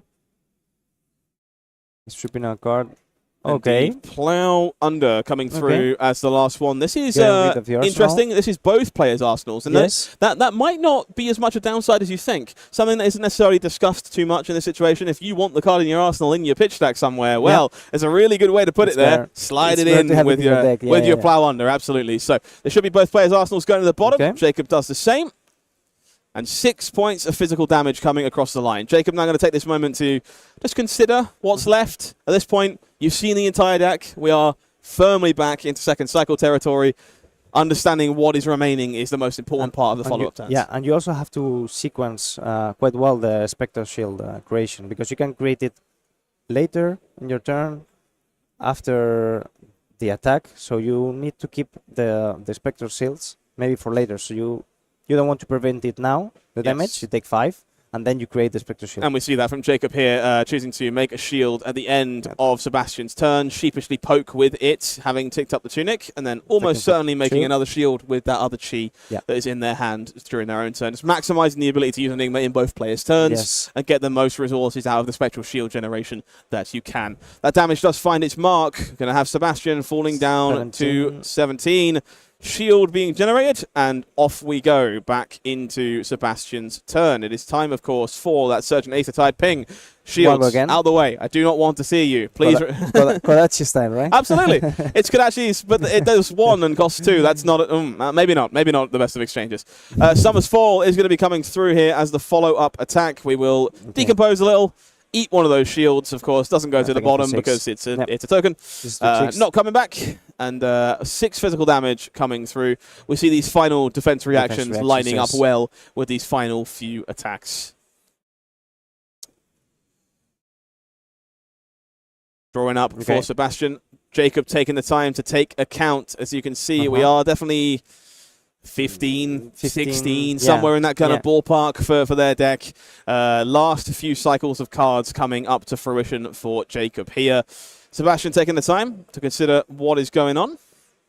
Looks like 2 of those pulsing Aether Lives. Another Sigil. Obviously, Sigil very potent at this point because it is pinging with Verdance as well. And that destructive Aether Tide to hopefully pay for some combination of these things. The question is, of course... Yep. I think this is, again, very heads up from Sebastian, just realizing that this is an attrition fight at this point. My life total is a resource. These cards are too valuable. I can't afford to be giving them up to soak up Spectral Shield damage. I have to continue to keep them to enact my game plan. Yeah, I do more in my turn with them than in defense. So I think I saw the 1 Rampart already. Rampant in Arsenal. Okay. So we have 1 Rampant on lock. We're getting there. We're setting ourselves up to try and do something bigger and flashier. So maybe is he gonna do it now, do you think? Is it enough? I don't think we are there yet. So finding the second copy gives us a theoretical 3 copies, thanks to Plume. Yes. But it comes down to... So I think it has 2 now. Okay. 2 in hand and 3, and the third one in Arsenal. So this might be time. Okay, let's slow this down. We have a life gain from Verdance here. Now, there is some trickery to be involved here in terms of Verdance's pings. You can keep priority. You can. But you have to be very careful about where you sequence those pings so you don't lose the amplification. Exactly. It seems that we're not going full throttle here. No. Sebastian taking a slower route, trying to diversify some of this damage and He knows that he can retrieve That's true. He can buy one back. You can use one sparingly. So we're not going full combo. It's using one to have a functional turn and looking to set ourselves up for something later. But this is still pretty potent. This is arcane damage of 5 being sucked up down to 1. And that, of course, Aether Tide comes across for a little bit more chip damage. One more card. We will soak up a little more damage, taking 1 in this case and falling down. So lovely to see a tempo use of that first Rampant Growth. Try and sculpt a bit of a better hand in this case from Sebastian to put that final piece together. You see Jakub already at 53. I think that he can kill him from. That is much more manageable. So, he was at 71. Absolutely. 53 is a very manageable number for some of these high-end combo lines if there's not the prevention there for Jakub. So it's important to put this together intrinsically. Take your time. Especially Jakub already lost the 3 copies of the Oasis. Yeah, the Oasis are gone. We know they've been burnt already over the course of this game. So they're unlikely to come back and punish you in this capacity. So very, very intrinsic stuff from both of these players. These Essence of Ancestry mines are actually surprisingly problematic. Yes. It's one of those things that if you're relying on your blue Aether Arcs and Destructed Aether Tides to be your combo finisher at the end for all that damage, it might not be if there's a mine in the way. And this is a surprising bit of pain. And we see both players clearly respected this. These Summer's Falls are still here and understands that this is the problem. Ancestry, body, mind even is the issue. I can't let you have it there. It's got to go away again. I need to do something about it. Yeah. So he's winning enough. Onto the bottom of the deck. So blue Summer's Fall coming in this case. So 4 points of physical damage. It is time to... This is great. Traverse here is going to not only shuffle to get that essence back in, but I think it is Cosmic Awakening time. I believe there is 2 chi in hand. Plus the third that one, will be the third one, and it'll be time to 20. send 20 points of power with these Cosmic Awakenings. Traverse in the bin. We are chi locked and loaded. Deck is running out of gas. It is 3 chi, 9, bang, 20. Cosmic Awakening hits the combat chain, threatening Sebastian's entire life total, forcing him to take action. Did you draw combo pieces? Unfortunate. You do not have the ability to keep them all. I am threatening to end the game. And we know this isn't the only Cosmic Awakening in Jakub's deck. There is more. This is going to happen again. Wow. That's huge. I mean, 20... It doesn't get much bigger than that, really. Okay. Look at Jakub. Do we have dice like for 20? No, I don't think we've made them. Thank you. Thank you, production. Coming. Okay, 13. 25. Some combination of numbers. Okay. 614. 614 points of damage. 20 life. And we are giving up the whole hand in this case. We understand that we got to try again. It's Embodiment of Earth doing some heavy lifting here, bumping up the Aether Arc and the Scour. Yep. So 8, 9, 10, 11, 12, 13 block in that case. 7 damage taken. Gives you some semblance of hope of surviving another Cosmic Awakening. Yeah. The thing is that now I think this is almost over for Sebastian, because he has no agency to block and then do the combo, you know? It's definitely a tough bind, but not a lot of deck remaining for Jakub Clements. Like 5 or 6 cards. It is absolutely worth noting that one of our heroes has a weapon. It doesn't seem like it's the biggest deal, but when we're both getting into a battle of fatigue and attrition, if Jakub is the one to run out of cards, they will be the one to lose the game. So this is going to be very tight, very tough, and relying on those inner cheese to make shields, I imagine, to try and soak up the Surgent Aether Tide. So we have a very deliberate deliberation here from Sebastian. Lots to think about. That final blocking Emeritus Scolding, definitely a bit of a risky one to lose. It's going to be levels of enlightenment. Maybe 5. I actually think this might be go again. I see the essence of of mind in hand again. And another Cosmic... Oh, no! No, don't show it! Take it! No, it's meant to be a surprise. And it's going to go to Arsenal. Yes. And then finding 3 chi. Perfect, This game has been masterfully navigated by Jakub Clements, relying on these Essence of Ancestry mines to continue to prevent the blue arcane damage that threatens a combo kill, and setting up these Cosmic Awakenings to send 20 points of damage. Okay. That's a big No, deal. This is not how. Plow under coming through, threatening to remove the essence and remove Not the how- arsenal. No Cosmic Awakening for you. But he didn't decompose. He didn't do Okay, it. he didn't He didn't do decompose. it. Okay. He didn't So do it. this is only going to be for 15. Only? There's only 15, Yeah, only 15. of course. Okay, out of a blue. Yeah, no, of course. Yeah, no, just Okay. 15 damage. Well, Not I enough guess, G. I guess Sebastian didn't want to decompose because he wants the arsenal, his arsenal, to stay there. It seems like, unfortunately, for better or worse, it is Sebastian's Maybe. library that is running out of gasoline here. Yes. We are stuck with a couple of arcane effects, a couple of rampant growths, and a whole 15 points of 15 damage points of damage, coming yeah. at our face. And sadly, Yeah, I don't see a world we can quite we put can together. see his face. already. It's gonna be very rough. difficult here Yes. to find a way to put this all together Into- and survive these Cosmic Awakenings. It is going to earn the Okay. concession GG. from Sebastian here. Jakub Clements moves to 4-0 on Count Your Blessings Enigma. Not bad at all. I mean, that was amazing. Finishing the game with 20 and 15 Cosmic Awakening attacks. That's huge. That's huge. I mean, he played brilliant. Absolutely. I think Jacob both and players Sebastian. there. Yeah, Both players there played a phenomenal They game. tried. Intrinsic understanding of how this matchup works, what matters, what we care about, and we constantly saw these pitch attacks coming into effect. Cards that were shuffled back in or found at the bottom to find a way to prevent combo turns or remove mirror guys or remove shields. Just so many decision points by both players and such few mistakes to be seen. Incredible stuff. Yes. It was brilliant. I mean, Jacob started perfect, blocking everything, transcending, blessing. Getting the Cosmic Awakening for the late game. That's brilliant. And then Sebastian, he had to play his game, setting up potions. I think that's the important part that's worth stating there. If you look at the life totals of that game, it's a different story, right? Yeah. It obviously looks very lopsided. Yes. But that's not what that game was. There was a lot of dancing, a lot of back and forth, a lot of moving pieces, and both players understood what was important. And watching them navigate that was ballet. It was theatre. I loved every minute of that, and I hope to see more of it in the near future. For now, though, we're going to take a look at what's to come in terms of Flesh and Blood.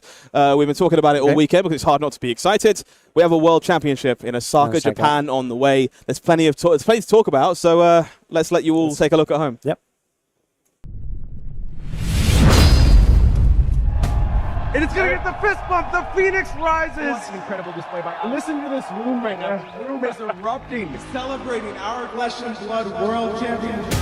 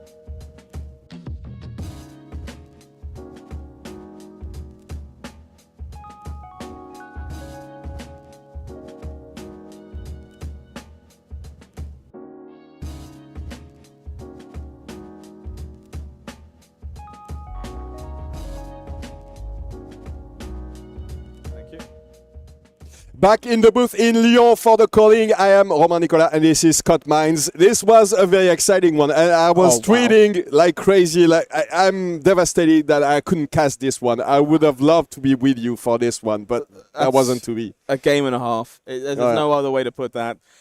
Masterful play from both players, demonstrating new cards across the board. Just everything you want to see in a calling that happens after a set release. I loved every minute of that. I am very sad. Anyway, we are back in Lyon. I have a little bit of information for you, my friend, and for you at home as well. Okay. I'm pretty sure that if you're not French, you don't know about this. But do you know what the name of like a food specialty in France? It's a cured saucisson. It's a cured meat that's very famous in Lyon and all over France, obviously. Do you know what the name of this specialty, the special dish that's very famous, that Lyon is very famous for? I feel like I should. It's called Rosette, actually. Okay. So this is the perfect moment for this Rosette Ameda to happen in Lyon. Rosette is delicious. If you're ever dropped by Lyon or if you're ever in Lyon like you are, Scott, you should definitely try it. But let's take a look. Yeah. Let's take a look at the standings right now. So these are the updated standings, the round 4 standings, and look at all those Enigma players. Obviously, Jakub, Clements, 4-0. Loïc Hervé, he's actually a player from Lyon, a good friend of mine. He's very good at the game, and he practices this Enigma deck like crazy. So I'm very happy that to see that it works out for him. Daniel Correas, a Spanish player, and Matt Rogers at the top of the standings. That's a lot of Enigma. Right? Yeah, there's a whole lot of blue on this slide. Yeah. And even among the blue, there's a few other illusionists as well. Good showing for Prism. That kind of people kind of talked about as, what happens if I don't have access to Tome of Divinity? Well, win the game, apparently. I can still win. Is the answer to that question. A couple other names up here that are definitely worth paying attention to. Kevin Zanka, known Levier enjoyer, having a great time so far, 4-0 He was a bit unfortunate at the Pro Tour in Amsterdam. He went into top 8 and was immediately destroyed by Zen. That was a bit unfortunate, but it was a great showing anyway, and he was a very good German player, very cool guy. Absolutely. Bartosz Jamba out here on 4 points as well with that lovely new Aurora. Lovely to see that seeing play at the top tables. Finalist at Pro Tour Amsterdam, by the way, and finalist at Pro Tour Lille, one of the best European players. Just all these all-stars making themselves known here, which is lovely to see. Sneaking in the bottom corner there as well, Sammy Braben on Kano. Definitely one of them lurking around still, kind of alluded to it before. We move on to this next slide. Less Enigma here, which is maybe reassuring somewhat. Still some of them. Look at least 5. Yeah. Plenty of big names here as well. A couple undefeated players. Yorgos Samaras on New on 4 points there as well. Gregor Kowalski, another huge name in the scene on Dash. That's great to see. Undefeated Florian from Paul Moran. Undefeated Florian, that's very important. Because this deck and this guy, we might see him later today. I think the plan was to feature him. So maybe there's a chance that we'll see some Florian action very soon. Paul Mirande is one of the best French players. I know that I'm talking about the very best French player. Look at this. Look at this gorgeous, very vibrant hair on the left. Paul Mirande on Florian playing versus Jakub Nowicki on Azalea. I couldn't be sure whose vibrant hair you meant. Florian. Yeah, both of them have awesome hair. Yeah, indeed. Yeah, looks like a great match here as well. Jakub, we had the pleasure of catching up with a little bit earlier in this week. Very avid Azalea player. He's a very cool guy. Very passionate collector as well. Absolutely. He loves this game like crazy. On face value. Yeah. Some gold foil stickering on the top there of some of the equipment. The Marvel Azalea to join the fray. So we'll see Jakub pitting all of that bling and fancy against Paul, as we previously alluded to. Our first look at Florian Rotwood Harbinger, one of these brand new rune blades out for Rosetta. So we were talking about it yesterday, but what would you say are the reasons to pick up Florian rather than Viscerai? That we saw a couple of players picked up Viscerai for this event, the more usual pick when you want to play with Rudchans, for example. I think Brody Spollock is playing Viscerai today. Pedro Canelli is playing Viscerai today, but Florian is the new kid on the block, the new rune blade, the Earth rune blade. Why would you pick Florian in this metagame? There's a lot of reasons to like Florian. Of course, you get access to this robust Earth suite we've kind of alluded to a few times this weekend. These incredible defense reactions, Root-Bound Carapace, and the like. But truthfully, it's that text box you see on the bottom right-hand side. Yeah. It is that ability to generate additional auras as your ability is active. We've all seen what Mordred Tide can do from Viscerai on those big power turns. Well, if you're willing to jump through some hoops, you can have a Mordred Tide every turn if you're playing as Florian, and that creates some incredible endgame power, which is what these Earth heroes are known for. And in the meantime, if you still want to defend, notably, you can also create several embodiments if you really need to defend with your non-attack action. So that's very important indeed. Yeah, certainly something we might see from that Barkskin later on as it comes into effect. We see a very interesting start here from Paul. This round's on me, a card that isn't necessarily the most common at the moment, but another one of those very potent blue block 3s that just has a lot of upside in specific matchups. Especially on that turn 0, because you're not giving any advantage to your opponent, basically. Absolutely. So, bonus card was given. We're going to block away with some cards to soak up some of this damage from Jakub. And then, of course, that turn-wide negative point will go into effect and help Paul out that way. Really cool one to see here. And definitely a testament to how I expect this Florian deck to be built. Blue block 3s are a sign of wanting to go long, wanting to be able to block efficiently. And so I expect to see plenty more of that. So we saw it a little bit. I mean, we saw it a lot with the Verdance game last round. But these decks need to decompose. So they need to have as many Earth cards in their graveyard as possible to be able to use their ability and their cards very efficiently as well. So cards like Plow Under, Felling of the Crown, you need to have as many cards as possible in there to decompose and to activate these additional effects. Absolutely. So we are seeing where we want to go moving forward. I see the lovely Germinate hanging out in Paul's hand. Such a cool card. Such a cool card, beautiful card, and exceptionally powerful once that ability is online to generate a number of embodiments or rune chants. And that's certainly an option we could consider for now or later, depending on where we find ourselves, mixed in with a bunch of, well, Earth cards. Blue Earth card, yeah. Truly shocking, I know. Autumn's Touch.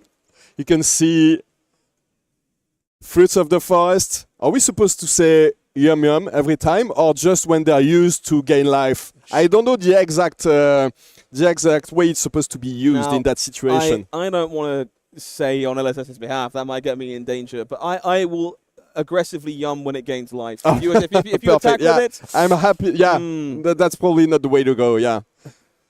I should send a message to Carol and to the guys in the dev team who, by the way, the videos for these. Oh, the Germinates used very aggressively. We don't need to wait. You can definitely see from the cards pitched here from Paul. We had a bit of an anemic pass back from Jakub. Wasn't great. Didn't want to play into this rounds on me. Yeah. And I drew a hand that didn't do very much. So we're just going to dump it all into a Germinate, gain a bunch of life, and make a bunch of there you go. There's a lot of life gain in this set, and as you can see, it does a lot in this situation. So 4 rune chants, I'm actually one not embodiment. Sure we gained life. Reaping Blade. Oh no! Yeah, he was ahead. Absolutely, and he's ahead. It works on him as well. Yeah, it does. Yes. Long forgotten subtext of Reaping Blade doesn't just punk out your opponent. It does get you too. Yeah. And taking that little bit of damage on turn 0 might have been the biggest thing Jakub could do. It might have actually earned him several points of damage in the long run. Speaking of damage, we're going to be seeing a little bit of that coming out of Azalea this turn. The Rain Razors into Premeditate, into, well, we see a couple of arrows. We certainly do. Death Dealer going to load that Endless Arrow, draw a bonus 1, pitching away a red for the privilege. We'll see if another buff is found off the top. Looks like it. Oh, yeah. Lace with Frailty there. So this will be a 12 power arrow. So this Endless Arrow is pretty big. Really big. You can see Jakub has taken a moment here to consider whether or not they want to run out the last card in their hand. They do.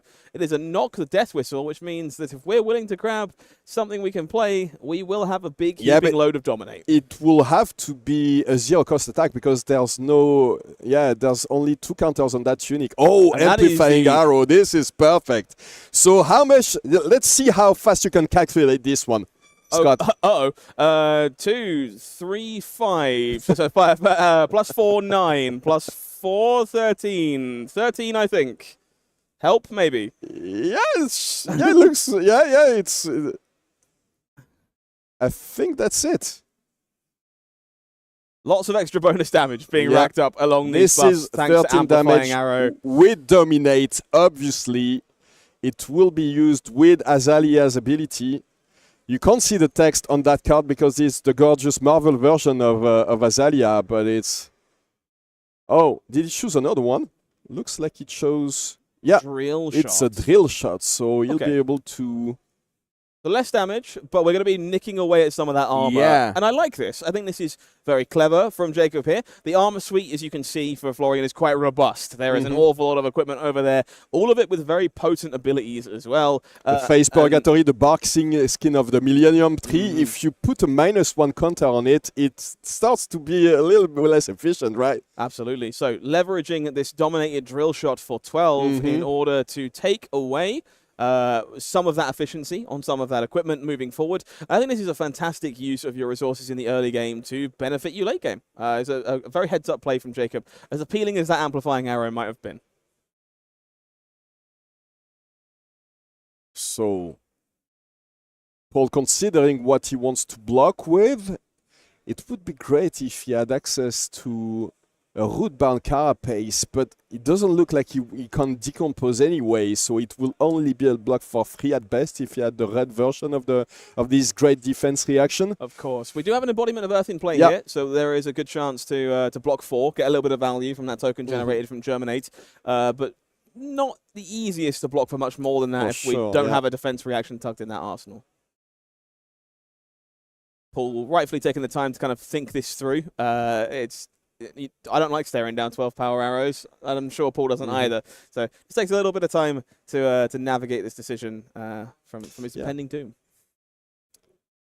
The other thing to consider for Paul, I think, is that he has a plow under in hand, but if there's no arsenal for Jakub, there's like...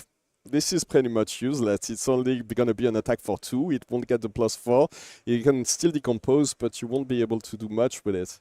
Oh, he's even blocking with it. There you go. Yeah. I like this. This is more Earth cards into the yard. Now he can decompose, but he won't be using this one to decompose. And there you go. Yeah, the box skin getting the -1 counter. Perfect, because you can only use it once now, which can, as you said, make a very big difference in the long run.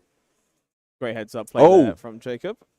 Oh, he still had a card in hand. He was hiding it. So, yeah, there's still an arsenal. There is an arsenal indeed. So maybe a plow under, should there still be one lurking, might come into there you effect. go. Yeah, there it is. He had a couple of them. Have an old Tales of Aria couple favorites. with the Bramble Spark. Perfect.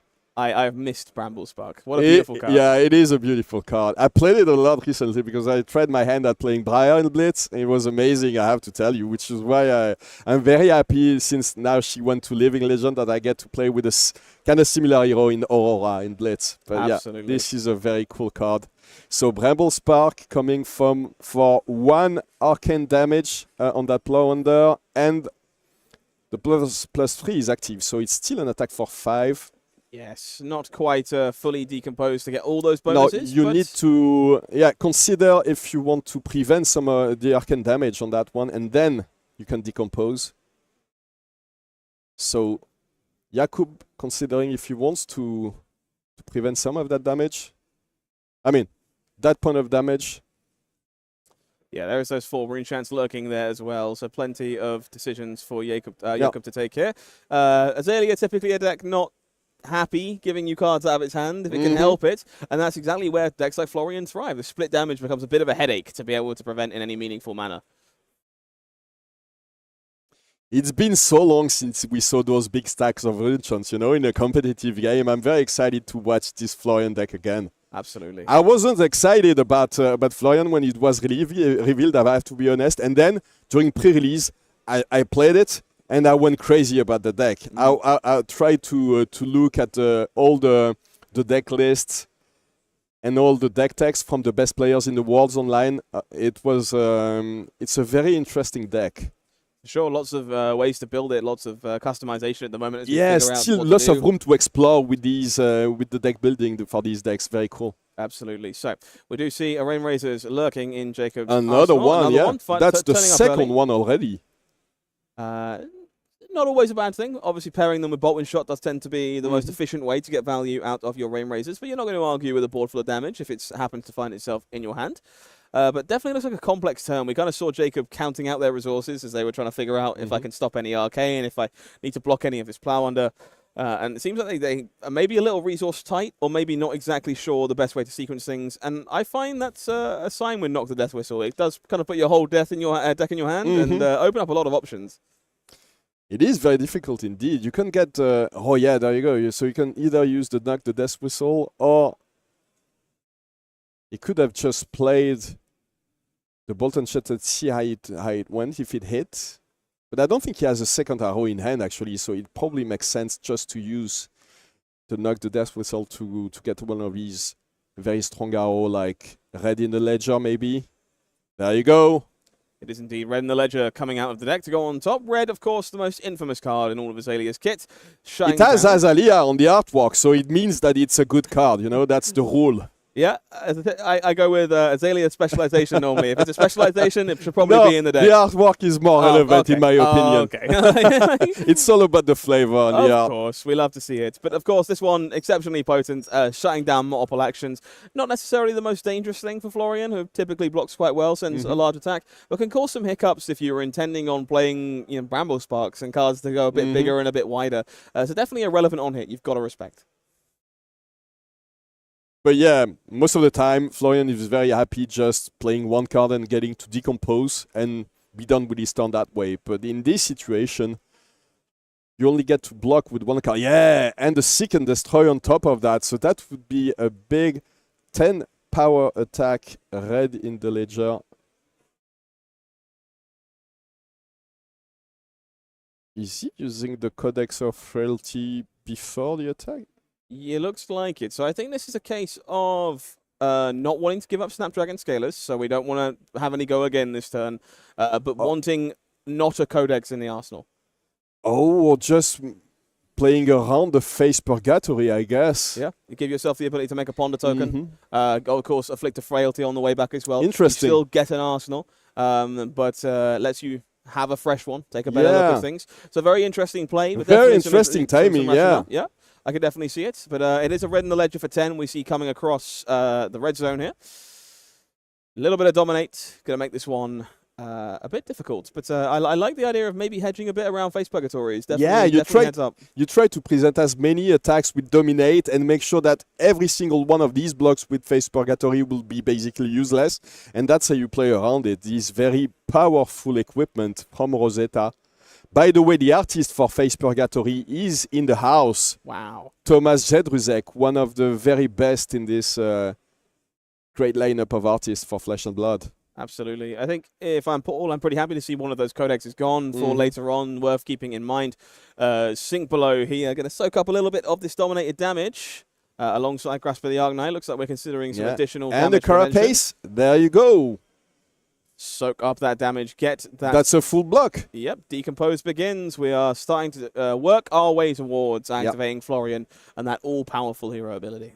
Still a long way to go. Hasn't managed to fill his graveyard too much, but that's one step towards full activation of this great hero power.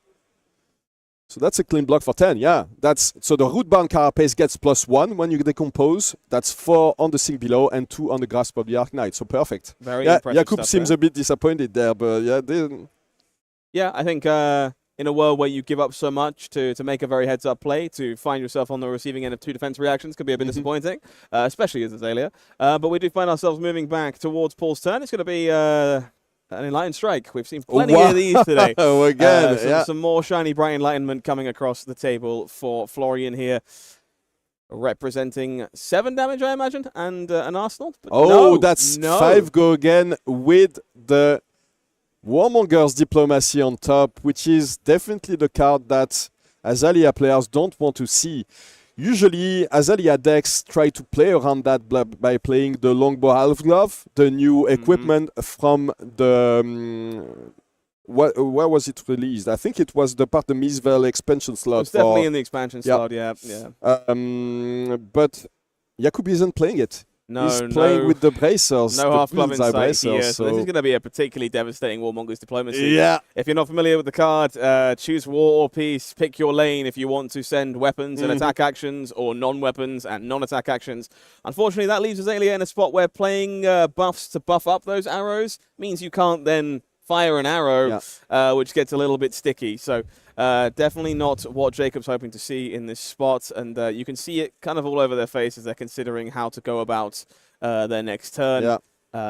Just choosing to take the pass, I think. And doing nothing. Yeah, it looks like he maybe had a buff in his arsenal and couldn't play anything, actually. Because most of the time you're happy just getting rid of one of the cards in your arsenal and going to the next turn. But if there's...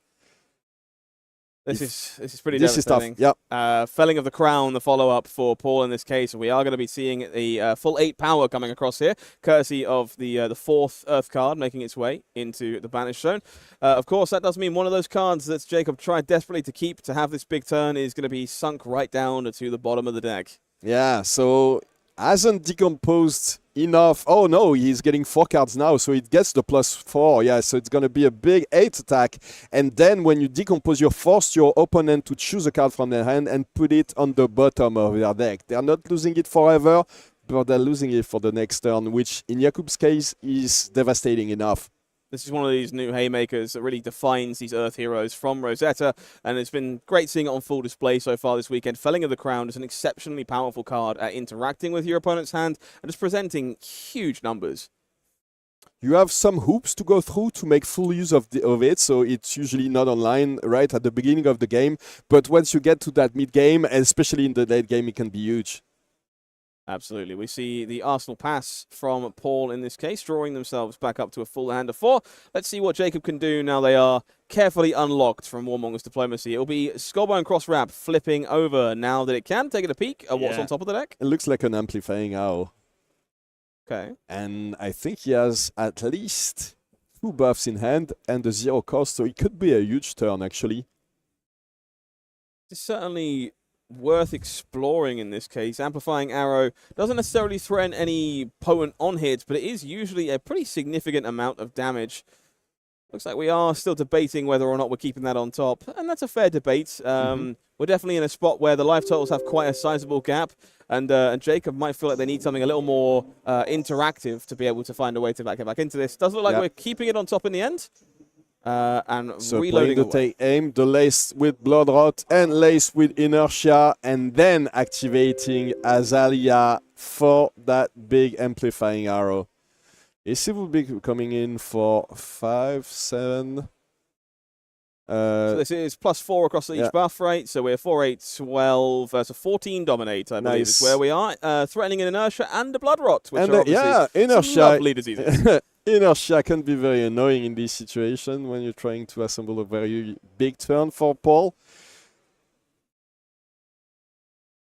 Yeah, this has definitely been. He used a couple of defense reactions last turn, so he has a Rootbound Carapace in hand. Maybe. How much can he block if he's using his whole equipment now? So let's. I mean, there's a defense reaction in an arsenal.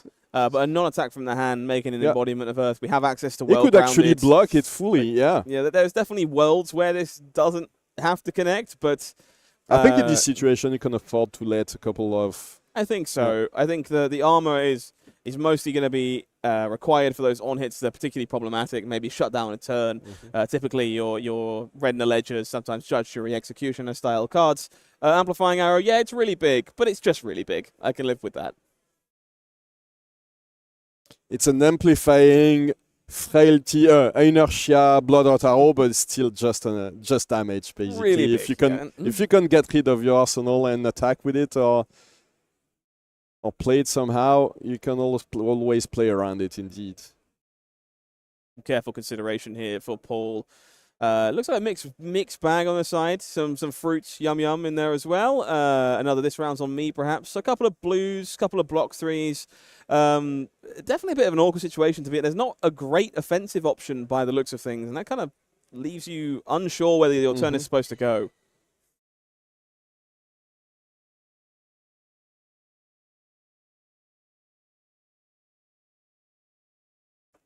Very sweet to see well-grounded being played by Paul here as well. Maybe not the first feat you think of for Runeblade. There's definitely some other very powerful options out there.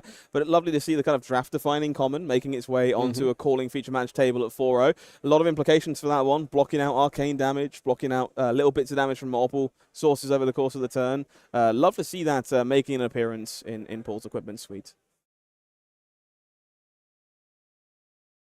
And I know I'm always talking about it, but the flavor is important. And when you get the full suite of Earth armor, you know you're getting a definitive advantage on your opponent for sure. At least a moral advantage. Gonna need that snazzy footwear bonus to be a legal gameplay thing. Reward people for lining it all up together. Looks like we are going for the defense reaction from hand. That Carapace seems to have no Earth cards to decompose, so it is just going to be a block 3 in this case.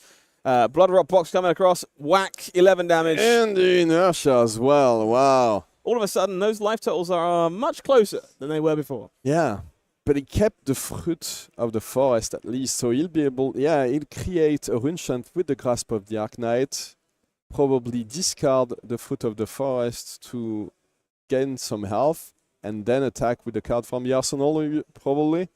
We'll certainly have to see what is in the arsenal. Looks like we are going perhaps a little bit bigger. Spending some resources on Command and Conquer. This is a CNC, but there's no arsenal, so he's probably happy taking it. Yeah, look at this. He's typing on the on the live counter instantly. Okay, couldn't take that any faster. Yeah. No threats. We'll pay for that Blood Rot box with our remaining resources and another Command and Conquer for the trouble. Rune Chant gone, and all the tempo back to Jakub here on Azalea. 9 life, more than enough to work with. Finally not under Warmongers. Finally a full hand of gasoline. Let's see what is in the chamber for our favorite ranger. To release the tension, a Codex of Frailty, and another drill shot apparently. So this is going to be a big turn. And no arsenal this time, so for Paul, so no shenanigans with these big defense reactions. Jakub taking that tunic counter to activate Death Dealer, find a bonus card, see if they could find some extra gas. I think it's the third release the tension. We've certainly got a thing for multiples today. This is another codex being played here. But it's not a Codex of Frailty. I think this is Codex of Blood Rot. Yeah, it is a Codex of Blood Rot. Nice. So this isn't a card you see very often. No, but it forces your opponent to have one less card to defend with, provided they don't have a defense reaction, of course, in their hand.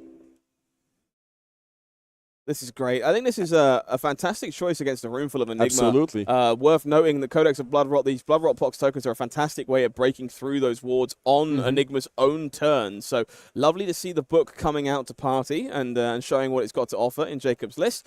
And causing a bit of a brain ache for Paul as to what card was supposed to go into their arsenal. And very possibly making blocking a fair bit more difficult here. We are releasing all of the tension. It's gone all the way up the combat chain. Drill shot on the end. So I've known Paul for over 3 years now since he started playing Flesh and Blood, and I know he's not showing it right now, but he's very angry. For sure. He's mad. Okay, duly noted. 13, the name of the game. Nice. This particular drill shot, another big number. Once again threatening to knock a point off of those prevalent equipment. And again, Paul very carefully navigating that face purgatory every turn of the game so far, making sure that we're not leaving ourselves susceptible to letting Paul draw extra cards or getting something important knocked out. And that ponder, again, making sure that Arsenal will remain regardless of that powerful piece of equipment. This is really, really heads-up play by Jakub, absolutely. I'm very impressed by the way he navigated this one. I know that Paul is still ahead, so he's still in the driver's seat, but he needs to decide very carefully how he wants to block this one. He can still probably afford to pop the box skin now, because it will probably get the second counter if this drill shot hits. Yeah, this might be an admission of a need more than a want in this case to kind of get value from these equipment before it becomes, well, elementary. Paul debating whether or not that face purgatory is going under the way. They are going to be attack, attack, non-attack. So they will get their bonus card draw from face purgatory in this case. Still a block for 11 there. Certainly is. A big, healthy amount of damage sucked up. And a card to replace the hand that was invested. 2 damage coming through does mean that counter should leak from the drill shots over onto something. Oh, he threw the carapace. Wow, what a incredible draw there from Paul, finding the defense reaction to go alongside their block from the face purgatory to prevent this drill shot from connecting. This is impressive. You know, these French players, they're very good at finding what they need off the top of the deck. So, yeah, I don't know if you remember Arthur Trey, but that's something that we learn very early in French school, TCG schools. Yeah, certainly some known behavior with defense reactions on top of the deck, shall we say. But some more decomposing taking place from Paul there. We're getting ever closer to that endgame ability for Florian in this case. Full hand found once more after preventing just so much damage from that drill shot. That was huge. That does mean, however, this tempo is firmly with Jakub in this case. They have all the control. Full hand again. That's not really where you want to be when you're staring down Azalea. It is time for that cross wrap to take a peek and see what we find on top once more. But as we were talking about earlier, he navigated this perfectly to make sure that this face purgatory couldn't hit him. Paul managed to find a way to get a card out of it, but he couldn't really use it offensively. So it never hurt Jakub, this game. Absolutely, Jakub. This is exactly how you want to play against this card. Leading out with that lace with frailty, looking to put a hurt on Paul as we go. Looks like he has a bolt and shot, which is probably the perfect pairing with this one. And then he could probably follow up with the infecting shot. Certainly some options. We'll take a draw with our Death Dealer, see how our hand gets sculpted. Infecting shots lined up. Okay. Another very well positioned arrow right now. Fatigue shot.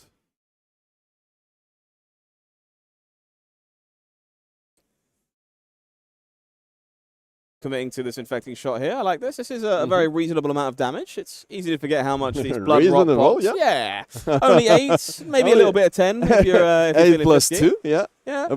Yeah, it's infecting shot, one of those all-stars from outsiders, really kind of defines the Ranger class in this day and age. Arguably above rate arrow because of that blood rot pox that it threatens. And as we kind of alluded to earlier, in this metagame with so much Enigma around, blood rot poxes are at a premium. Now Paul gets to decide how much he wants to give away in this hand to block it all. He's very close to having activated his zero power now. Only 2 Earth cards and he's off to the races, getting double auras every time he creates one.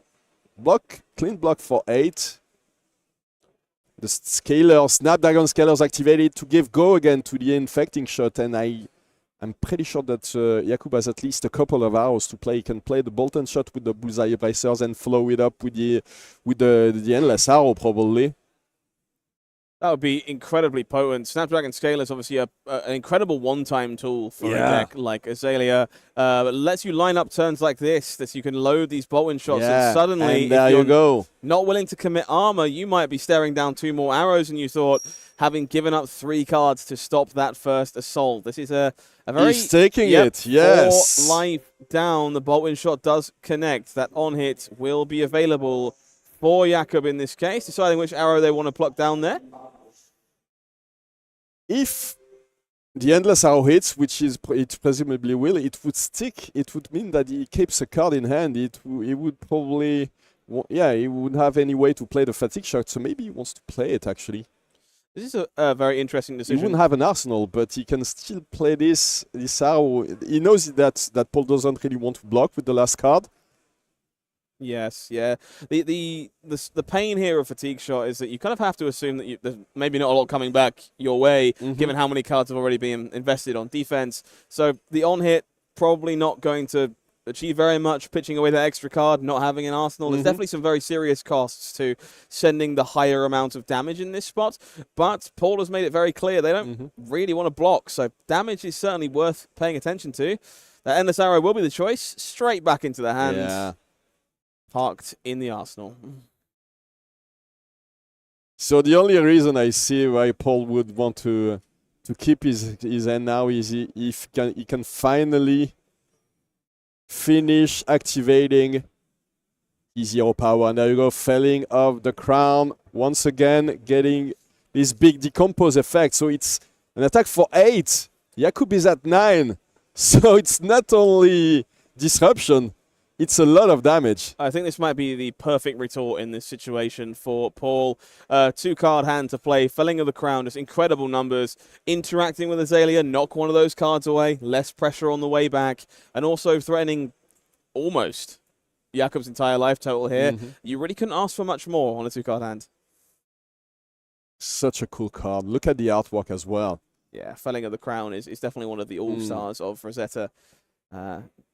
You'll be seeing plenty of this one on the tabletops, I think. Yeah, as long as these Earth decks keep performing, and it looks like Florian is definitely one of the strong heroes in this meta game. Paul at 4-0, very close to 5-0 if he can go and finish his opponent off. We'll see amplifying arrows sunk by Jakub here, debating now on how they would like to go about the rest of their turn. Soak up a little bit of this damage. Don't want to be dead to a rune chant. Not a nice place to be. But still plenty of options here thanks to another codex and a buff lurking in the midst.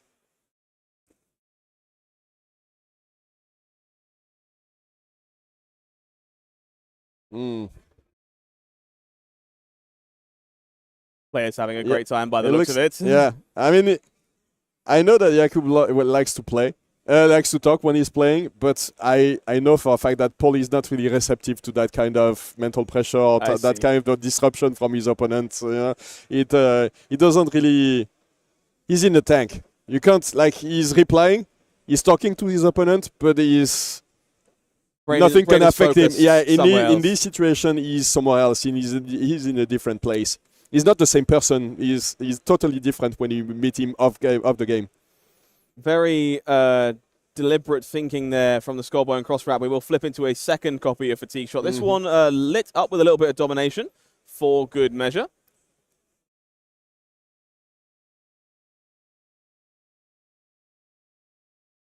Let's think about how we want to sequence this turn going forward. It will be read the glide path for an additional bonus. Take a peek at the top.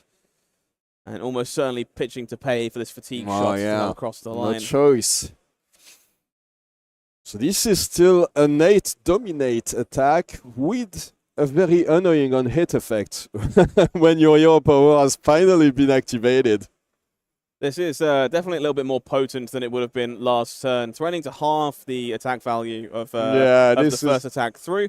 When you're a big Earth hero that likes throwing big attacks, that is a bit of a headache. But we do see some ways to circumvent that downside a little bit. There's a Cadaverous Tilling lurking away in Paul's hand. That's one that gets a bonus from decomposing, so you can still get that bonus if the attack is halved. So there's a little bit of wiggle room there to work with. And the best thing that this Florian deck can do at the very end of the game is, I mean, when he wants to block with his whole hand, is just keep a blue, and any one of these Grasp of the Arknight activations means that you get double the Runechant tokens that you would get. So that's 2 tokens, and you can attack with the Reaping Blade for 5 damage with only 1 blue card, which is huge. Very potent endgame. And also worth noting, Fatigue Shot does not affect weapons, something that people forget all the time. So if you're in a spot like this and you're worried about this shot connecting and, my attack's going to be so small, there's always an avenue to make those rune chants, send that weapon, and nullify that effect entirely.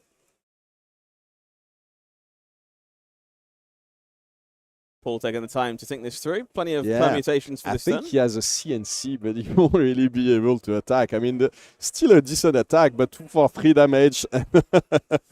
Not quite as impressive when it's been struck down with the effect fatigue. is pretty cool, but you know that there's no arsenal and nothing to do really with this card. So might try to find a way to block with it and there are, of course, worlds if use Paul, some of his equipment. Paul wants to attack. The equipment can bail them out here to soak up the rest of this in a pinch. if they would really like to, assuming they have some kind of defensive option. I don't think they do, so hence the headaches, I imagine. Kind of obliged to pick a lane here, one way or the other. The embodiment from the Barkskin would let the Germinate do the job. Yeah. So there was definitely some stuff to think about there. This fatigue shot could have been blocked out if that's something we were interested in. And that's what makes this decision so hard for Paul. Double-checking how the text works, probably making sure that weapons are unaffected, I would imagine, and reassessing from there. Yeah, this is a tough one for sure. So he wants to at least block with the CNC, apparently. Still debating if he wants to block with the equipment. And he says, no, I'm taking the rest. So he's down to 5. He needs to find a way to threaten so much damage that Jakub won't be able to use an arrow from the top of his deck, activate Azalea with an arrow on the top of his deck, and buff it. So that's definitely a tough spot to be in. A tough spot, yeah, for sure. Reconsidering whether or not this Cadaverous Tilling is where we want to go. Does appear to be the case. Germinate pitched to pay for the attack. So we're going to be coming in for 5 here. It's still 5 attack, yeah. Still lethal damage, but 8 would have been a little bit better. A little bit more impressive. Yeah, hard to argue with that.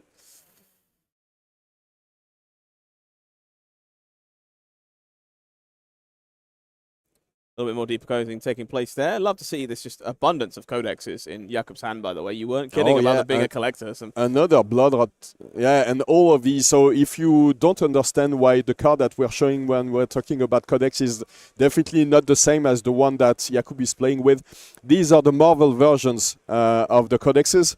And the codexes were released in Outsiders. So the theme was all of these ailings that you could get when you're with these books, and they look like actual pages of a book. They are gorgeous cards, and nice to see them seeing play where they belong, one way or the other.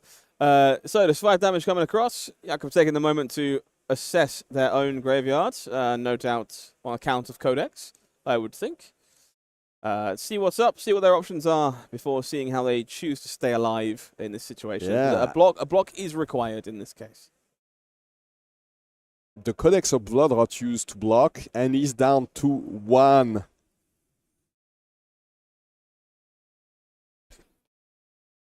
Been an awful lot of razor-thin games on camera so far today. Players happy to fall to that final point of life to sustain their advantage, keep the tempo, momentum. It's been great to see these players navigating these games so carefully and making every inch matter. Laced with Blood Rot and Rain Razors, and this is gonna be a Codex of Frailty.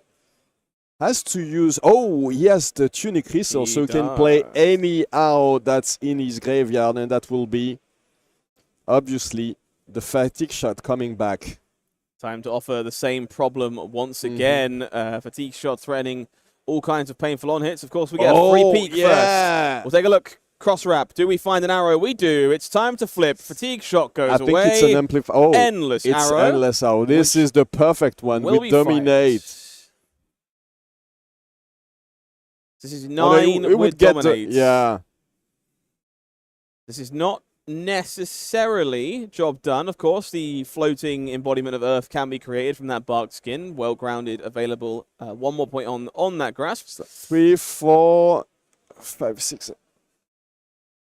Yeah, he can block at least 6, right? Yeah, could definitely block. 4, 5 would be with a non-attack that blocks for 3. Could block 4, 5, 6, 7, 8. Yeah, could indeed prevent up to 8 here, one way or the other, even without any defense reaction in Arsenal. So this is certainly not lights out for Paul Morant here. So yeah, the Oath of the Arc Knight blocks for 3, so that's going to be a 4 block with the box in. Oh, it's even going to be for 5 because he's creating 2 embodiments. Correct. Yes. Because of Florian Rotwood Harbinger's ability. So this is huge. Of the Millennium Tree, showing you its raw power this is here perfect, in terms of legendary. That hero ability is active. It is 2 embodiments of Earth coming out from Paul to juice up that block value. Incredibly efficient use of that equipment there. It's been sitting there since he got drill shotted. Finally, it's come out to play. Wow, this is big. And now look at his hand. It's it is big. I think I saw a Brebel spark. Yeah, so we are 5, 6, 7, 8, 9. So we're blocked out entirely. Looks like Jakub just checking to make sure that they don't have a Blood Rock coming through. No damage happened to leak or anything like that. And we will, just clearing up that Florian is active. Prevention abilities are active. Yeah. These are all new cards. Makes sense. There's some loopholes to be gained. You want to make sure that you're not losing at least one point of damage, but that's very important. There was a Blood Rot on hit on this one, right? Absolutely. Yeah, denying that in a spot like this, super potent. That frailty is lurking, however, so we'll see what's in the arsenal for Paul here. As you say, Bramble Spark looks to be on the horizon. Yeah, there's a Bramble Spark with an off card, and there's also a Swarming Gloom Veil. Yes. Absolutely, yeah. Now he can go a little bit wider. Absolutely, Paul, and considering the options here. If he has something like a Felling of the Crown, the third one in his arsenal, it could be devastating. It could be huge. It is going to be 2 rune chants made from the Grasp of the Arknight here, courtesy of that blue. A little bit of extra bonus arcane damage coming across, seeing the ability in full effect now that Florian is active. 3 arcane damage coming Jakub's way, plus the Swarming Gloom Veil coming in for 5 plus 3, so that's 7.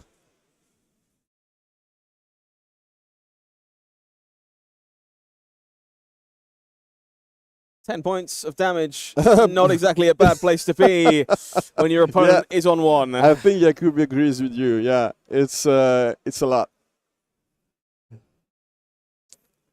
Make sure we mark that go again token on there just in case.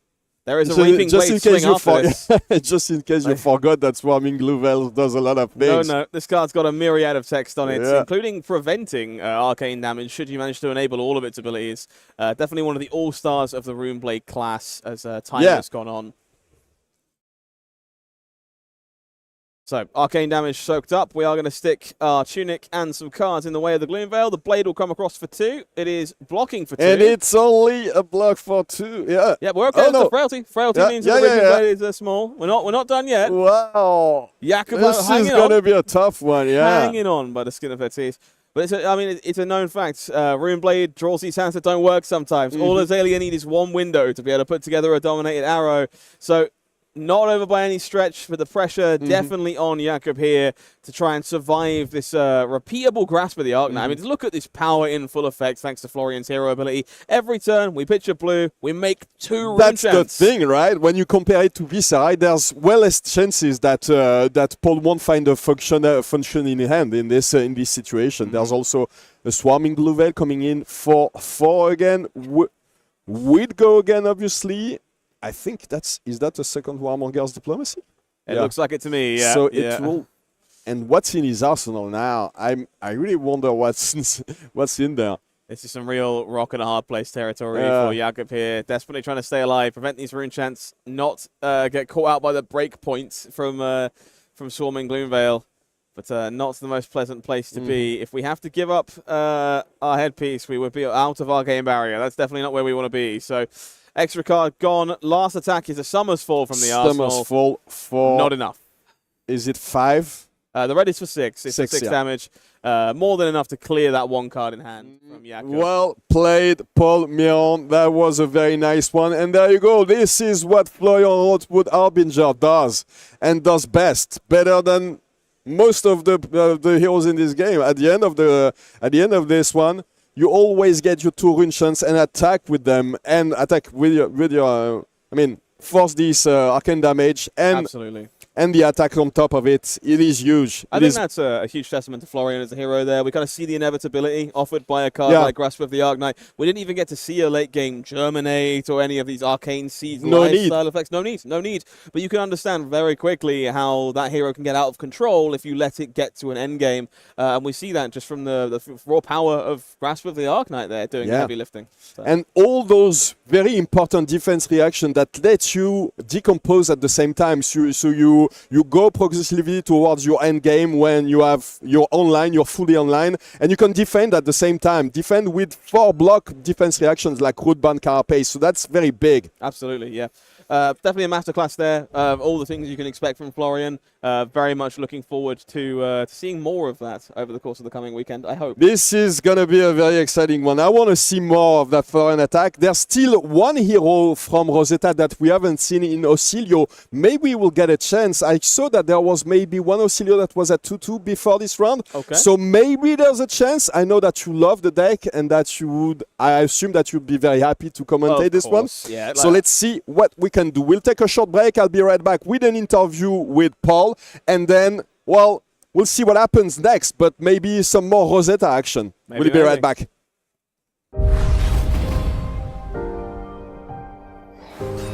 The history of Ikaru is smeared with blood. Its blossoms torn and scattered to the winds. A house wiped from the memory of Mysteria. But we are the Crimson Haze.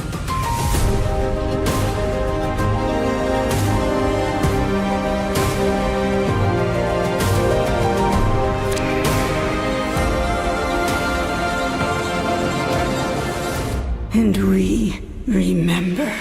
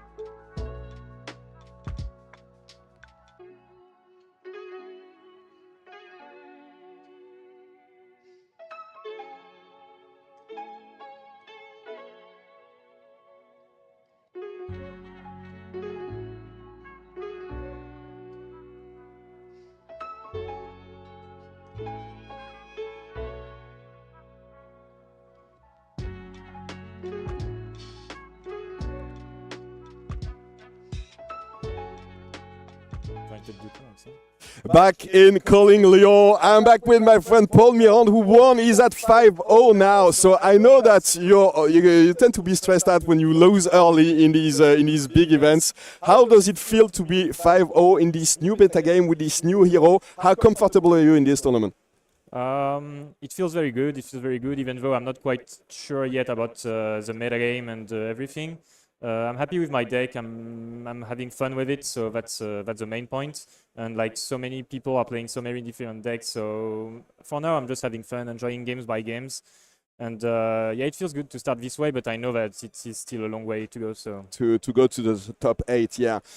So we were discussing how we came to deciding which hero to pick for this one. You didn't have a lot of time to practice, obviously, because Florian was released not that long ago. We know that people, and especially competitive players, play before the official release, so I assume that you played online maybe. But yeah, how did you get to the point where you decided that Florian was the way to go for this big tournament at home? I mean, you're not from Lyon, but you're playing in France. So how did you end up to that decision?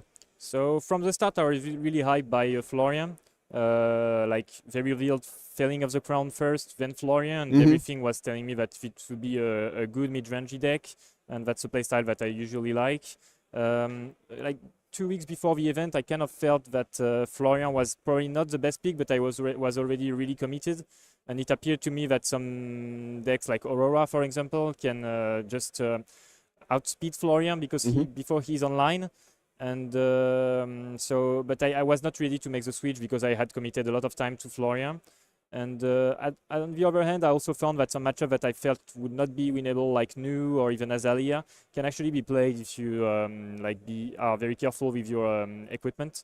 So I stick to this, and I'm quite happy with my choice so far.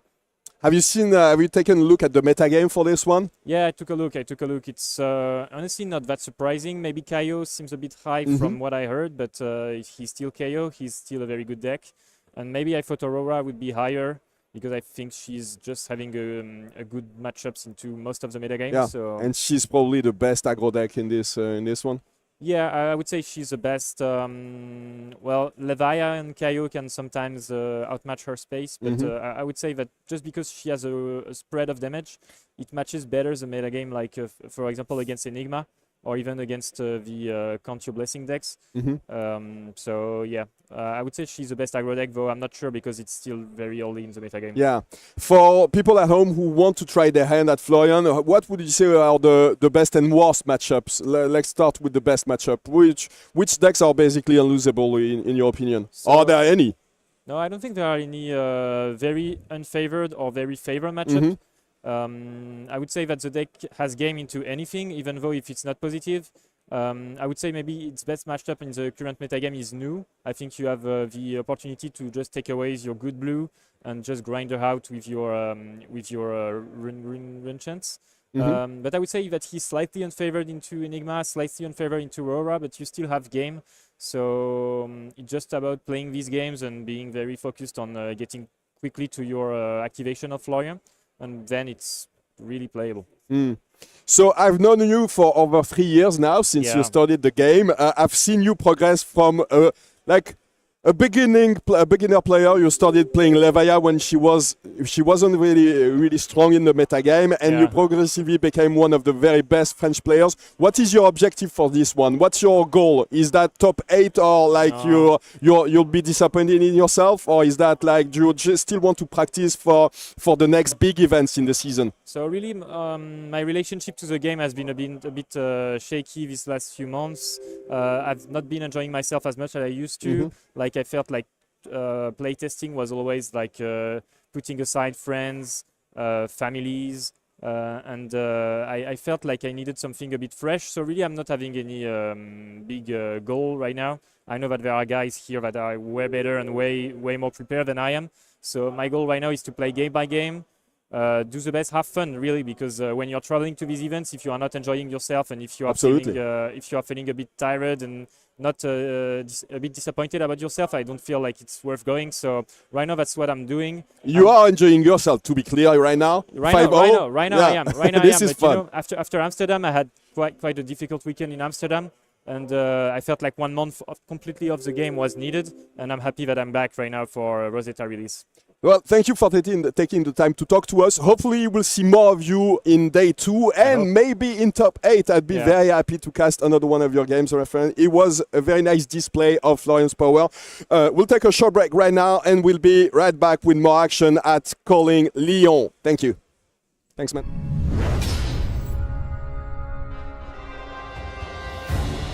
It's up to us to preserve that which we hold dear, to defend the innocent, and a future in which all can live free. Bravery is born of the light.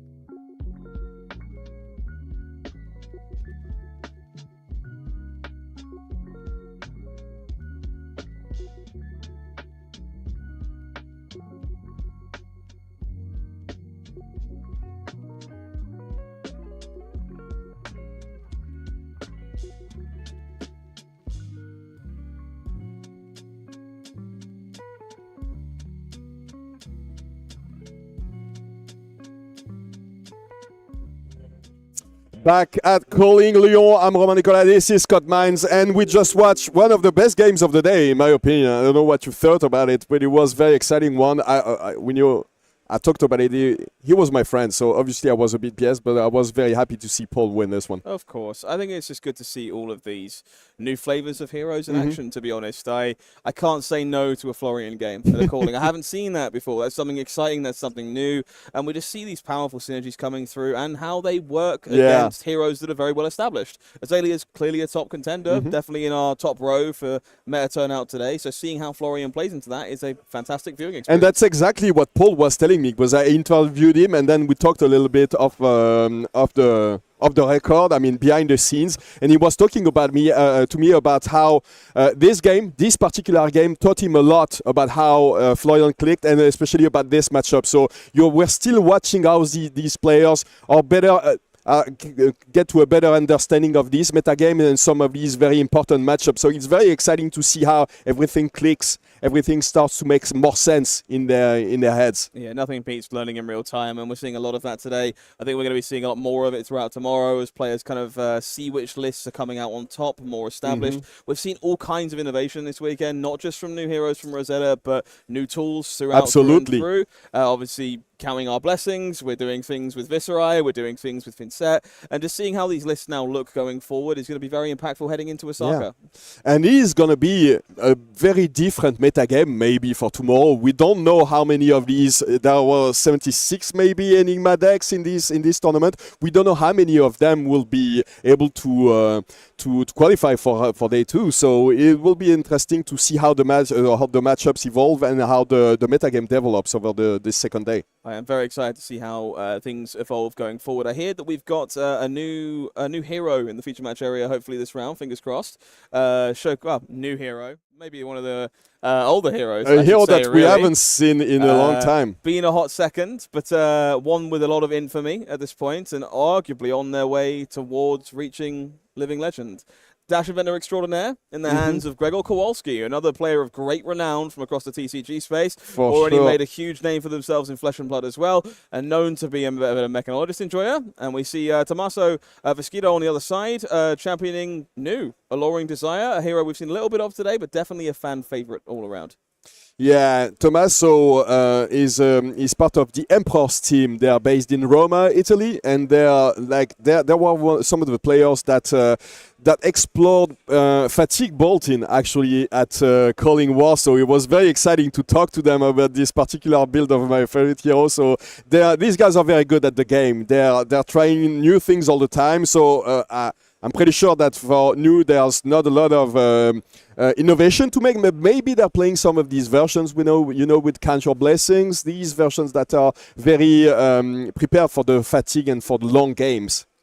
Very possible indeed. I look forward to seeing how the Emperor's team have evolved new in the face of all that has changed, and also seeing if there's any sneaky new tools for Dash in there somewhere. There's obviously a lot of different ways to build this deck. We're kind of used to it being a bit aggressive in recent memory to kind of keep up with the pace of the format, but that's not all you can do with Dash Inventor Extraordinaire.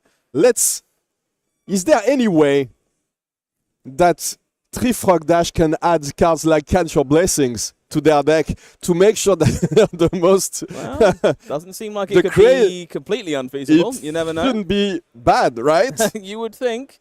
We only put mechanologist cards in our match decks, right? Yeah, I have no idea what Gregor is playing in this one, but we'll have an inkling very soon, depending on what he reveals. That's the exciting part about this event in Lyon, though, right? We can sit down, ready to start a feature match, know both heroes, have an understanding of how this matchup normally goes, and someone suddenly turns over something or plays a card that we just didn't expect to see, and the entire dynamic shifts. We're in a brand new format, and it's been incredible to kind of explore that in real time.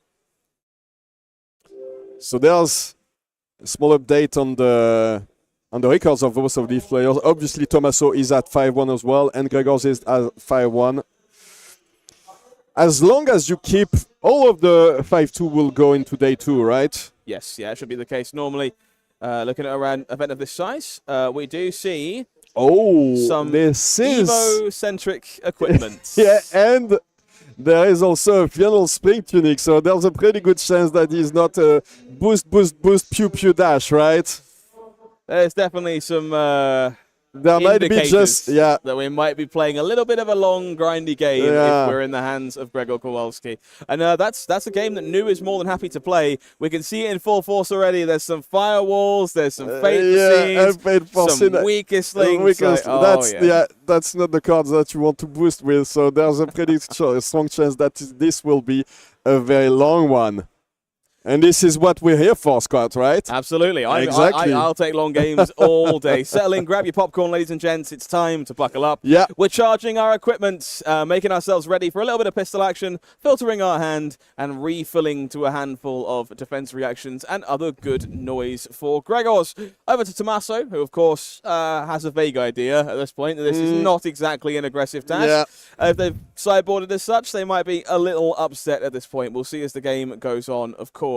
It probably won't be easy to fatigue this one. This is usually the game plan when you're playing New. Try to banish as many cards as possible from the top of their deck while defending very efficiently, and that tends to end the games very fast. But in this one, Grzeforz won't be playing into this one. So this is... very happy to overblock this Beckoning Mistblade with the Warmonger's Diplomacy.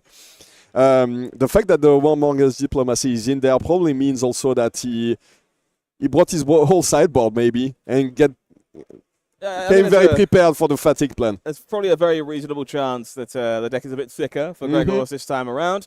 But this is definitely going to be a matchup of attrition in a number of ways. And those daggers are kind of one of the biggest ones we see in play to start with. Choosing when to block them, respect that Mistblade on hit, keep your attacks healthy and blocking is going to be a very difficult decision tree for Grzeforz, because sometimes the combat chain will end where there leave no witnesses, and you need to be in a spot where you don't randomly lose your arsenal or something else to that kin. We did actually reveal an Evo with that firewall, which is quite impressive, actually. This doesn't happen a lot, to be honest. That's so the firewall block cleanly that leave no witnesses. This is a block for 4, and now we're going to see some pew-pewing. Yeah, it's a tale as old as time here. You have 2 daggers that come in for 1. I have 2 guns that fire for 2. I have a small gun, It's definitely Dash's bread and butter. This induction chamber going to soak up some damage. And unsurprisingly, we're going to start seeing these defense reactions burnt pretty aggressively whenever the chance is available for Tommaso. There's not an awful lot of attacks to use them on, truth be told, in this matchup. So getting the value out of them instead of them languishing in your hand is probably just the best place to be. So, another attack for 2, and Tommaso very happy to use his equipment aggressively to defend, but it's still a very aggressive defense. It means that you're ready to pop them at any moment to use their effect. This would definitely make me a bit scared of a potential Bonds of Agony in this scenario. If my opponent's so willing to get that block value out of their equipment, definitely feels like they want to be able to use those attack reactions on tap. It's going to be Command and Conquer here. This card is very potent in this matchup. There's a bucket of defense reactions inside of this Dash deck. So seeing Command and Conquer coming down, this one can actually be quite difficult to block. Yeah, the Arising Wave is online too, so... How much are you willing to commit to prevent your arsenal from disappearing altogether? Blocking with the 2 Evo Soul. We're happy to take that exchange. So 2 Evo Soul down. Not going to be seeing those particular copies this time around, but many more in the deck, I'm sure. That all you got finds its way into the pitch zone to charge up this chamber and gun, and we go back again for a couple more gunshots.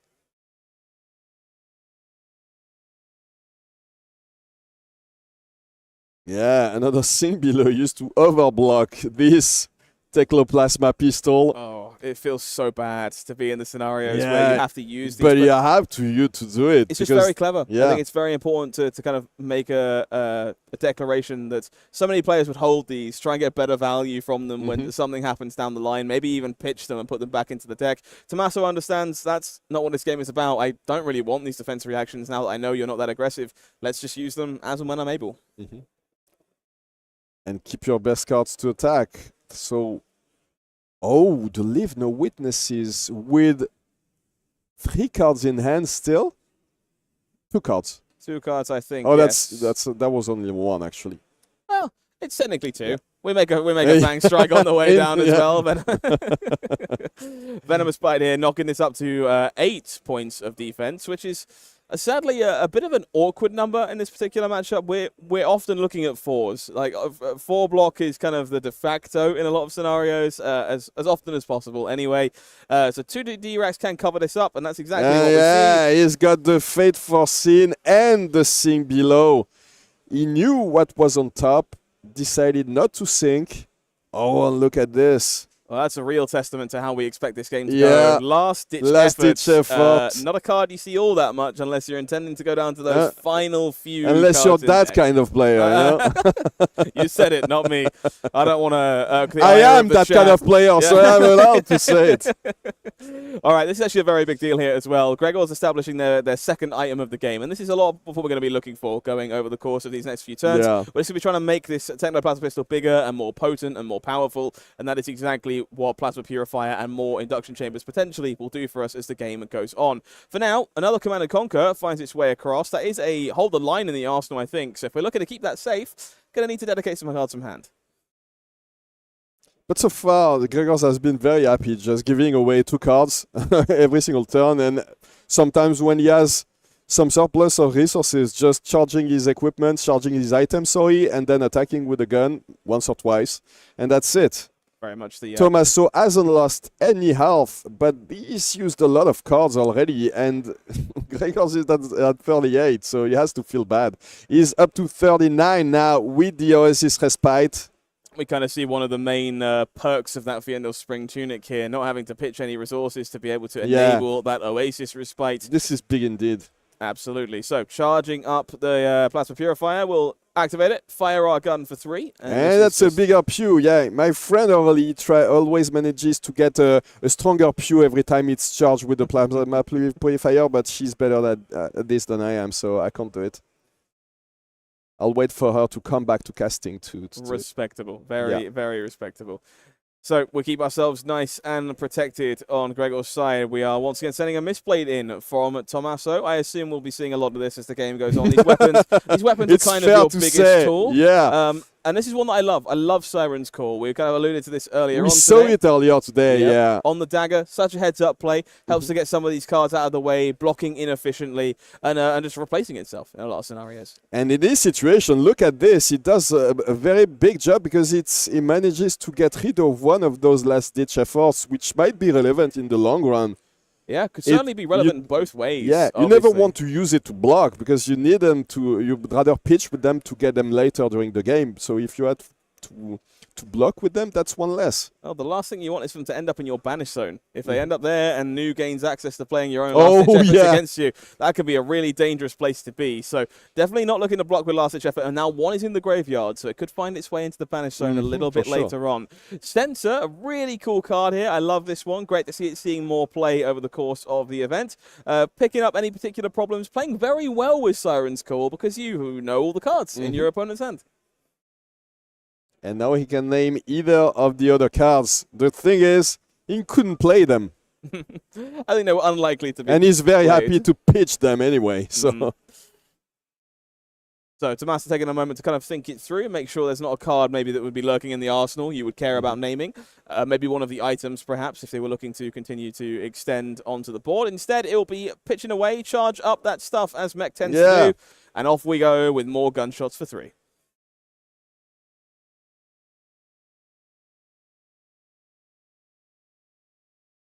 this is one of these games that can test your nerves. When you're a player that's really impatient, that when you want things to go fast, you need to slow down your pace and try to adapt your mindset to this game. It might be a lot of players, I know a lot of players hate playing against these strategies, and it can definitely make them misplay sometimes. So hopefully Tommaso has practice for this one.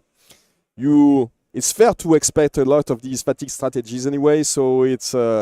They're very much games of inches, I find. And as you say, very much tests the patience of the people playing against them, playing with them in both capacities.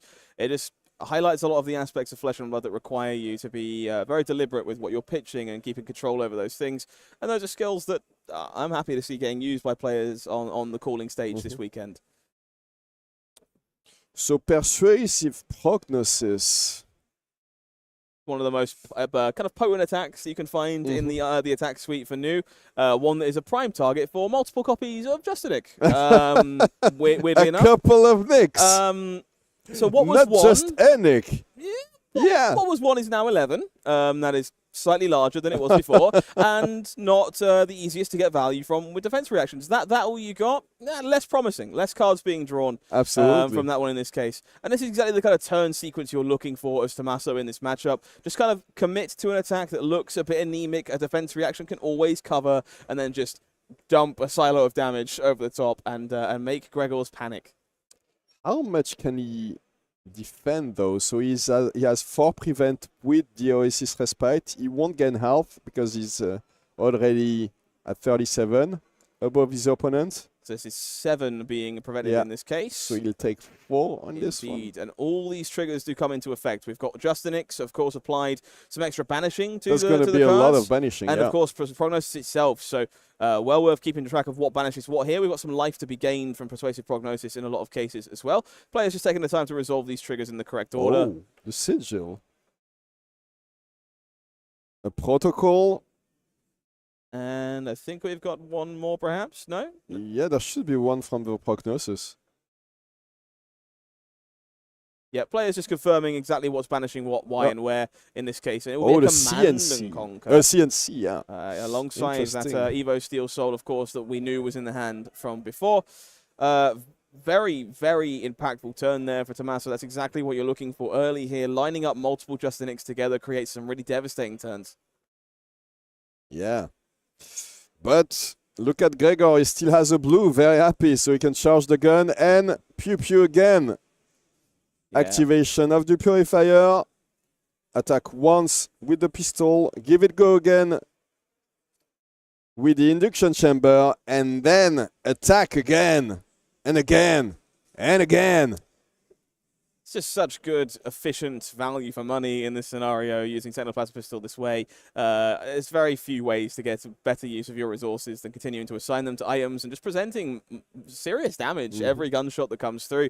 And that's kind of the foundation of a deck like this version of Dash, Inventor Extraordinaire, designed to kind of get every inch, every drop out of every card it chooses to play.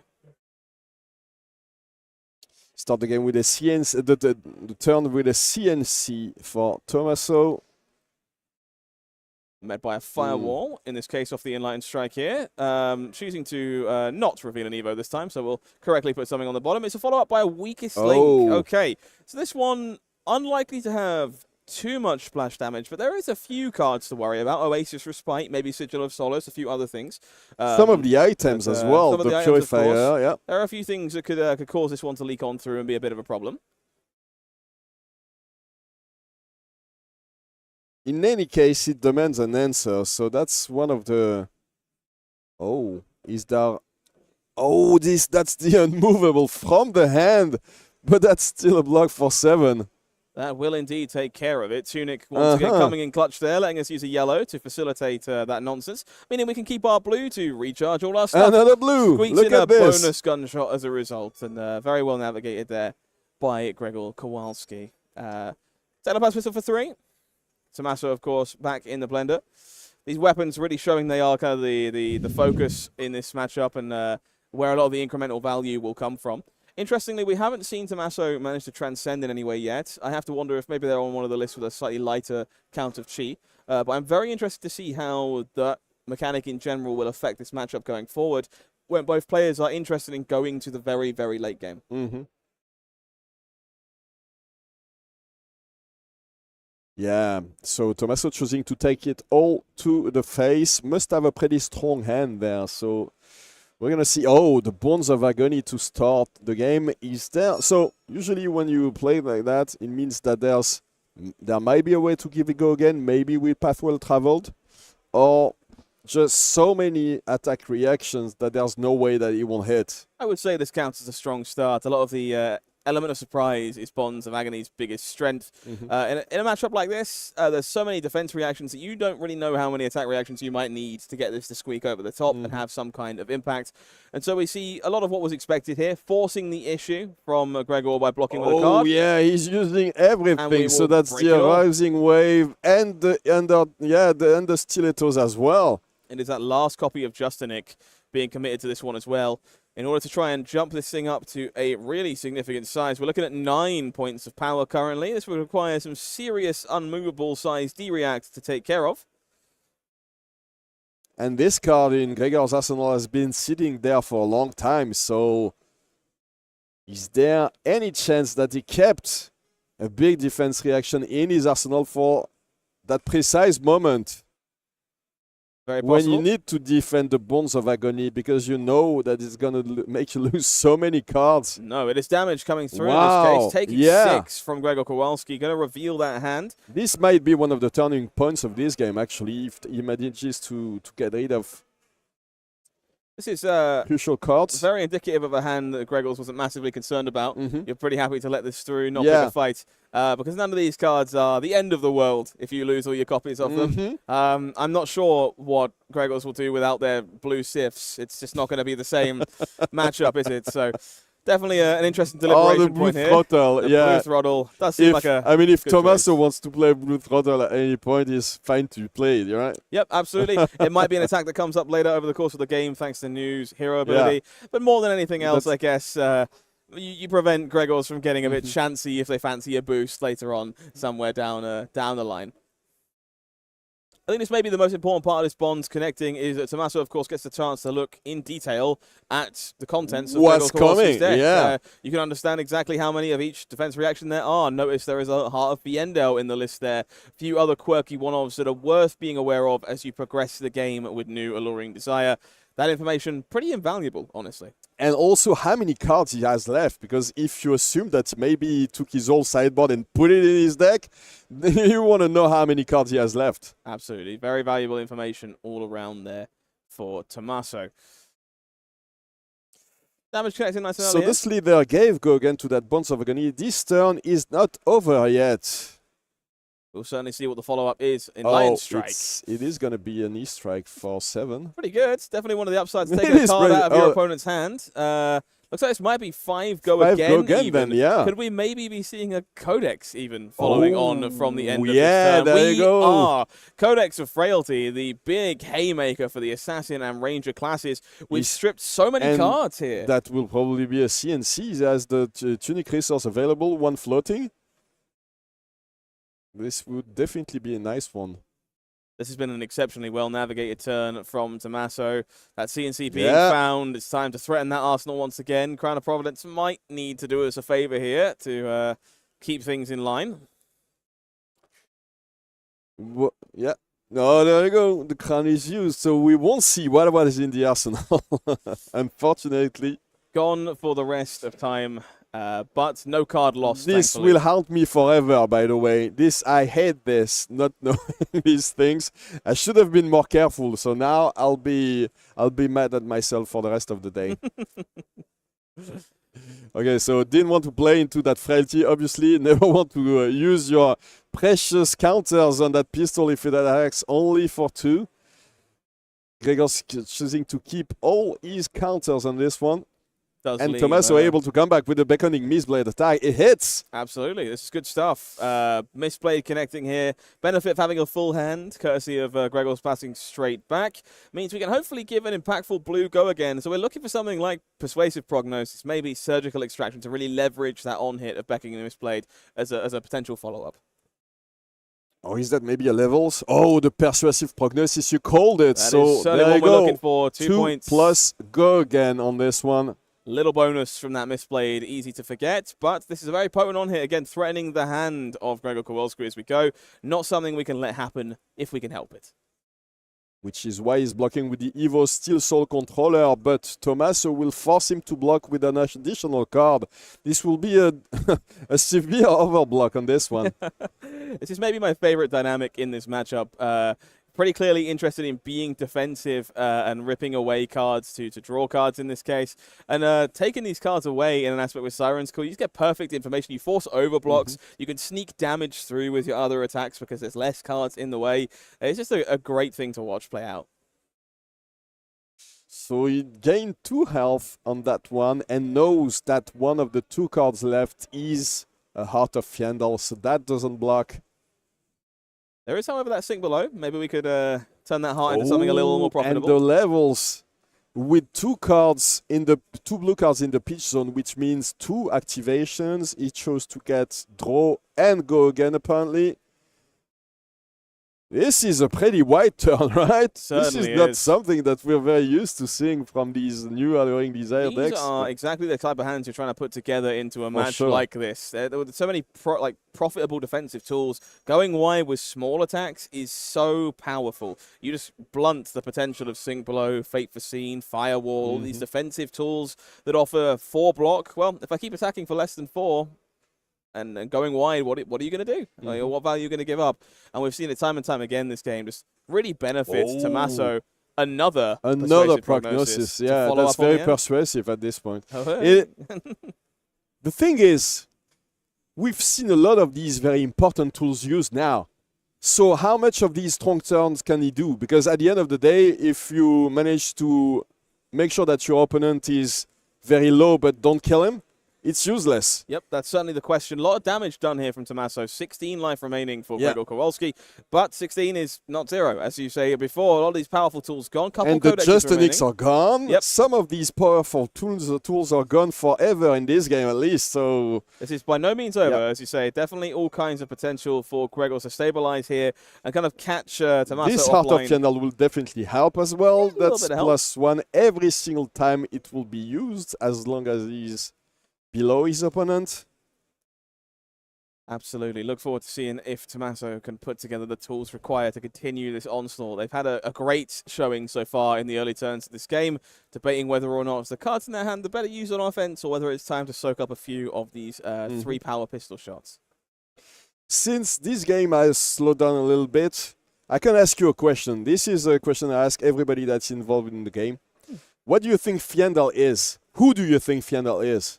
I have to assume that Fiendal is some kind of powerful wizard, we'll say. And doesn't necessarily have to be a wizard, but powerful character of legend is kind of where I feel. I think between the gem named after them, not their literal heart, of course, but clearly something they prized or cared about. And, of course, the infamous Fiendal Spring Tunic, which I have to assume belongs to them. I have to assume they're a character, maybe a redhead, I guess. I'm going to say a strong character of lore. I like to think Arcanic because I have a bias, but someone to be of great renown in Wraith, and maybe we certainly haven't heard as much about them as I would expect to in that scenario, but maybe in the future. Maybe. Yeah, I mean, at some point we need to have information about those very important heroes. This is a very impactful Sirens card. Oh, another one, yeah. This is the third one out of the chamber, but we dedicated our Blade Break arms to this dagger to kind of blunt the shot and lost the card anyway. Block, yeah. Definitely a huge deal in this case. Seeing that Plasma Purifier lurking is definitely valuable information for Tommaso here. Not only might it be the play next turn, but if you've got a way to interact with it right now, definitely time to pull the trigger.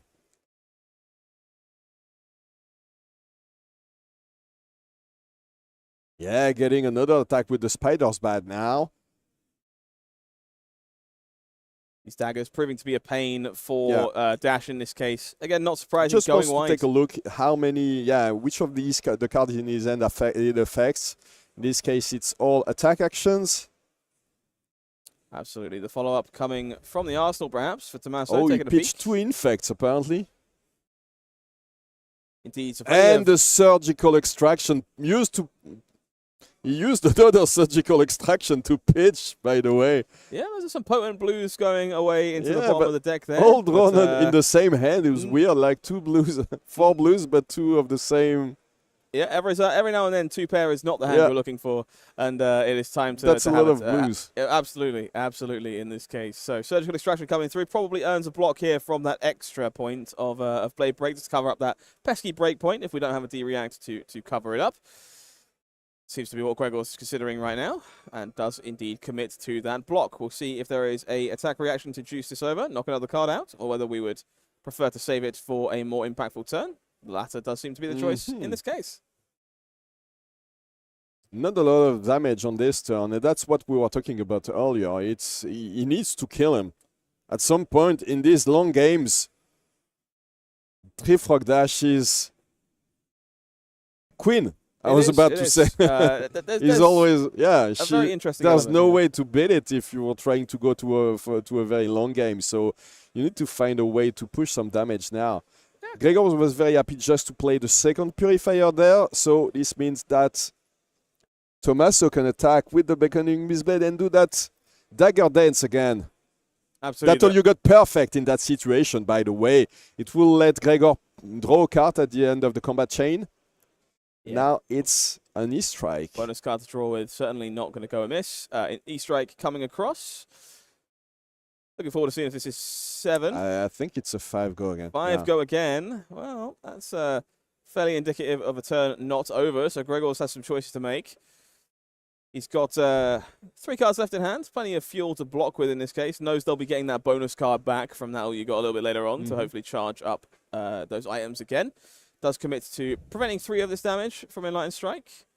And the follow-up, Leave No Witnesses. The Leave No Witnesses. So you need to find a way. A lot of times this will demand 2 cards if you care about your arsenal. There is no way that you get rid of your tunic in this situation if you can afford not to block with it. But yeah, this demands cards. And we know that he might have another Purifier in his deck. If it's in his hand, it might be very problematic. There's certainly some risk. The scene below probably Arsenal. Yeah, there was some risk in blocking in another way here. Resources floating, tunic available, attack reactions definitely on the table for this Leave No Witnesses. So having the D-reacting question in the arsenal, absolutely huge here for Grzeforz Kowalski. Able to fix their hand maybe a little bit with this sink below. That's definitely what they're debating going forward. And getting full value out of that arsenal that was previously under threat. And even if there's a way for Tommaso to go above that defense reaction, there is no arsenal anyway. So perfect blocking from Grzeforz. Yeah, very little damage taken there overall, and 3 cards still remaining in Grzeforz's hand, thanks to that all you got. So. And now these Purifiers start to be very annoying. This will be an attack for 4 for every single pistol attack. Oh, yes, the second induction chamber. That's 3 blues. 3 reds, sorry. 3 reds in hand. Not what you want to see. Not going to be much charging. It's whether or not we commit another chamber, or do we just throw a weakest link in this spot?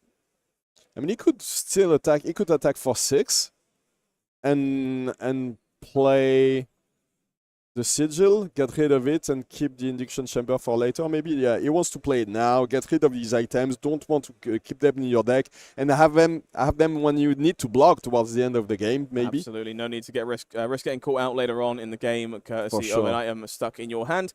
That third Plasma Purifier has made its way into Grzeforz's hand this time, so not the most optimal blocking hand. We're going to see a full assault coming in from Tommaso. There's that's all you got on this one as well. Absolutely, starting with that Beckoning Mistblade once again. Codex finding its way into the pitch zone for a little bit later on. Worth keeping an eye on. But that 1 damage coming through, and definitely the ability to blunt this if we want to. We choose not to, not fussed about this on hit. Interesting. Taking a point. Considering he has that's all you got in hand, it's surprising to see that he chose not to block this one. So Out of Body Mind to follow up in this case. It's a really gorgeous card. Sweet card. Looks great in foil. The foiling on this one is amazing. But there you go. We'll be able to use the That All You Got on this one. Very patient with his defense reaction. Yeah, absolutely. As we kind of alluded to earlier on, patience is key in a matchup like this. And we can see that demonstrated in spades by both players here as they carefully pick and choose when to use what cards they have in their arsenals. Tommaso, of course, considering whether or not jumping up the power on this Art of Body is something, Art of Desire is something they're interested in doing.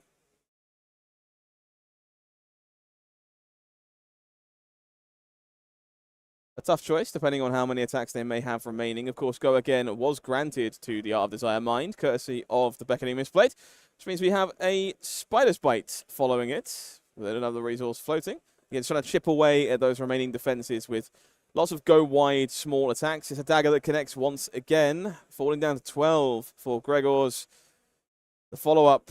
Oh, that makes sense. And the Codex is coming again. And once again, he waited until he had the tunic resource to make full use of his hand.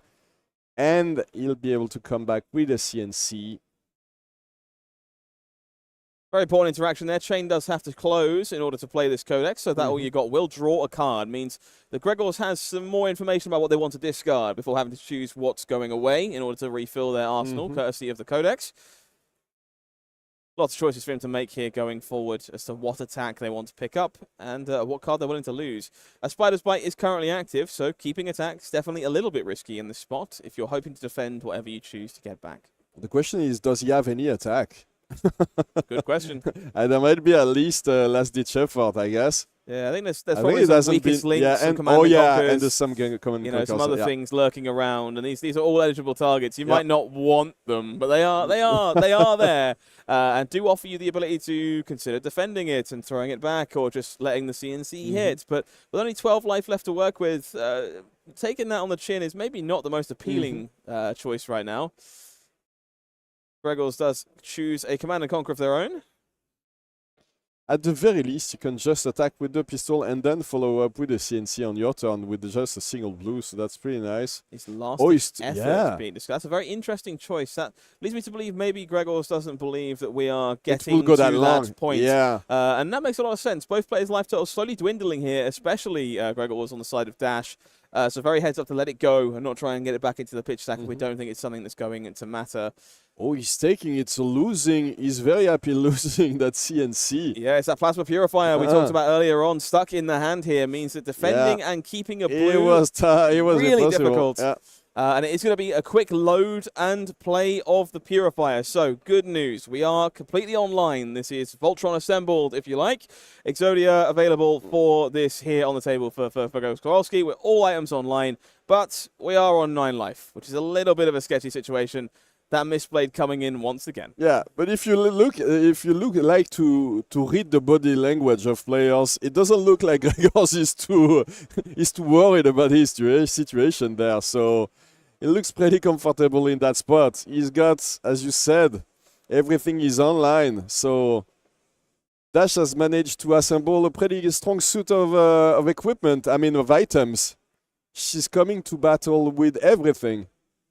Okay, this is going to be the dagger connecting down to 8 and Bonds of Agony. Bonds of Agony we now. kind of saw how big this one got earlier. I wonder how many attack reactions we have left in the tank to threaten Grzeforz in this spot, or whether this is simply a bait. This has go again already, so maybe we're not even interested in buffing this up. Who knows?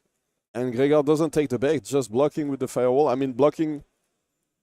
Overblocking, but just slightly. And, yeah, the surgical extraction is coming now. That firewall would have blocked it cleanly, by the way. So, he might be a little disappointed that he didn't keep it for later. Is there another one? Oh, it looks like he has an Oasis Respite if he wants to. This is very telling. So there was 2 resources left floating and no Spider's Bite swing, which is a huge red flag. There has to be some kind of attack reaction lurking in the distance, and it is Hiss, red Hiss lurking in the background. No need to burn that go again this time around, but this surgical extraction now threatens 7 points of damage, and that's a little harder for that Oasis to take care of.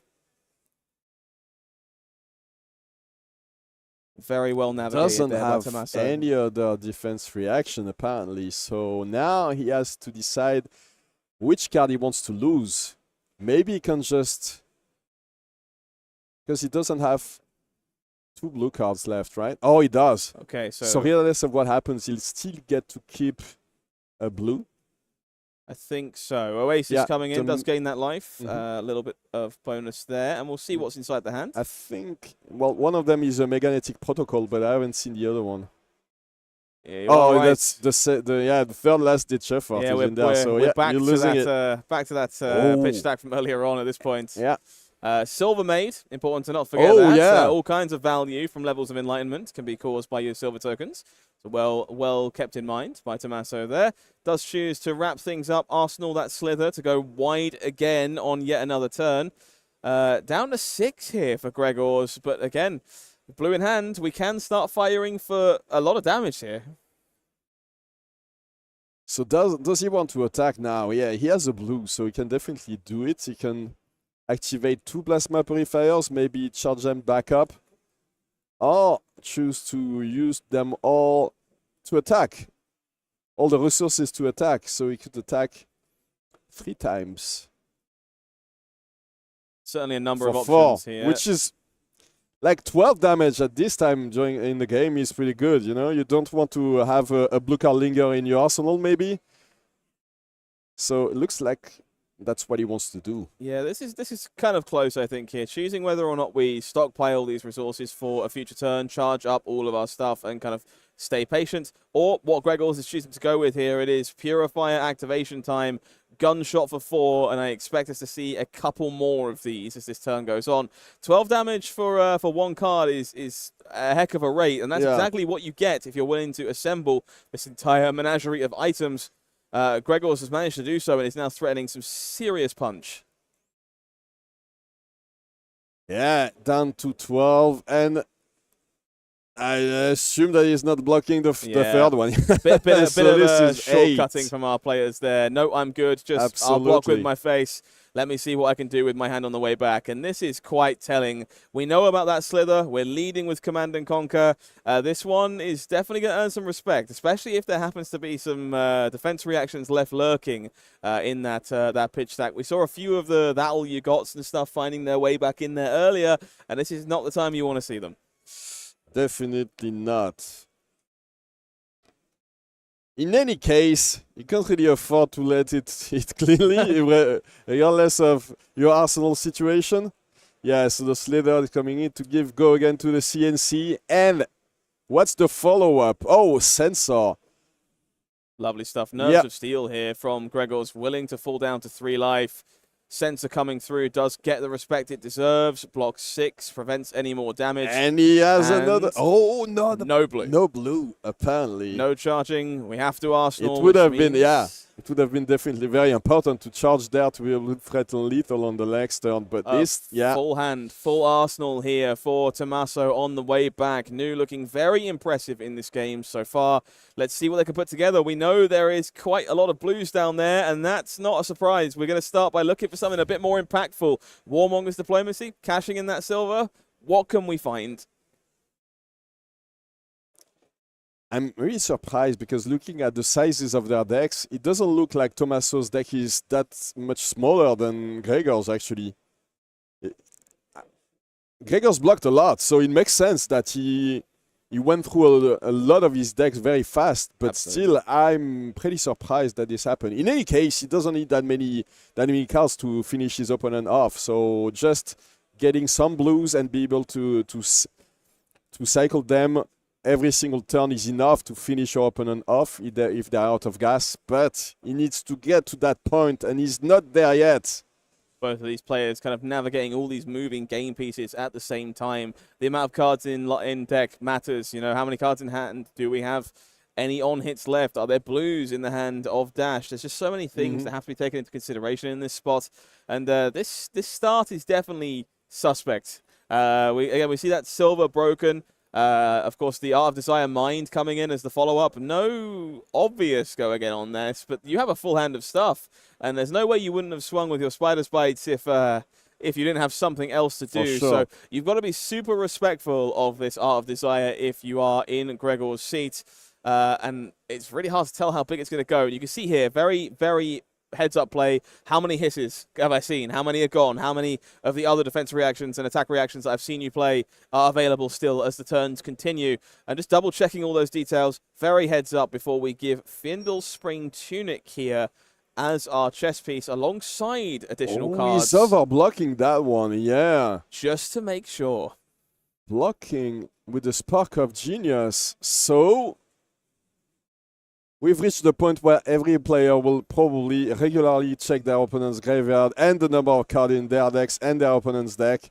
This is definitely time where you want to have as much information about as possible. All the details kind of wrapping up here. Everything is relevant on this Art of Desire, by the way. Banishing the top card of their deck, but getting potentially 1 or 2 health over the course of this turn would be huge for Tommaso, because at this point he's very close to getting killed by 2 of these plasma pistol attacks. Absolutely. So we do choose to fire off that hiss in this case, knocking us up to 4. We are going to find the ability to go again. I feel like that's probably the more important part of this equation.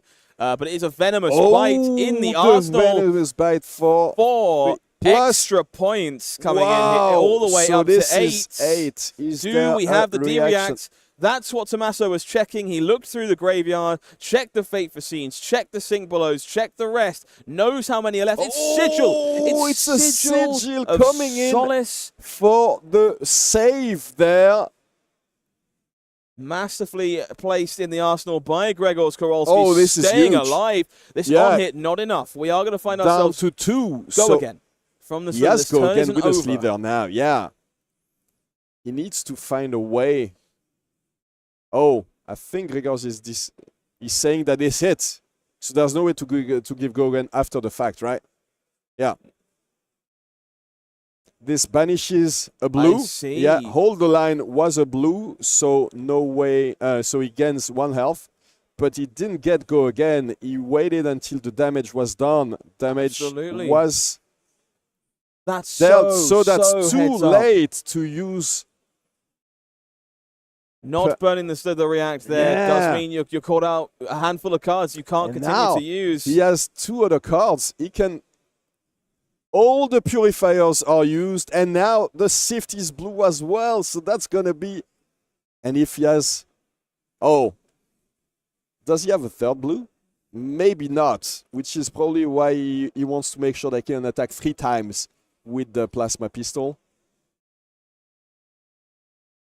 That's a 3rd. A 3rd blue, so we are going to be able to burn a few resources. So 5. Into 5, we've reached the end game.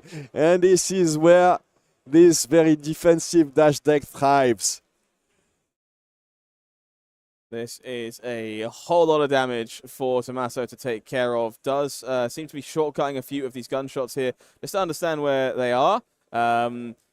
Some of this has to be respected, but there is still some equipment left on the table. Of course, the mask, the tunic does soak up a little bit of damage from one of these shots. Players just seem to be discussing how big this is, what's going on, what's been charged so far. And again, this is exactly where you want to be in these endgame situations. Just understand every detail. The last thing you want to do is miss something small. And in a spot like this. Tommaso has to use the haste to defend. It would have been great to keep that one, but no way, says Grzeforz. So now he needs to finish him off, and progressively until the end of the game, he'll have less and less cards to play with. So he needs to defend him, to kill him as early as possible. We are down to the wire here. Weakest link is the retort for Tommaso. 1 card remaining in hand. We do see that Heart of Fiendel coming back around for Grzeforz, but no punish for it here, as we're not going quite wide enough to cause a ruckus. It's going to be 2 cards given to this weakest link to make sure that Heart stays in shack. Yeah, and Spark of Genius. Oh, can you make it?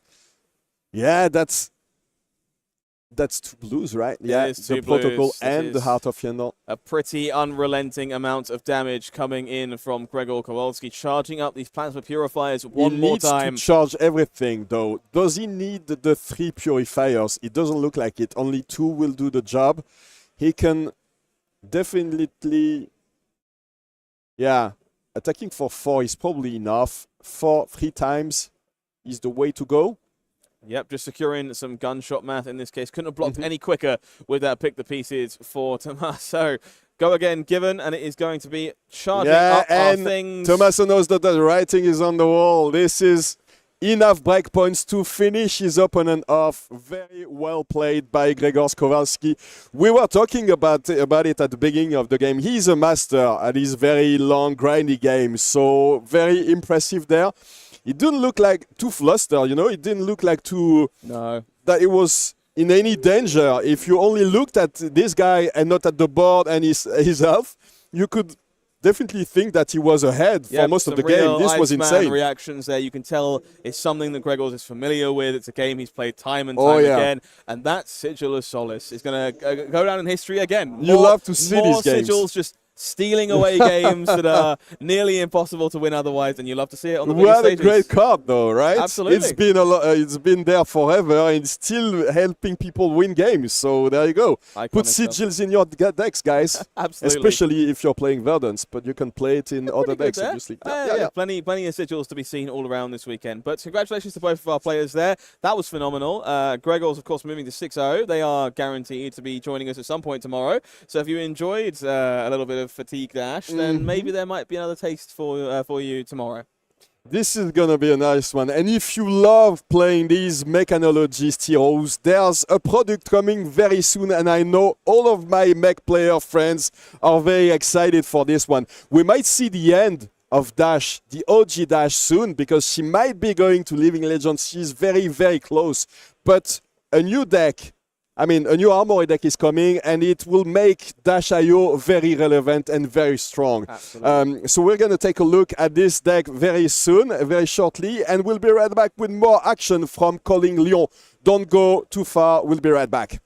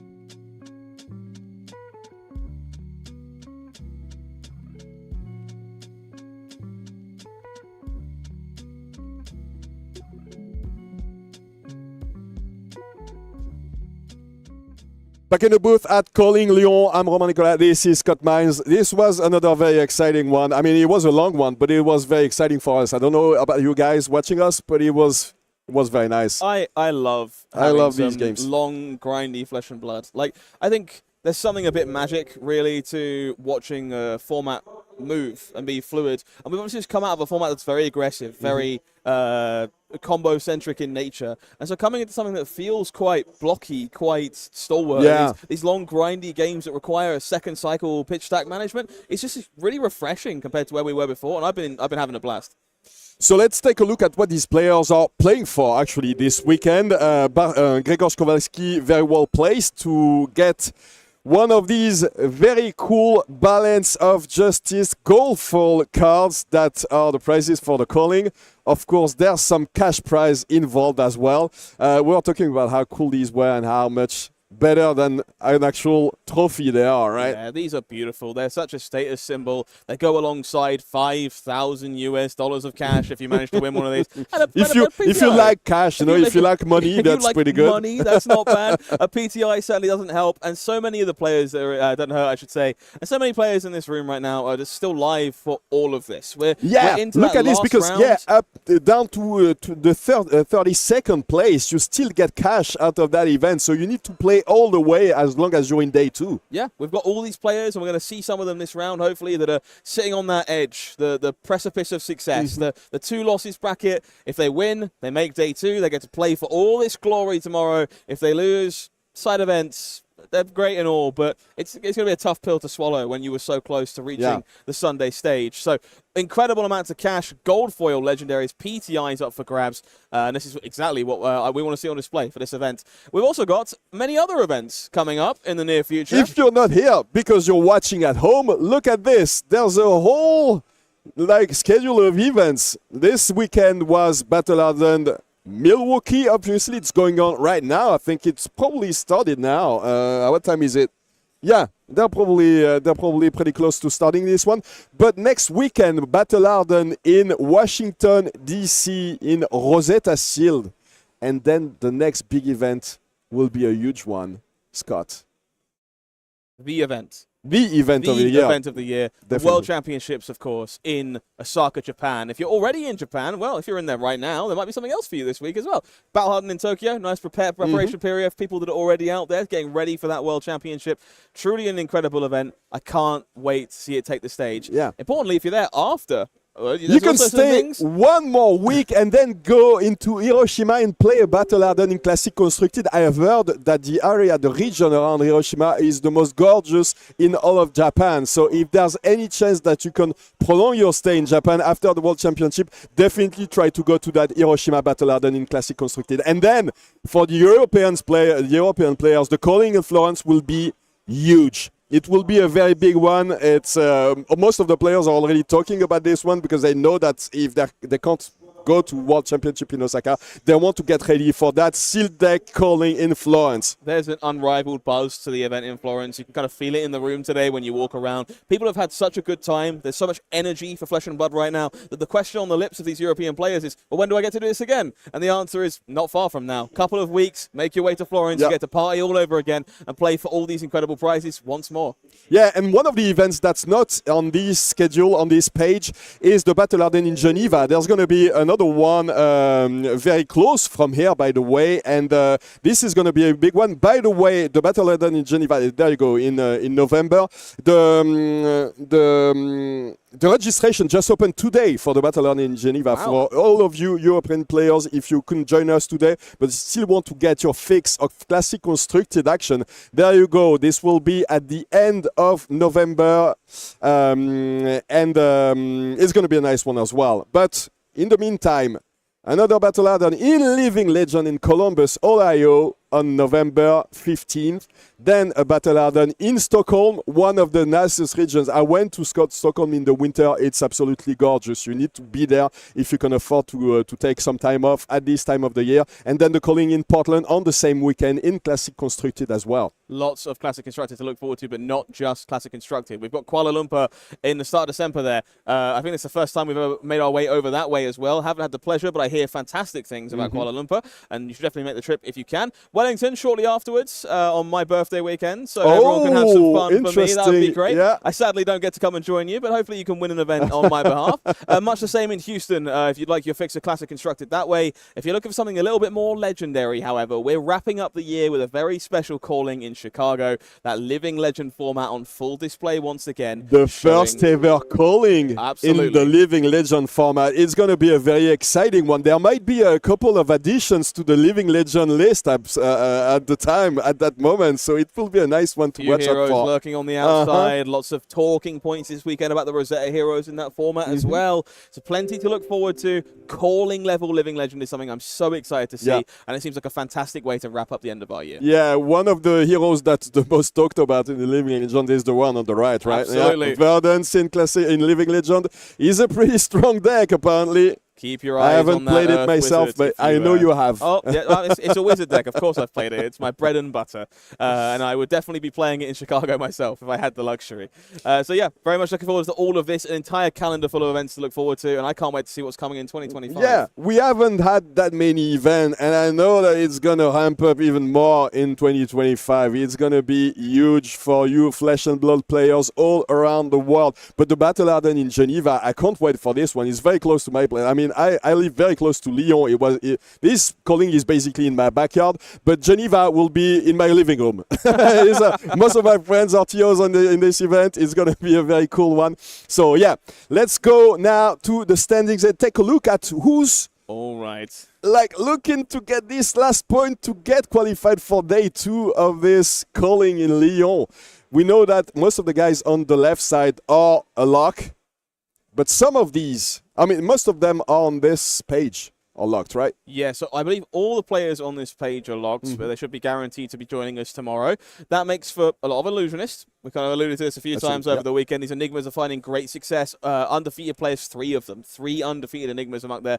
The Prism, of course, from Sammy joining them as well. But some more interesting choices undefeated still as well. We've got Bartos Siemba, of course, Juggernaut of Flesh and Blood, finding themselves on Aurora. Happy to see some more of that. Gregors, we just saw go to 6 wins on Dash. And Samuel Braben playing a hero that's a bit underappreciated here this weekend. Oh, really? He just won the Battle Harden last weekend. But the attendance, not as high as expected. Definitely a fewer Kanos than I thought. And showing up in force, winning a Battle Hardened there as well on the form of Kano. Yeah, and then, I mean, you see a couple of familiar names. We see Pablo Pintor, Michael Feng. All of these guys are then qualified for day 2, so definitely watch out for these guys. They're pretty good at the game. Tom Simon is one of my friends. I want to give a big shout out to him because he lost his favorite hero, Fai, recently, and he had to switch to Prism, and he was very, very successful this weekend, so that's pretty good. Let's take a look at page 2 because these guys are also joining us tomorrow. This is very still much in day 2. The day 2 field. Arthur Trey will be there tomorrow. Love to see that. Yeah. Again, huge congrats to the Verdance we saw on camera as well. That's only loss was on camera, but they're joining us as well. We've got Rob Catton, 2022 World's Top 8 competitor, Rob Catton. Yeah. Pulling Aurora out of the bucket this weekend. 5-1, going to be joining us for some more action tomorrow. Pete Ward, another renowned name in Flesh and Blood, on Enigma, going to be joining us tomorrow as well. Honestly, who's who of Flesh and Blood on these 2 pages? Yeah. And another thing to note before we jump on page 3 is that there is a Zen. That's a lock for day 2. So if you expected these Zen matchups to disappear all of a sudden, well, not today. I would expect a rise from, of course, those Enigmas tomorrow, scared of that Zen. But no time for Zen today. We have a winning in. We have a winning in. Everything here matters. This is 2 players who are playing for the right to play in day 2. Win, they join us tomorrow. Lose, they're going home. And we get 2 very interesting heroes in doing so. It is going to be a nice one. So Florian, Rotwood Harbinger, we saw it earlier today in the hands of Paul Mirande. And on the other side, he's a hero we haven't seen in a long time, and we haven't seen today ever that That's Prism, Awakener of Soul. So what do you make of this matchup? Because it's a pretty new one. We haven't seen it ever. I haven't seen it last weekend either in Sydney. Who's favored in your opinion? This feels like a very difficult matchup to analyze in the dark. Yeah. I think it's largely going to be intrinsic on how many of those poppers that we see out of Florian. The attacks with 6 or more power that can trigger those Phantasm keywords. We see Fiendel's Spring Tunic as the chess piece of choice, which might be indicative of wanting to go into an Aura game plan. If we do that and we're playing some of these 4-cost Auras, well, that's interesting. It's not particularly easy for Florian to make up too many action points to challenge those Spectral Auras. But if we're playing the more Herald aggressive plan, the 6 attacks matter. And so I feel, from where I am, Florian's got a good number of 6 attacks, some Summers Falls, some Command and Conquers, all these pieces. So I would want to be on Auras if I had the ability to, if I was Prism. And if that's what we see here from Marius, I expect it to go quite well for them. It is going to be an interesting one. Look at the jersey on Andrei's side. He's playing in a team called the Carpathian Goats. So Romania, and this goat is very intimidating. Angry goat on this jersey. Well, speaking of auras, it's actually Andrei that's starting with them in play. 3 rune chants off of a Germinate and that embodiment of Earth. As well, yeah. That might do some heavy lifting here if we need to block out some heralds in these early turns. Absolutely. So starting the turn with a Herald of Protection for Marius. We'd go again, obviously, because Luminaris is a very strong card. Look at how Prism shines again. I know I keep complimenting our production team, but the foiling on these cards really is really on full display. We have seen some It is amazing. In the feature match area this weekend, and it's been lovely to kind of just watch it captured in full force. Definitely. There's a bit of a reputation for the Illusionist players to bring the bling to the party. And it's been nice to see that in full force here with this lovely looking Herald's Prism deck, this Coalfoil weapon, Coalfoil hero. And that's to say nothing of the equipment we see on Andrei's side as well. There's brand new extended art cold foils from Rosetta shining bright on the other side of the table. Which is very weird because you have all cold foils on the left side and then the grasp that's all white border the white supremacy, border, white border grasp of the honor. Interesting choice. All right, so we did get left holding the cookie jar a little bit here. A handful of root-bound carapaces didn't end up achieving very much. So it's going to be a Command and Conquer making its way across the board, followed by the 3 rune chants that were made by that Germinate. Preceded by the 3 rune chants. Technically speaking, you are right. Yes, absolutely. They do come first, so deal with those first. But a good split of damage here. Good to see this. Nice to see the new Arcane Barrier for these Illusionists in effect as well here. Calming Gesture. The calming Gesture, these lovely that was released in Rosetta. Gloves. Yeah, absolutely. So on full effect, preventing those rune chants. 6 physical, no defense reactions left to go. This is a tough one to block when your best blocking card is a Soul Shield, which can't be used. Not allowed to use that one. The Angelic Grace, of course, not blocking either. This is a bit of a sticky scenario, and we can see it all over Marius' face. Not particularly happy to be staring down. Once again, that body language betraying him a little bit, but it doesn't look like he wants to hide it. He doesn't like that CNC. Has certainly been doing some heavy lifting in this feature match this weekend. So many defense reaction-centric decks. We've seen a lot of Command and Conquer coming out to light. Once again, showing you the power of this card when it's able to get to work. We do lose a Hell of Triumph. Yeah, Hell of Triumph, which would have been perfect because most of the time when they have a popper in this Florian deck, it's a 6 attack popper. So this means that this Hell of Judgment wouldn't have been popped. Absolutely, denying the ability to interact with Phantasm, definitely very strong and something that's worth keeping in mind. Seems like we have a small query here, maybe about how resources were prevented, why there's a Passing Mirage going on the bottom, but we're all fine. A colorful Passing Mirage, by the way. Beautiful, absolutely blinged to the gills, we love to see it. I mean, I think that when your deck is not fully blinged out, the Prism community doesn't accept you in their ranks. They think less of you. I'll keep that in mind should I choose to play the Illusionist in the future. We do see another Passing Mirage making its way onto the table. This is obviously a bit of an anemic hand, and you're very happy if you're Andrei here. Just IP1, didn't get to use all your cards, another Spectra Aura, and you've got a full tank of gasoline to attack back with. Looks like a very aggressive Prism deck with lots of Angelic Crafts. Definitely a card that ebbs and flows in numbers based on what Prism is up to, but offers all kinds of range and potential to kind of juke those heralds through some of the interactive pieces that opponents intend to present. It's going to be Runechant being made from Grasp of the Arcanite here to start. Bit of a clunky blue-heavy hand. Yeah, with a couple... Yeah, not even hesitating. He doesn't want to see that Passing Mirage on the board. So the Runechant is still coming in, and then he's attacking the Reaping Blade. So now he gets to decide first what he wants to do with that Runechant. Yep, one Arcane coming over there. Trying to filter through some of these gunky blues. It's definitely one of those draws to playing Runeblade. You get some incredible power, but you do need a balance of certain card types. Sometimes you end up kind of just looking at a bit of a well-blocking hand that doesn't get to do much on the offense. But this is the perfect demonstration of how to manage those situations. Just clean up these spectral auras, make sure they're not going to snowball out of control, or provide protection for these heralds as we go through the game. So patience, a virtue here for Andrei. And he hasn't even started to decompose yet, so he can definitely afford to take his time. Marius kind of reviewing the situation, considering how they want to proceed with this turn. I think he kept the Soul Shield in his arsenal there, so he needs to find something to do. But with such a... I mean, Angelic Wrath is a very strong card, but you need to pair it with... Well, a War General is a pretty good pairing, right? It's he had a Dissolve Reality, which might have been the card that he was considering playing first, but it might have been his only yellow. Yeah, obviously a need to pitch a yellow to enable Luminaris for this Prism deck, but also a popper coming in here. We do see a red copy of Autumn's Touch, which is a 7. Does mean it gets to go out of range of those things and shut this War Tune Herald down. But an action point quickly reimbursed thanks to Phantasmal Footsteps. Yeah, and play another Passing Mirage, yeah. It's not just passing, it's coming back. It's a recurring Mirage, I guess.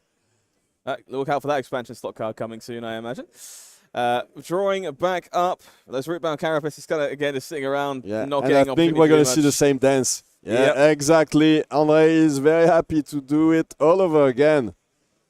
Marius lost 1 health. On the previous turn, he didn't even try to prevent the Runechant.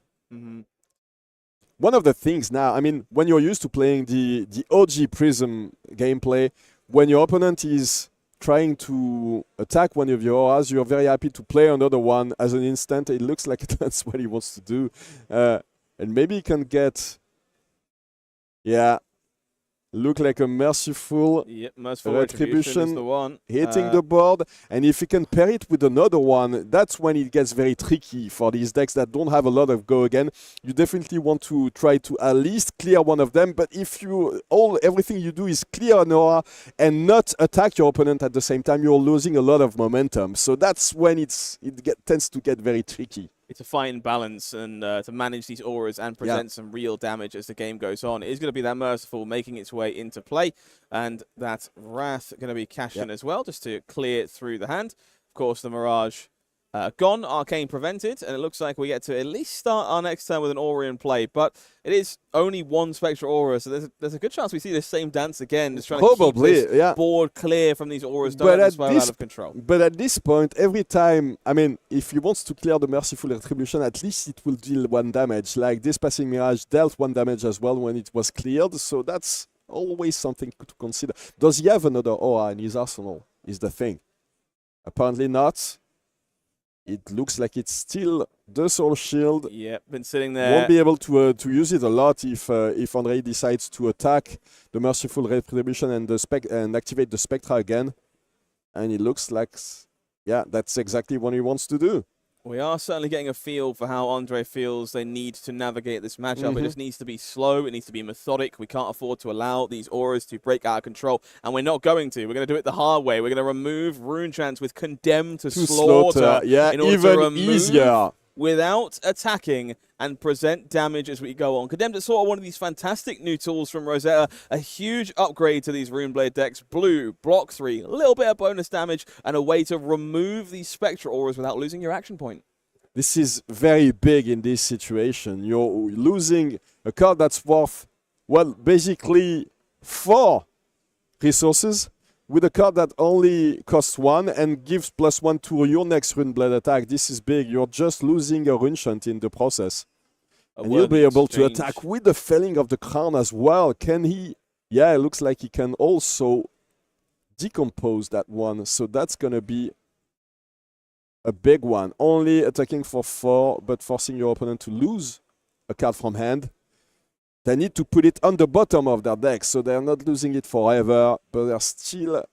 Yeah, that's... Only 4. Only 4, please. We don't get to have it be an 8-ball to start with. But, of course, Prism, one of those unique heroes that does have a bit of counterplay to a card like Felling of the Crown. So many instant speed pieces of interaction and auras in your deck means you can, of course, just respond to this situation and play your hand out before you lose everything to the situation. So that's kind of what we see Marius considering here, whether or not there's things to do. Definitely not card on the bottom in this case. So we're going to reconsider how much damage we're willing to take. Moving forward. Might be a good opportunity to get rid of the soul shield that's sitting in his arsenal for a long time and try to grow that soul. It might come in handy at some point. How do you, in these aura heavy decks, are you still playing the whole suite of figments? You tend to find there is a balance. There's occasionally 1 or 2 that doesn't have much of an effect in the matchup. Tends to be maybe Figment of Judgment, for example, that has implications in dealing with banished cards. Well, maybe that's not something you're interested in here, and you don't need to give up the space. You'd rather have more auras to play. But for the most part, you still want access to most of them. They are going to be your end game in most scenarios. You still want to throw heralds at various points during the game. So most of the others still tend to make the cut. Soul Shield was used indeed, and now he has 2 cards in Soul, so Marius will be able to do some interesting things as long as he can hit with an Earl. Maybe someday, if Andrea gets... Oh, interesting. This is one of my favorite cards in the game, and I'm throwing my hands up in the air because that's the great library of Solana. We are cooking with gasoline, ladies and gents. If you aren't familiar with the great library of Solana, this is a landmark. This is how we're going to kind of carry out a brand new board presence, both players playing by slightly different rules that favor Prism quite significantly. Should you end the turn with multiple yellows in your pitch zone, well, your intellect goes up. You're very smart. You've read your books, and that means a bonus card at the start of every turn to work with, which is incredible. Knowledge is power in this game. So just go and read, kids. Very important. Books. In that situation, unfortunately, Marius didn't go to read enough books. He only had 1 yellow card in his pitch zone, so he didn't get to draw the +1. What's interesting is that there is a way to get rid of this great library of Solana, but you need to discard 2 yellow cards, which for most decks in this game, it's very hard to do. Not impossible for a deck like Florian. Some number do play, obviously, these Plow Unders, Yellow Autumn's Touches even sometimes. So definitely an option we can keep our eyes open for. But right now my eyes are on this Felling of the Crown, the second one that we've seen this game. Not only did we not get 5 cards to work with this time, we're not getting 4 either. We're going to be losing another card to the bottom of the deck. And well, this one is going to be 8 damage coming our way. It's grown a bit since we last saw it. Yeah, and he's almost, half towards his goal of getting his ability activated.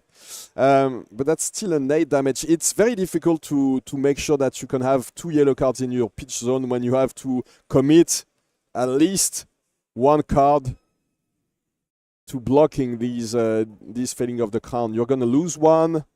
Probably don't want to take the full 8 damage there, so...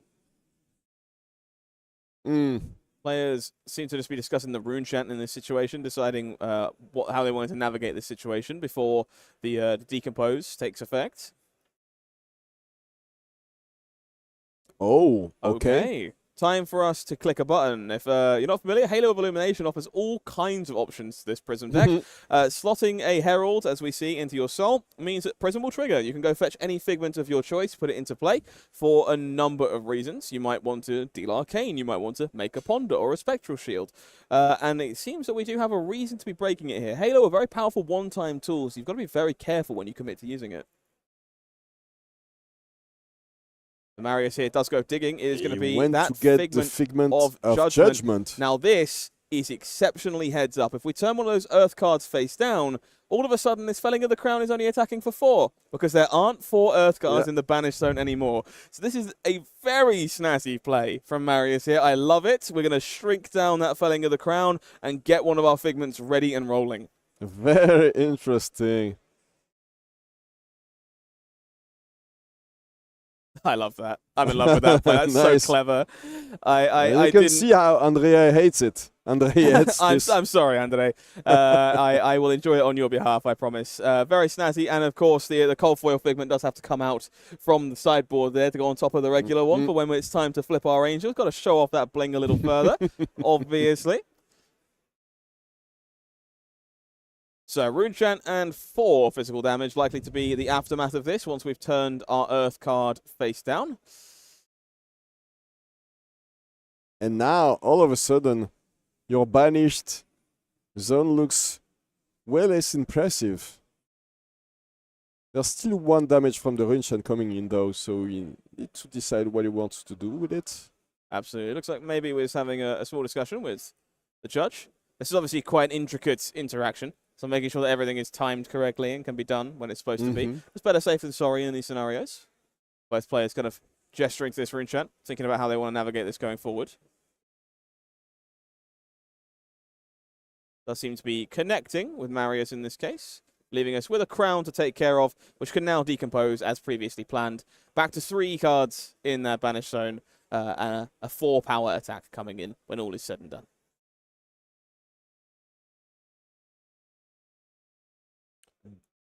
The Figment, the Angel won't be used to block. Obviously, you want to keep it for later. It costs a lot of resources to transform it.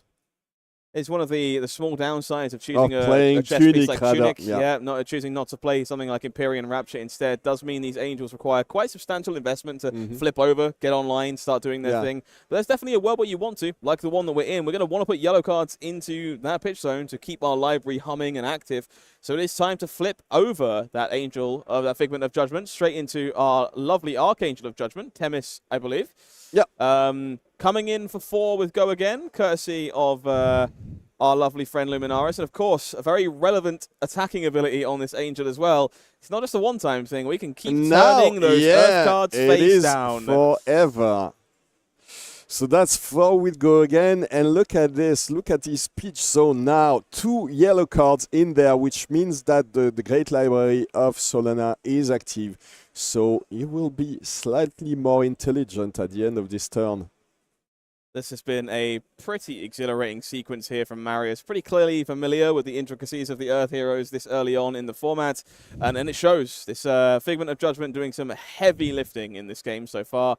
And Andrei finding themselves in a bit of unfamiliar territory as a result. Yeah. So blocking it fully with 2 of those 2 blocks. And now Marius very happy, just going to end phase, arsenaling a card and drawing 5. And if you know anything about Flesh and Blood, which you probably know if you're watching at home, you're way better than us at analyzing this game. But this is huge.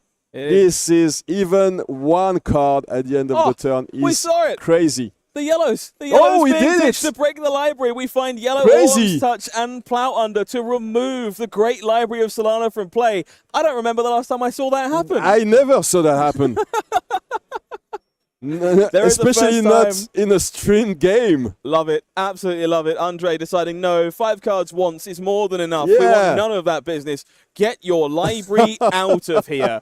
Look at that Library Slayer face there. Andrei not even showing any emotion. He just destroyed the Great Library of Solana.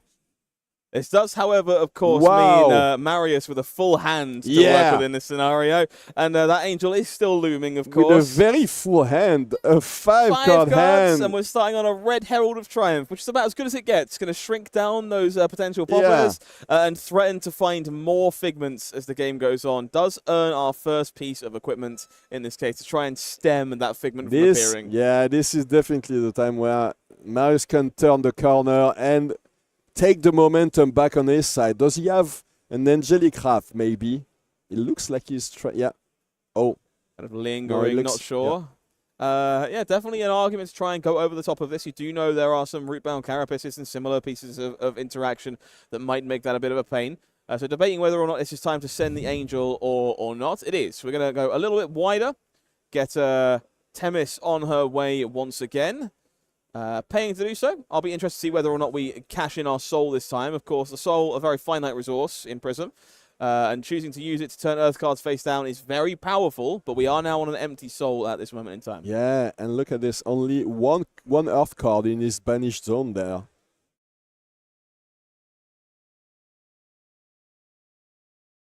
Marius has lost the Great Library of Solana, but he still has some resources left and very, very strong offensive cards. Plenty of options What here. was in this arsenal? Is there another Herald? Yeah. This is the big one, Herald of Erudition. This one gets Dominate, and if it hits, you draw 2 cards. Obviously, this is the end of the turn. You don't get go again on this one, but this is big. Yeah, it's easy to think this is a nothing on hit in some ways, but Herald of Erudition threatens to draw into these powerful instants we've kind of alluded to before. So just because there's no action point doesn't mean there's not things that could be done if we found an answer. And so we are going to find ourselves blocking with that Face Purgatory. No benefit from that trigger, but we are going to find ourselves safe from Herald of Erudition. Oh, I would have expected something like a buff on that Herald of Erudition. Unfortunately for Marius, not able to profit from it, but he keeps a card in arsenal. So, and I think it's safe to assume that this will be a pretty lackluster turn for Andrea. Just the Rune Chant created with the Grasp of the Arc Knight. He fast forwarded this one a little bit, but this is a Rune Chant with the Grasp and a Reaping Blade attack. So we are debating this Rune Chant here, but we see one of my favorite parts of this new Prism, a hand that blocks 0. Big old pile of Figments, big old pile of Auras over there. So that Reaping Blade likely going to go a little bit uncontested, but we can prevent that Rune Chant if we would like. But a testament to the kind of power that we saw from denying Herald of Erudition a moment ago, there was a Genesis looming. There was this merciful retribution looming. So turning off that on hit, exceptionally powerful in the end.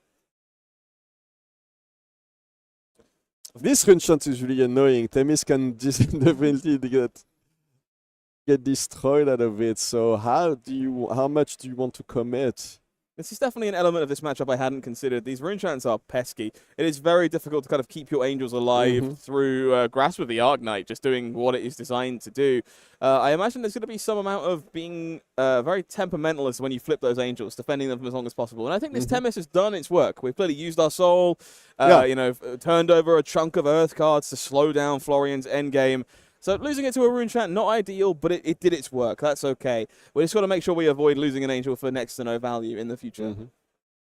Especially one of the very important angels like Suraya, the Archangel of Erudition, can let you have these big combat chains, these big turns. Oh, the Herald of Erudition again. The shiny kind. Very this beautiful one EA. gets go again. It's the first Herald attack. And there is that Red Autumn touch to shut this down. We are going to continue our turn with the Genesis. Okay.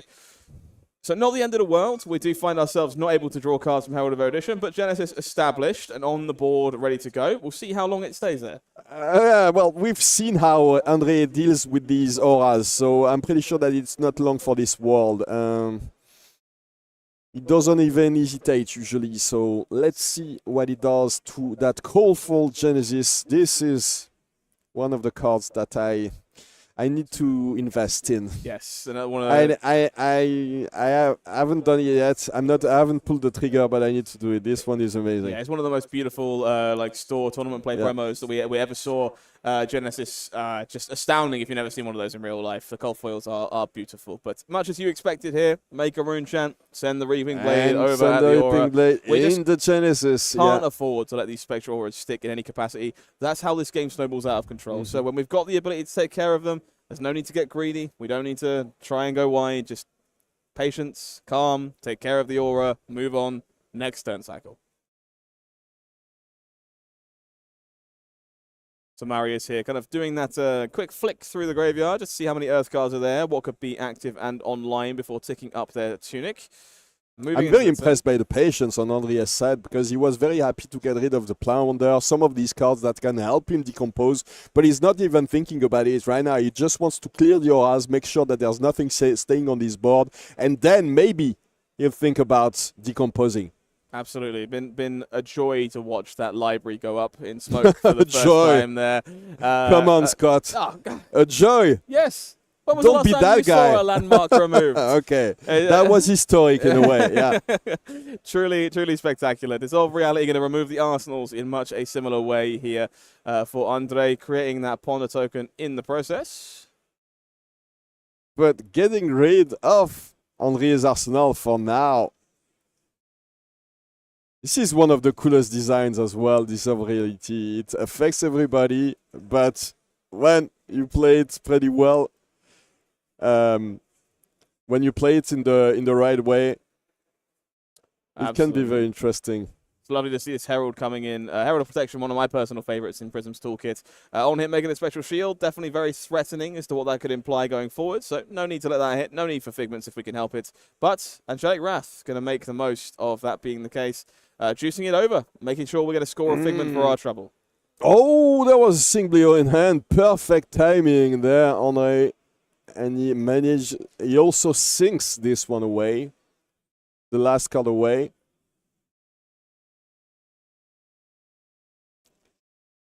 Wow. Stuff. We're going to see that Wrath on the bottom, of course. Ponder token to resolve before we go moving on. Happy to Arsenal, whatever it is that we find. Is there any card that you would be unhappy to get in your arsenal? Maybe one of those Figments. You never want to see them. Mostly Light of Soul. Yeah. I think is the big one. Oh, Light of Soul probably the worst. Yeah, if you're playing this one. Yeah. Not 1 year after sticking in your arsenal whatsoever. It is a passing Mirage by the looks of it down there. So it'll be interesting to see how we put that back together over the course of this game. The Reaping Blade once again finds a target straight at Marius this time around.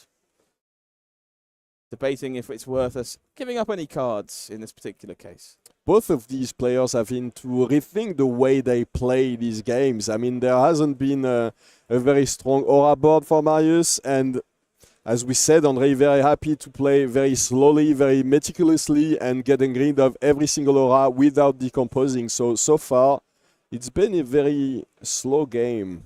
Yeah, that Ponder token kind of coming to full fruition there for both players, parking an Arsenal for Andrei on the way out. I think he hit an Autumn's Touch, so not necessarily the best card to have in your arsenal there. I think they're stopping play because there was... when Andrei destroyed the Great Library of Solana, he pitched for it. I see. So an easy mistake to He make. was supposed to discard the cards. We've obviously commented a few times on how infrequent it is for a library to be removed in this scenario. It's an easy error to make. Yeah. Arguably one that Andrei would rather have had those Earth cards in the graveyard over the course of this game, I think. But clearly a situation that needs to be resolved. So judges just taking a moment here to discuss how that went down, whether or not those Earth cards can be retrieved, all the logistics you looks like expect. the judges are just taking the cards out of the deck. Nothing has been shuffled anyway, so there's no harm done in a way. It looks like that's the way they're resolving it. Yep, I think they're definitely just checking if they're still together where they were supposed to be. Nothing has been shuffled. Just counting back cards, making sure it won't affect the game in any way. But this is kind of what we love our head judges for. Just careful, deliberate, making sure. And now, thankfully, and there you go. Yeah, cards. the Autumn's Touch and the Plunder that were used to pitch these have been. To be honest, I thought they were discarded. So I didn't follow that cleanly enough because I was so devastated by the loss of this landmark. You see, I'm used to the goal being 2 yellows in the pitch zone, so I assume that's what was supposed to happen if we were removing the library. So an easy mistake on my part as well. It's not something we see super often, and thankfully an easy fix for both these players as we continue into the game. Almost certainly just making sure everything is in check before we continue. And this is the perfect opportunity to thank the judge staff at all of these events. Nothing would be possible without these guys. All of them are great. and they've been crucial in the development of Flesh and Blood over the last few years. So, Absolutely. once again, thank you, judges. Huge shout out to all of you all over the world at this event or otherwise. The game simply doesn't work without you. Absolutely. So, the third herald of erudition is coming in. This one has Gogan as well. Is there a way to pop it? It looks like it. I think I see a card called Autumn's Touch, and there's also a CNC in there. Let's see what color. As you were saying, Yellow. this guy came prepared. He came with a deck full of poppers. The beauty of Florian, in a way, in the way that it can be built, so much of what you care about is just the density of Earth cards. You can kind of pick and choose which ones you want to use to fuel your tricks and ambitions. And when you care about blocking well and having an attack that maybe is great into the Illusionist matchups, well, Autumn's Touch fits the bill, and suddenly we find ourselves playing 9 copies. For sure. And following it up with a Herald of Triumph. This one won't be so easily popped. It needs at least a red Autumn's Touch, and this CNC won't do. It can't be fully blocked, though. You can just double block it. Yep, certainly one that is able to be prevented if you much worry about the Figment that might come in the aftermath. And it does seem to be what is happening here. This Rootbound Carapace finally getting some value over this game. Turning those Earth cards back into soil, into mulch, if you like. And that Earth count back to 4. We were there once upon a time. We were. It was a long time ago. It was a lifetime ago. It feels like it, absolutely. In the meantime, a library was destroyed. A lot of things happened. A lot of things happened. I keep going back to this one because it was a bit traumatizing for me. I know. Yeah, I know you're happy about it. Let's not delve into that. I want prayers for Roman in the chat. I'm worried about his feelings. I still want us to be friends, so let's not talk about it. I do too. Let's not mention the joy I got from that interaction. Anywho, Autumn's Touch, also good on offense, would you believe? We're just going to chuck a tree at our opponent if we find the need. 6 damage, carefully blocked. Very He's interesting playing one. Suraya. Yeah, very interesting Invoke Suraya, which on the other side gets the Suraya, the angel, that lets you gain health. So this is something I was wondering about Prism going forward. We kind of alluded to the new sleeves, the new arm piece going for a little while ago, but it does mean you have an on-demand Spectral Shield if it's something you want access to, which makes something like Evoke Suraya much more appealing. Absolutely. Suddenly it's able to just be played whenever you want if you're willing to give up your Arcane Barrier, and that's something I love about this new expansion sort of card from Rosetta, what it brings to Prism. That card of Evoke Suraya, just a beautiful card, a very powerful card, and to see it finding a home in these lists is heartwarming. For sure. So we see the Arclight Sentinel being used to pitch, and the third passing Mirage now is coming in. I'm gonna have a small bet with you. What do you think is gonna happen on this next turn from Andrei? Do you think there is a chance? Do you think there is any I have absolutely chance? no idea. I don't know. Andrei is so might. Unpredictable in these games, it's... There is a Felling of the Crown there that looks very tempting. Oh, yeah. There's a huge, powerful card that would... is that that's an Autumn's Touch. No, I was giving myself some fake hope. There are so many Autumn's Touch in these decks, though. Yes, I think he has... I would expect full the full 6 copies, not the blue one, probably. No, there's a blue one. No, the blue one's the nice snazzy one. He might be playing 9 of them. I think he's on the full 9. That's something we haven't seen since Bravo Star of the show. It's been a while since we've had all those Autumn's Touches. But we don't want to throw this one at a passing Mirage, so we're just going to send it directly at Marius instead. Soul Shield, a great pickup here, truthfully. We've had an empty soul for a little while. Getting a little bit of fuel back in there is very impactful, and we got most of the value from it in the process. But now it's going to be much harder to pop this next Herald. It would have been amazing if it could have been paired with something like a Herald of Erudition, for example, but in this situation, a War-Tune Herald will have to do. So, War-Tune Herald coming in for 7, not easy to block. It demands 3 cards most of the time, unless you have a red Rootbound Carapace, which looks like Andrei does. Oh no, it's a yellow one. Looks like it might be a yellow one indeed. Yeah. So we have Yellow Carapace, going to get that Decomposed Train back on in this case. That Grasp covering the awkward breakpoint to make sure we don't leak any particularly painful damage from this 7 power attack.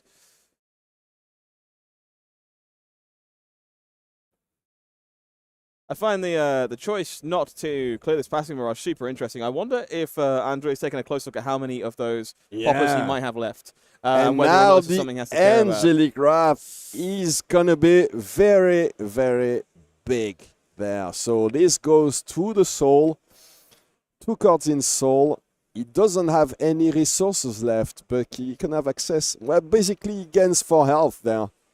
And the Figment of Erudition is now on the board, which is very threatening at this point. This is the big one. I think when you talk about figments that matter over the course of the game, Figment of Erudition, creating a Ponder token for you, that's some immediate value if you weren't going to have an Arsenal before. But the main value certainly comes a little later on when we're able to turn it into Soraya, the Archangel of Erudition, who's capable of drawing cards each and every time that she attacks. We found that Soul Shield earlier. There's a soul now existing for her to use, and I expected to see her drawing some cards in the near future. It's a pretty good bet. So Figment, that colorful Figment of Erudition, my God. Beautiful cardboard. By Soul, this is a cool card. Oh. Summer's Fall Summer's here. Fall. One of the most potent cards out of the Earth kit. We saw it earlier in Verdance. We've seen it a few times in Florian now. These auras are pesky for these heroes that struggle to make multiple action points on a whim. And Summer's Fall answers all those questions. It just lets you pop them back on the bottom of your opponent's deck and decompose in the process. I love what's written in parentheses. An aura token ceases to exist. As it should. It's very poetic. Fits the flavor of the card in all the ways you could possibly want. 6 physical damage coming across the line here for Andrei. Marius left kind of a bit of an awkward spot here, honestly. 14 health isn't nothing, but it's not the highest to play with. So taking 6 here, we're falling to single digits. I think he definitely wants to reach that point where his opponent will be stuck between a rock and a hard place. Like every time you try to hit one of these figments, it means that you're not gonna attack your opponent's health, and at that point you can't really loop anyway now with the Arclight Sentinel, but you can definitely put your opponent in a situation where it's very hard to get back from it, to get out of the hole, and it is everything starts to be very difficult to deal with. Absolutely.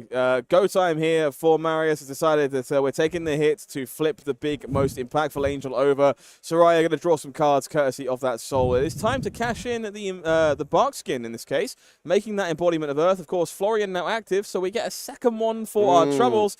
If we were intending on throwing some heralds later down this combat chain, we might struggle to make them connect.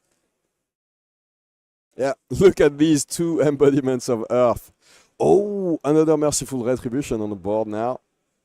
Okay, so Merciful Retribution, the only follow-up so far. Not exactly what you're hoping for. Oh, not even an aura. Not even an herald to finish off. We're good. We have some Pierce Reality. Pierce Reality is nice. Absolutely. So this is kind of what you were alluding to before. We're finally getting our feet under us. There's an angel to deal with. There's 2 different spectral auras to deal with. And suddenly you're stuck between a rock and a hard place. Where do you go? Which one do you want to deal with? This is exactly what Prism is trying to achieve, trying to build these boards of wide auras that really encourage your opponent to make a mistake and assess the wrong threat incorrectly so that it all snowballs out of control. But that is the thing there. There is no clear mistake. What do you want to deal with? Merciful Retribution can be very annoying. Pierce Reality is one way to push even more damage when you're attacking with these big heralds.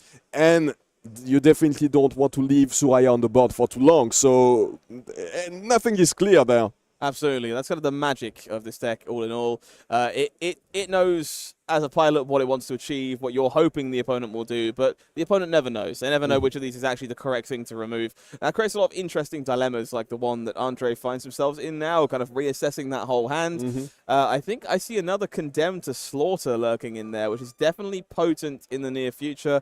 Might be going in the arsenal, because we've got Summer's Fall for now. This is super impactful. We take care of Soraya by sending it directly at her and remove one of these spectral auras in the process. Because remember, Soraya is still an aura. She's an angel. Yeah, so she's not an aura, but we can attack her, right? She's an ally. Oh yeah. So, yeah. So he's attacking and getting rid of a Merciful Retribution. But this means that there's no way to defend. Yeah, but I believe the Summer's Fall is going. Maybe we're mistaken. Maybe the Summer's Fall is being sent to Marius. It would make some sense. Oh, 8 yeah, health is a no. Yeah, no, we're all I good. think. Yeah, I think Andrea has proven that he knows what he's doing in this situation, and that he wants to make sure that he can get rid of them. So giving Marius a chance to prevent the damage and keep the Surya on board was probably a bit too dangerous. A bit shaky for certain. Yeah. So we see a full hand for Marius here on the way back. It's starting to start hopefully making a bit of headway with these heralds. We do find some bonus power courtesy of that Pierce Reality.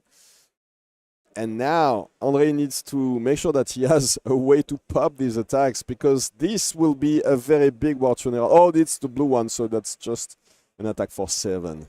Basically but a red still, one. Yeah, this is a red one that pitches for 3, so pretty good card. Like a good all card in all. to me. Yeah, absolutely. So 7 being threatened, as you say. Poppers would be nice. I think we're lacking in those, but we do have a Sink Below tucked away in our hand, which can hopefully cover up this annoying breakpoint in a similar manner. It might be time for some more Barkskin. Oh yeah, the last block on the Barkskin. Remember, Barkskin of the Millennium Tree has Temper, so you can block twice, but then it's gone. This is so potent. The double embodiment, thanks to Florian being active here. You just have a card blocking 5. In this case, we are still letting this hit currently. Oh yeah, he needs to use and it will be well grounded, being as well. popped to cover up that final point of damage.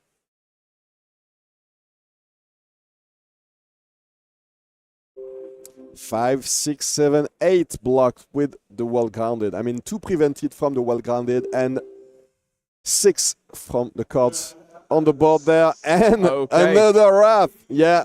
So we do find ourselves able to get over Sink Below, then the natural foil to the Angelic Wrath. These players in each other's heads, they understand the attack reactions and the defense reactions. Doesn't get off scot-free. Merciful Retribution going to join itself on the board next to that Pierce Reality. We're back to a double aura situation. This is what you want to do. When there's a chance that your opponent can clear your auras cleanly, just put another one on the board. And now you need to choose. Well, in this situation, it's pretty clear. Like, Merciful Retribution is way more dangerous to probably attack it. So we are enlightening ourselves in this case. No need to respect Merciful anymore. He probably didn't have a blue in hand, so he couldn't do that whole trick with the... So just threatening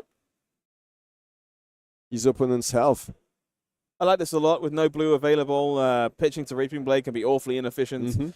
Spending both your cards to present 7 damage here, definitely a more powerful play, and it does look like it connects. Marius here, the third or fourth player today to fall to that 1 life remaining to try and stage their comeback. And let's see how potent a comeback it's going to be. Dissolve Reality. Dissolve Reality. No Arsenal for Andrei.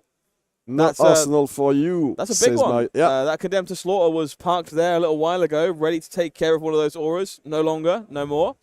And it'll be a Herald of Triumph to follow. Oh, an unpoppable Herald of Triumph. I mean, unless there's another Autumn's Touch, the red one.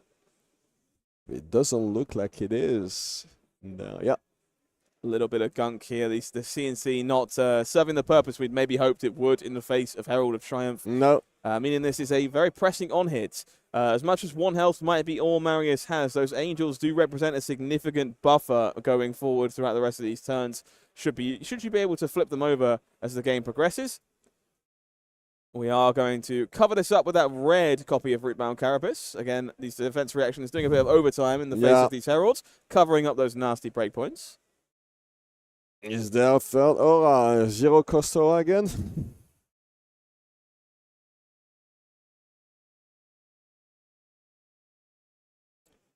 Marius is still getting a card in his arsenal at the end of the turn thanks to that Ponder. So if he has a way to finish his turn with no card in hand, well, it would be better.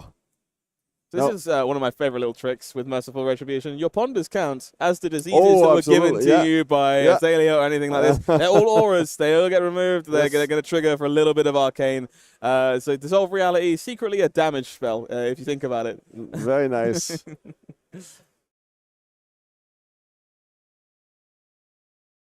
So Command and Conquer here. Oh, it is CNC. We have to hope this kind of doesn't line up with a Soul Shield, but it's been managing to do so basically at every opportunity so far this game, and definitely presenting a bit of an awkward one if the hand doesn't line up. It's a bit notorious. Prism, of course, full of block 3 heralds, but also a lot of figments that don't block and gems that don't that's what either. we can see, yeah. And sometimes that makes for a really sticky situation when these attacks come through. You want to keep your heralds to keep your pressure on, but you have a pile of figments. You can't really do anything in if you need to block with them, which is not the most polite situation to find yourself in. Marius taking the time here. That is a Soul Shield again, isn't it? That is a Soul Shield, and it's sticking in his hand. Like, it's really annoying to have to keep this one for next turn. Is there any way? I mean, he can. I think he can block 6 easily, but what is his follow-up in that case? There's definitely a Figment in that hand as well. So if we're blocking 6, we find ourselves with Figment Soul Shield, which, that's not a good hand. That doesn't really do anything, and that's kind of the unfortunate situation that Prism can sometimes find with her hands as they come together. The CNC really making Soul Shield look like a bit of a dead weight.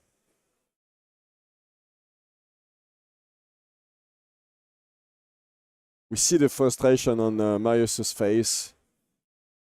I think maybe the judges are telling them that because they had to stop the clock for a little bit, they will have more time. So what you see on the screen is not necessarily the exact end game clock. Of course, does mean that Marius, of course, has a little bit more time to think through this decision, and this is, of course, the most important decision of the game. On hits, lose the game. It's pretty potent from what I'm led to believe.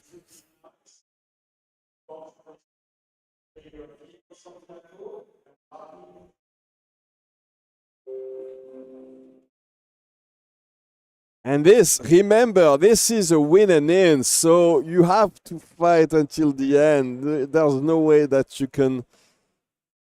definitely want to go through the motion. I mean, you need to try to read through all the lines. Of course. This is all or nothing for these players. If there is one way to come back into this game, he needs to find it now.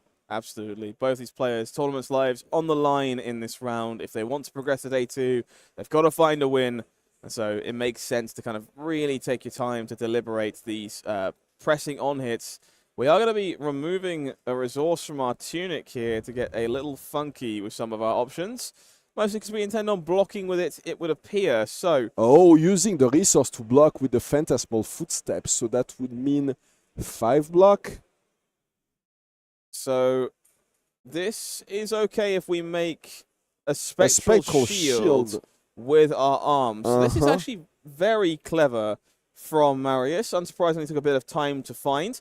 That Soul Shield, otherwise a very blank card, and we can turn the rest of our hand into an Arclight Sentinel. Yes! This is going to buy us 2 whole turns of protection in this spot. Spectral Shield going to do a little bit of damage on the way out, thanks to Merciful Retribution. So this was the last card, and we're ready to go with a plan. We have an Arclight Sentinel in play to buy us an entire hand of cards to work with. That's a huge tempo swing for Marius. Yeah, that's a very big one there.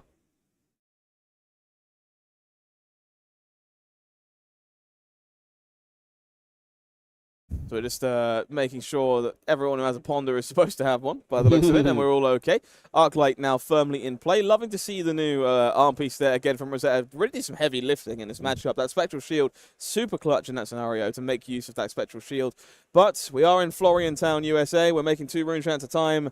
Now, once it's time to activate that grass, it doesn't have any way to prevent the arcane damage, right? That would be the issue with the gloves being broken with the Spectral Shield. A lack of AB seems to be dawning on the face of Marius. So unless he finds the way to... I don't know, you would need 2 angels to prevent both of these rune chants, so... there is nothing that he can do there. I am not seeing an elegant solution out of this one. Yeah, that is and going the to be fist the bump game. is coming. Yeah, very well played by Andrei, by the way. I think that was an expertly navigated game by very both patient. players there. And now we see some emotion. That's almost a smile.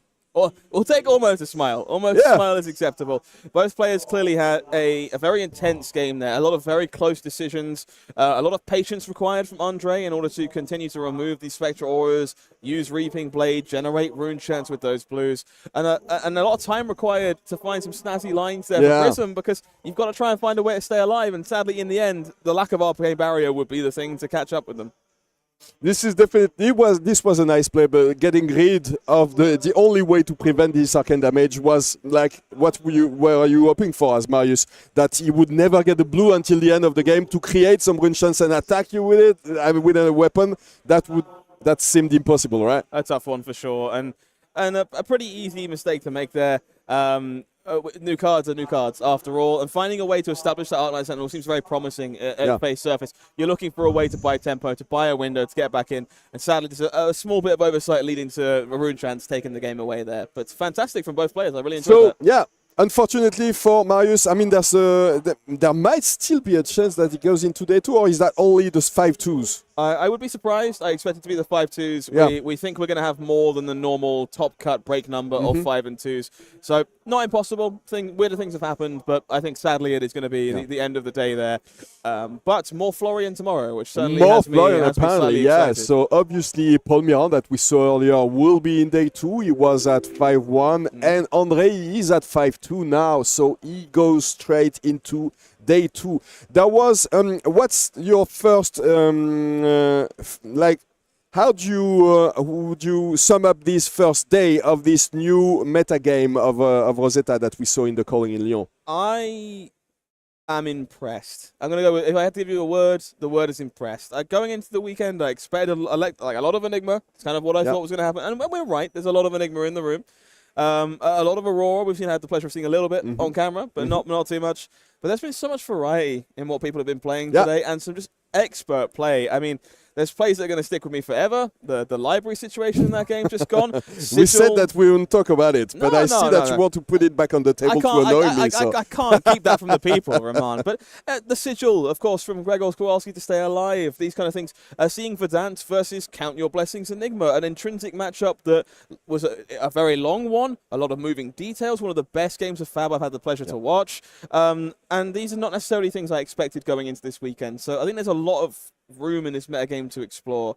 We see a lot of people playing win-ins with heroes that are on the outskirts of the format that have got something to prove. I think there's a lot unsolved here, and I'm looking forward to finding the answers tomorrow. Yeah, there's going to be a couple of weeks until Osaka, by the way, where players will see what's going on in these big events this weekend. I can try to tune their decks until the end of this competitive season that will end up at Osaka at the World Championship. Absolutely. So this is a wrap for day 1 for us. We have an interview with Brody, which we will show right after this one. Thank you so much for staying with us all the way today. We'll be right back early tomorrow morning around, let's say 9. Let's agree to reconvene at 9 tomorrow morning, and try to stay there with us tomorrow as well. It will be a very exciting one. Day 2 of the calling in Lyon. Get your rosettes out. Rosette, by the way. Do you remember where else? Delicious sausage, yes. Yeah, there you go. I'm not going to forget food, Roman. But no, thank you very much for joining us, everyone. It's been a blast, and I can't wait to see you tomorrow for some more exciting games of Flesh and Blood. Take care. Hi everybody, welcome to the calling in Lyon, and I have been joined by the man, the myth, Brody Spurlock. You're everywhere, you're here. I wasn't expecting you today. I mean, it's fantastic that you've travelled all the way to Lyon, especially when there's sort of like a battle hardened in Milwaukee. Why? I mean, this is the last calling of the, before Worlds. Was that a decision to come over? Yeah, I am sad to miss that Battle Hardened, especially because it's hosted by MinMax. And shout out to MinMax. Their Battle Hardens are, any event they host is always great. Those are some of the most fun ones to go play in the States. So the timing is kind of sad, but anytime there's a calling, I'm going to try to be there. I am particularly excited for this one because, like you said, only like huge CC event before Worlds. I have been brewing with new Rosetta cards and have some exciting stuff that I've been working on, and may or may not be playing my all-time favorite hero this weekend. Okay, well, let's talk about that then. Okay, all-time favorite hero. So it can't be Azalea then, because I know you as an Azalea player. You've been playing Azalea for the last sort of like meta, at least, and before that.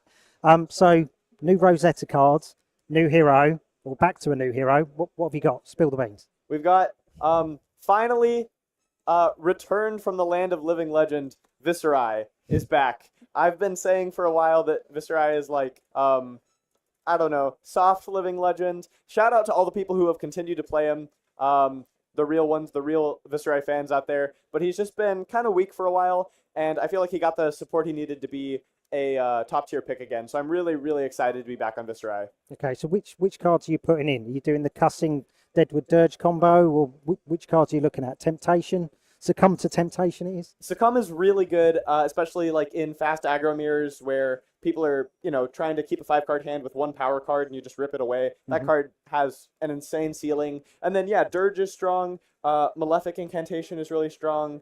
I've also got the new headpiece, Face Purgatory. I think in some matchups that card can pack quite a punch. That card, you can look at the full art on Thomas's table. I was like, oh my god, that's pretty sweet. It's this. How's the practice gone for Worlds? Are you using this as the test bed for Worlds? And then onto Osaka? Yeah, I mean, I've been testing quite a bit for Worlds. It's weird because I'm trying to prep 3 formats for this one. Okay. I'm going to be playing in the Team Cup, so I have to prepare Living Legend, CC, and Rosetta Draft, which all pretty much got a clean slate after the bans and the new set. Yeah. So there's a bunch of stuff to explore. I've been more focused on CC this month because, of course, this event. But yeah, I mean, this weekend is going to be both trying to do my best and also trying to learn as much as I can about the meta for Worlds. Thing is, the meta's going to change, isn't it? I mean, we're 2 weeks in. So like we saw Kano win. Stephen Young won with Kano. It was a mirror match in the final for Sydney. Were you expecting Kano to come out the blocks and win an event straight away? I would not have guessed it if you asked me before that event which hero would take it down. I would not have said Kano, but I think he's still quite strong.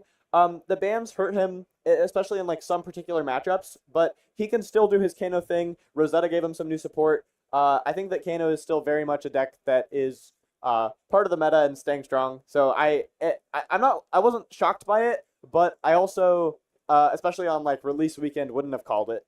Yeah, he seems to raise his head every new release. He's like, did you forget about me? And it seems that people did. So you're expecting that to change drastically.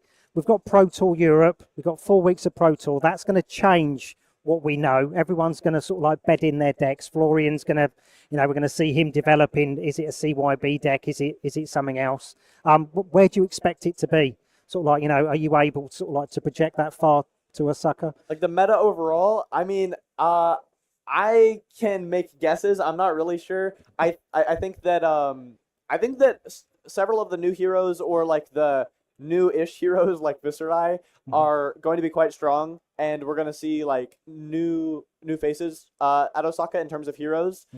Aurora seems really promising. I think there are also some heroes that weren't doing very well last season because of Zen that are now going to like rise up and be a much bigger part of the metagame. Yeah. Enigma comes to mind. And so like I don't really have a good prediction yet for like what the most played decks are going to be or what's going to win Osaka. But I think that the meta will be extremely different from what we saw at Pro Tour Amsterdam. Yeah. So I'm going to mention one card to you as a Runeblade player. So don't get scared.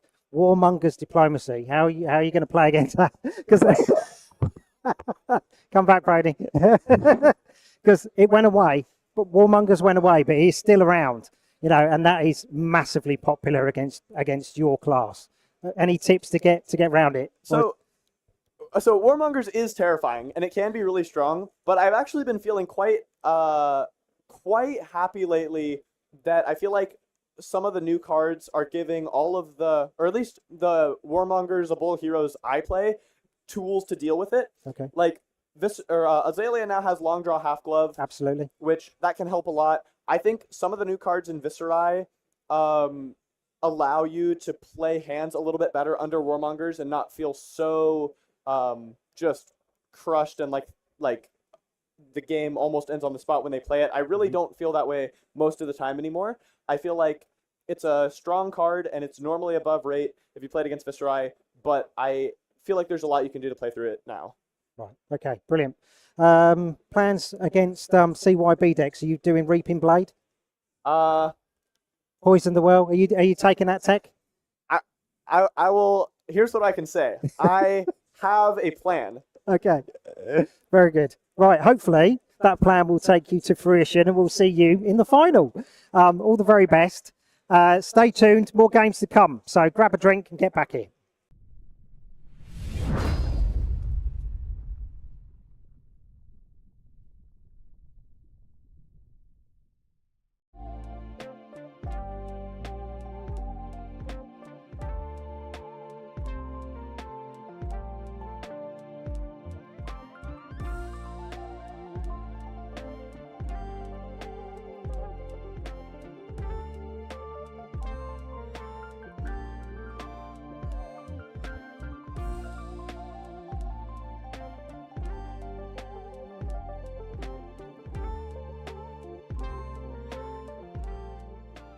Guys, we thought about it and we decided that it was impossible to leave you without sharing the final standings of day one. This is too much. So we are back. I don't want to leave. This is no. terrible. Actually, maybe we can stream all night long. That would be great. I would love that. I'm not sure production would love that. But, I'll send an email to the guys. We've got some standings to talk about. There you go. This is the top 100 of this, top 120 actually, of this day one. So, talking a little bit about these people that have managed to make their way in. Of course, 5 points the break point here, so below 100, not what we're looking at. But a couple here.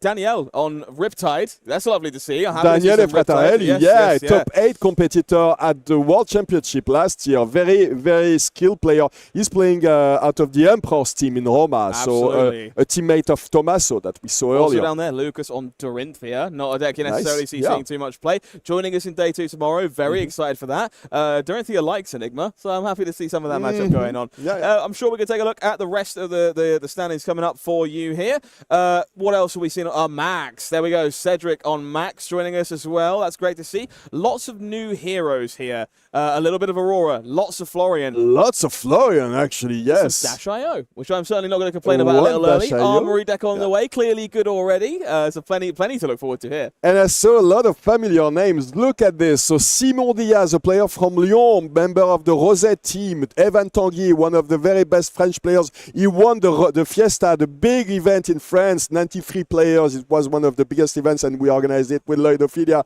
Alessio Bucco, a streamer, he was playing. He's been playing lots of TCGs over the years, and he's a very skilled player. He played Aurora, so he's Belgian, but he plays with the French community. Marc-Alexandre, one of the leaders of the Lyon community as well. So lots of Lyon players still in the running for day 2. Worth noting, our current world champion, Alex Arigiru, also here on Azalea as well on 82. Finley Freya on Kayo as well, making the cut as well. Christian Hauk, another well-known name, lovely Dash aficionado, also making the cut in day 2. As you say, juggernauts of Flesh and Blood all over this page. It's all names amazing players all around. Finding success, and you love to see it. Of course, a couple more Enigma sprinkled in here. That's kind of to be expected as we go up these standings one way or the other. Let's move on up to the next page. A little bit of blue once again. Arguably a little less here. I'm going to draw specific attention to Daniel Lee on Phi in 58th there, making the cut. Lovely to see Phi finding some success. Some also curveball heroes here. Brody Spurlock, we just heard from on Viscerai, making day 2 this time around. Standouts, Verdance as well. Juan, of course, here as well. And look at this in the middle. Spot 59, Marc Sillon. He's also a member of the famed Rosette team. He comes from Lyon. He was one of the very first French players in France, actually. He's been playing Flesh and Blood ever since it was released and available over here. He's always played Rune Blades, and he's been only playing Vincent since he started Love playing. it. So he's playing Vincent. He's definitely one of the most passionate players about this particular deck. So I'm very excited to watch him. And if there's ever a chance that we can cast him tomorrow, we need to do it. He's a very, very good player. More huge names here. Yorgos Samaras, Francesco Giorgio, Ian Zhang. These are just all people with incredible tournament finishes finding their way into day 2 of this event yet again. A little bit of Kano here. Love to see that. And this is certainly not the end of everything exciting to come with who's made day 2 with us so far. Let's take a look at the next one. Arthur Trey at the bottom of this one at 5-2. He's playing his favorite deck. He told us about it yesterday. He loves this new deck. So, yeah, there's something to someone to look for. A couple of Kayos, I think. Oh, only one of them. But a couple of Levias. Yeah, a little bit Kevin of Bruce Zenka, here. Kevin Zenka. And Filip Mikolacic. Yeah, and a ton of recognizable names here as well. Fari, congratulations for making it on Zen, a deck obviously people kind of, again, wrote off in way too early, clearly. Very good Enigma matchup, and looking forward to seeing how that goes for the rest of the weekend. Daniel Correa, Sunflower Samurais, of course, joining us here. Francis Locklin as well, Frederic. These are all just names that have great tournament success and are still in this event tomorrow, and I can't wait to see what they get up to. And let's look at the final page, the first. Yeah, this is number 1, 224, and at the top of these standings, there are 3 guys at 7-0, and one of these names I know very well. Which one? At number 3, Pablo Pintor. Yeah, nice to see Pablo not submarining for a change. What happened there? Used to losing his first Sometimes round. he wins all his games. No he need wins for all that. his games. We'll just win, of course. We saw Gregor Kowalski on stream on that lovely fatigue dash list. Lovely. Lovely. Coming to fruition. And, of course, Sammy on Prism, which is another deck people kind of didn't give a time of day after that ban list announcement. Great to see it finding success here. Of course, a bit of the expected. A lot of Enigma, a lot of Aurora making its way up to the top here. Also want to give a shout-out specifically to Sebastian, who we had on the feature match very early and saw their only loss, sadly, but making it to 6-1 with Verdance. Yeah, brand new hero, great success there. Yeah, I didn't get a chance to cast that one. So what I did is that I talked to Sebastian's teammates, and they told me that he picked up the deck last week. Obviously, he didn't get a lot of chance to practice before it was available, and he hasn't lost ever to Verdance. So his only loss was today versus Jakub Clements, very difficult to beat Enigma deck. But he's one of the best Swiss players. He's been playing, I think he's been playing Wizards only since he started playing, and he's, from what his teammates told me, he's very, very good at the game. Yep, looked great having a chance to watch them on camera and a few of the other games on the tournament floor over the course of today.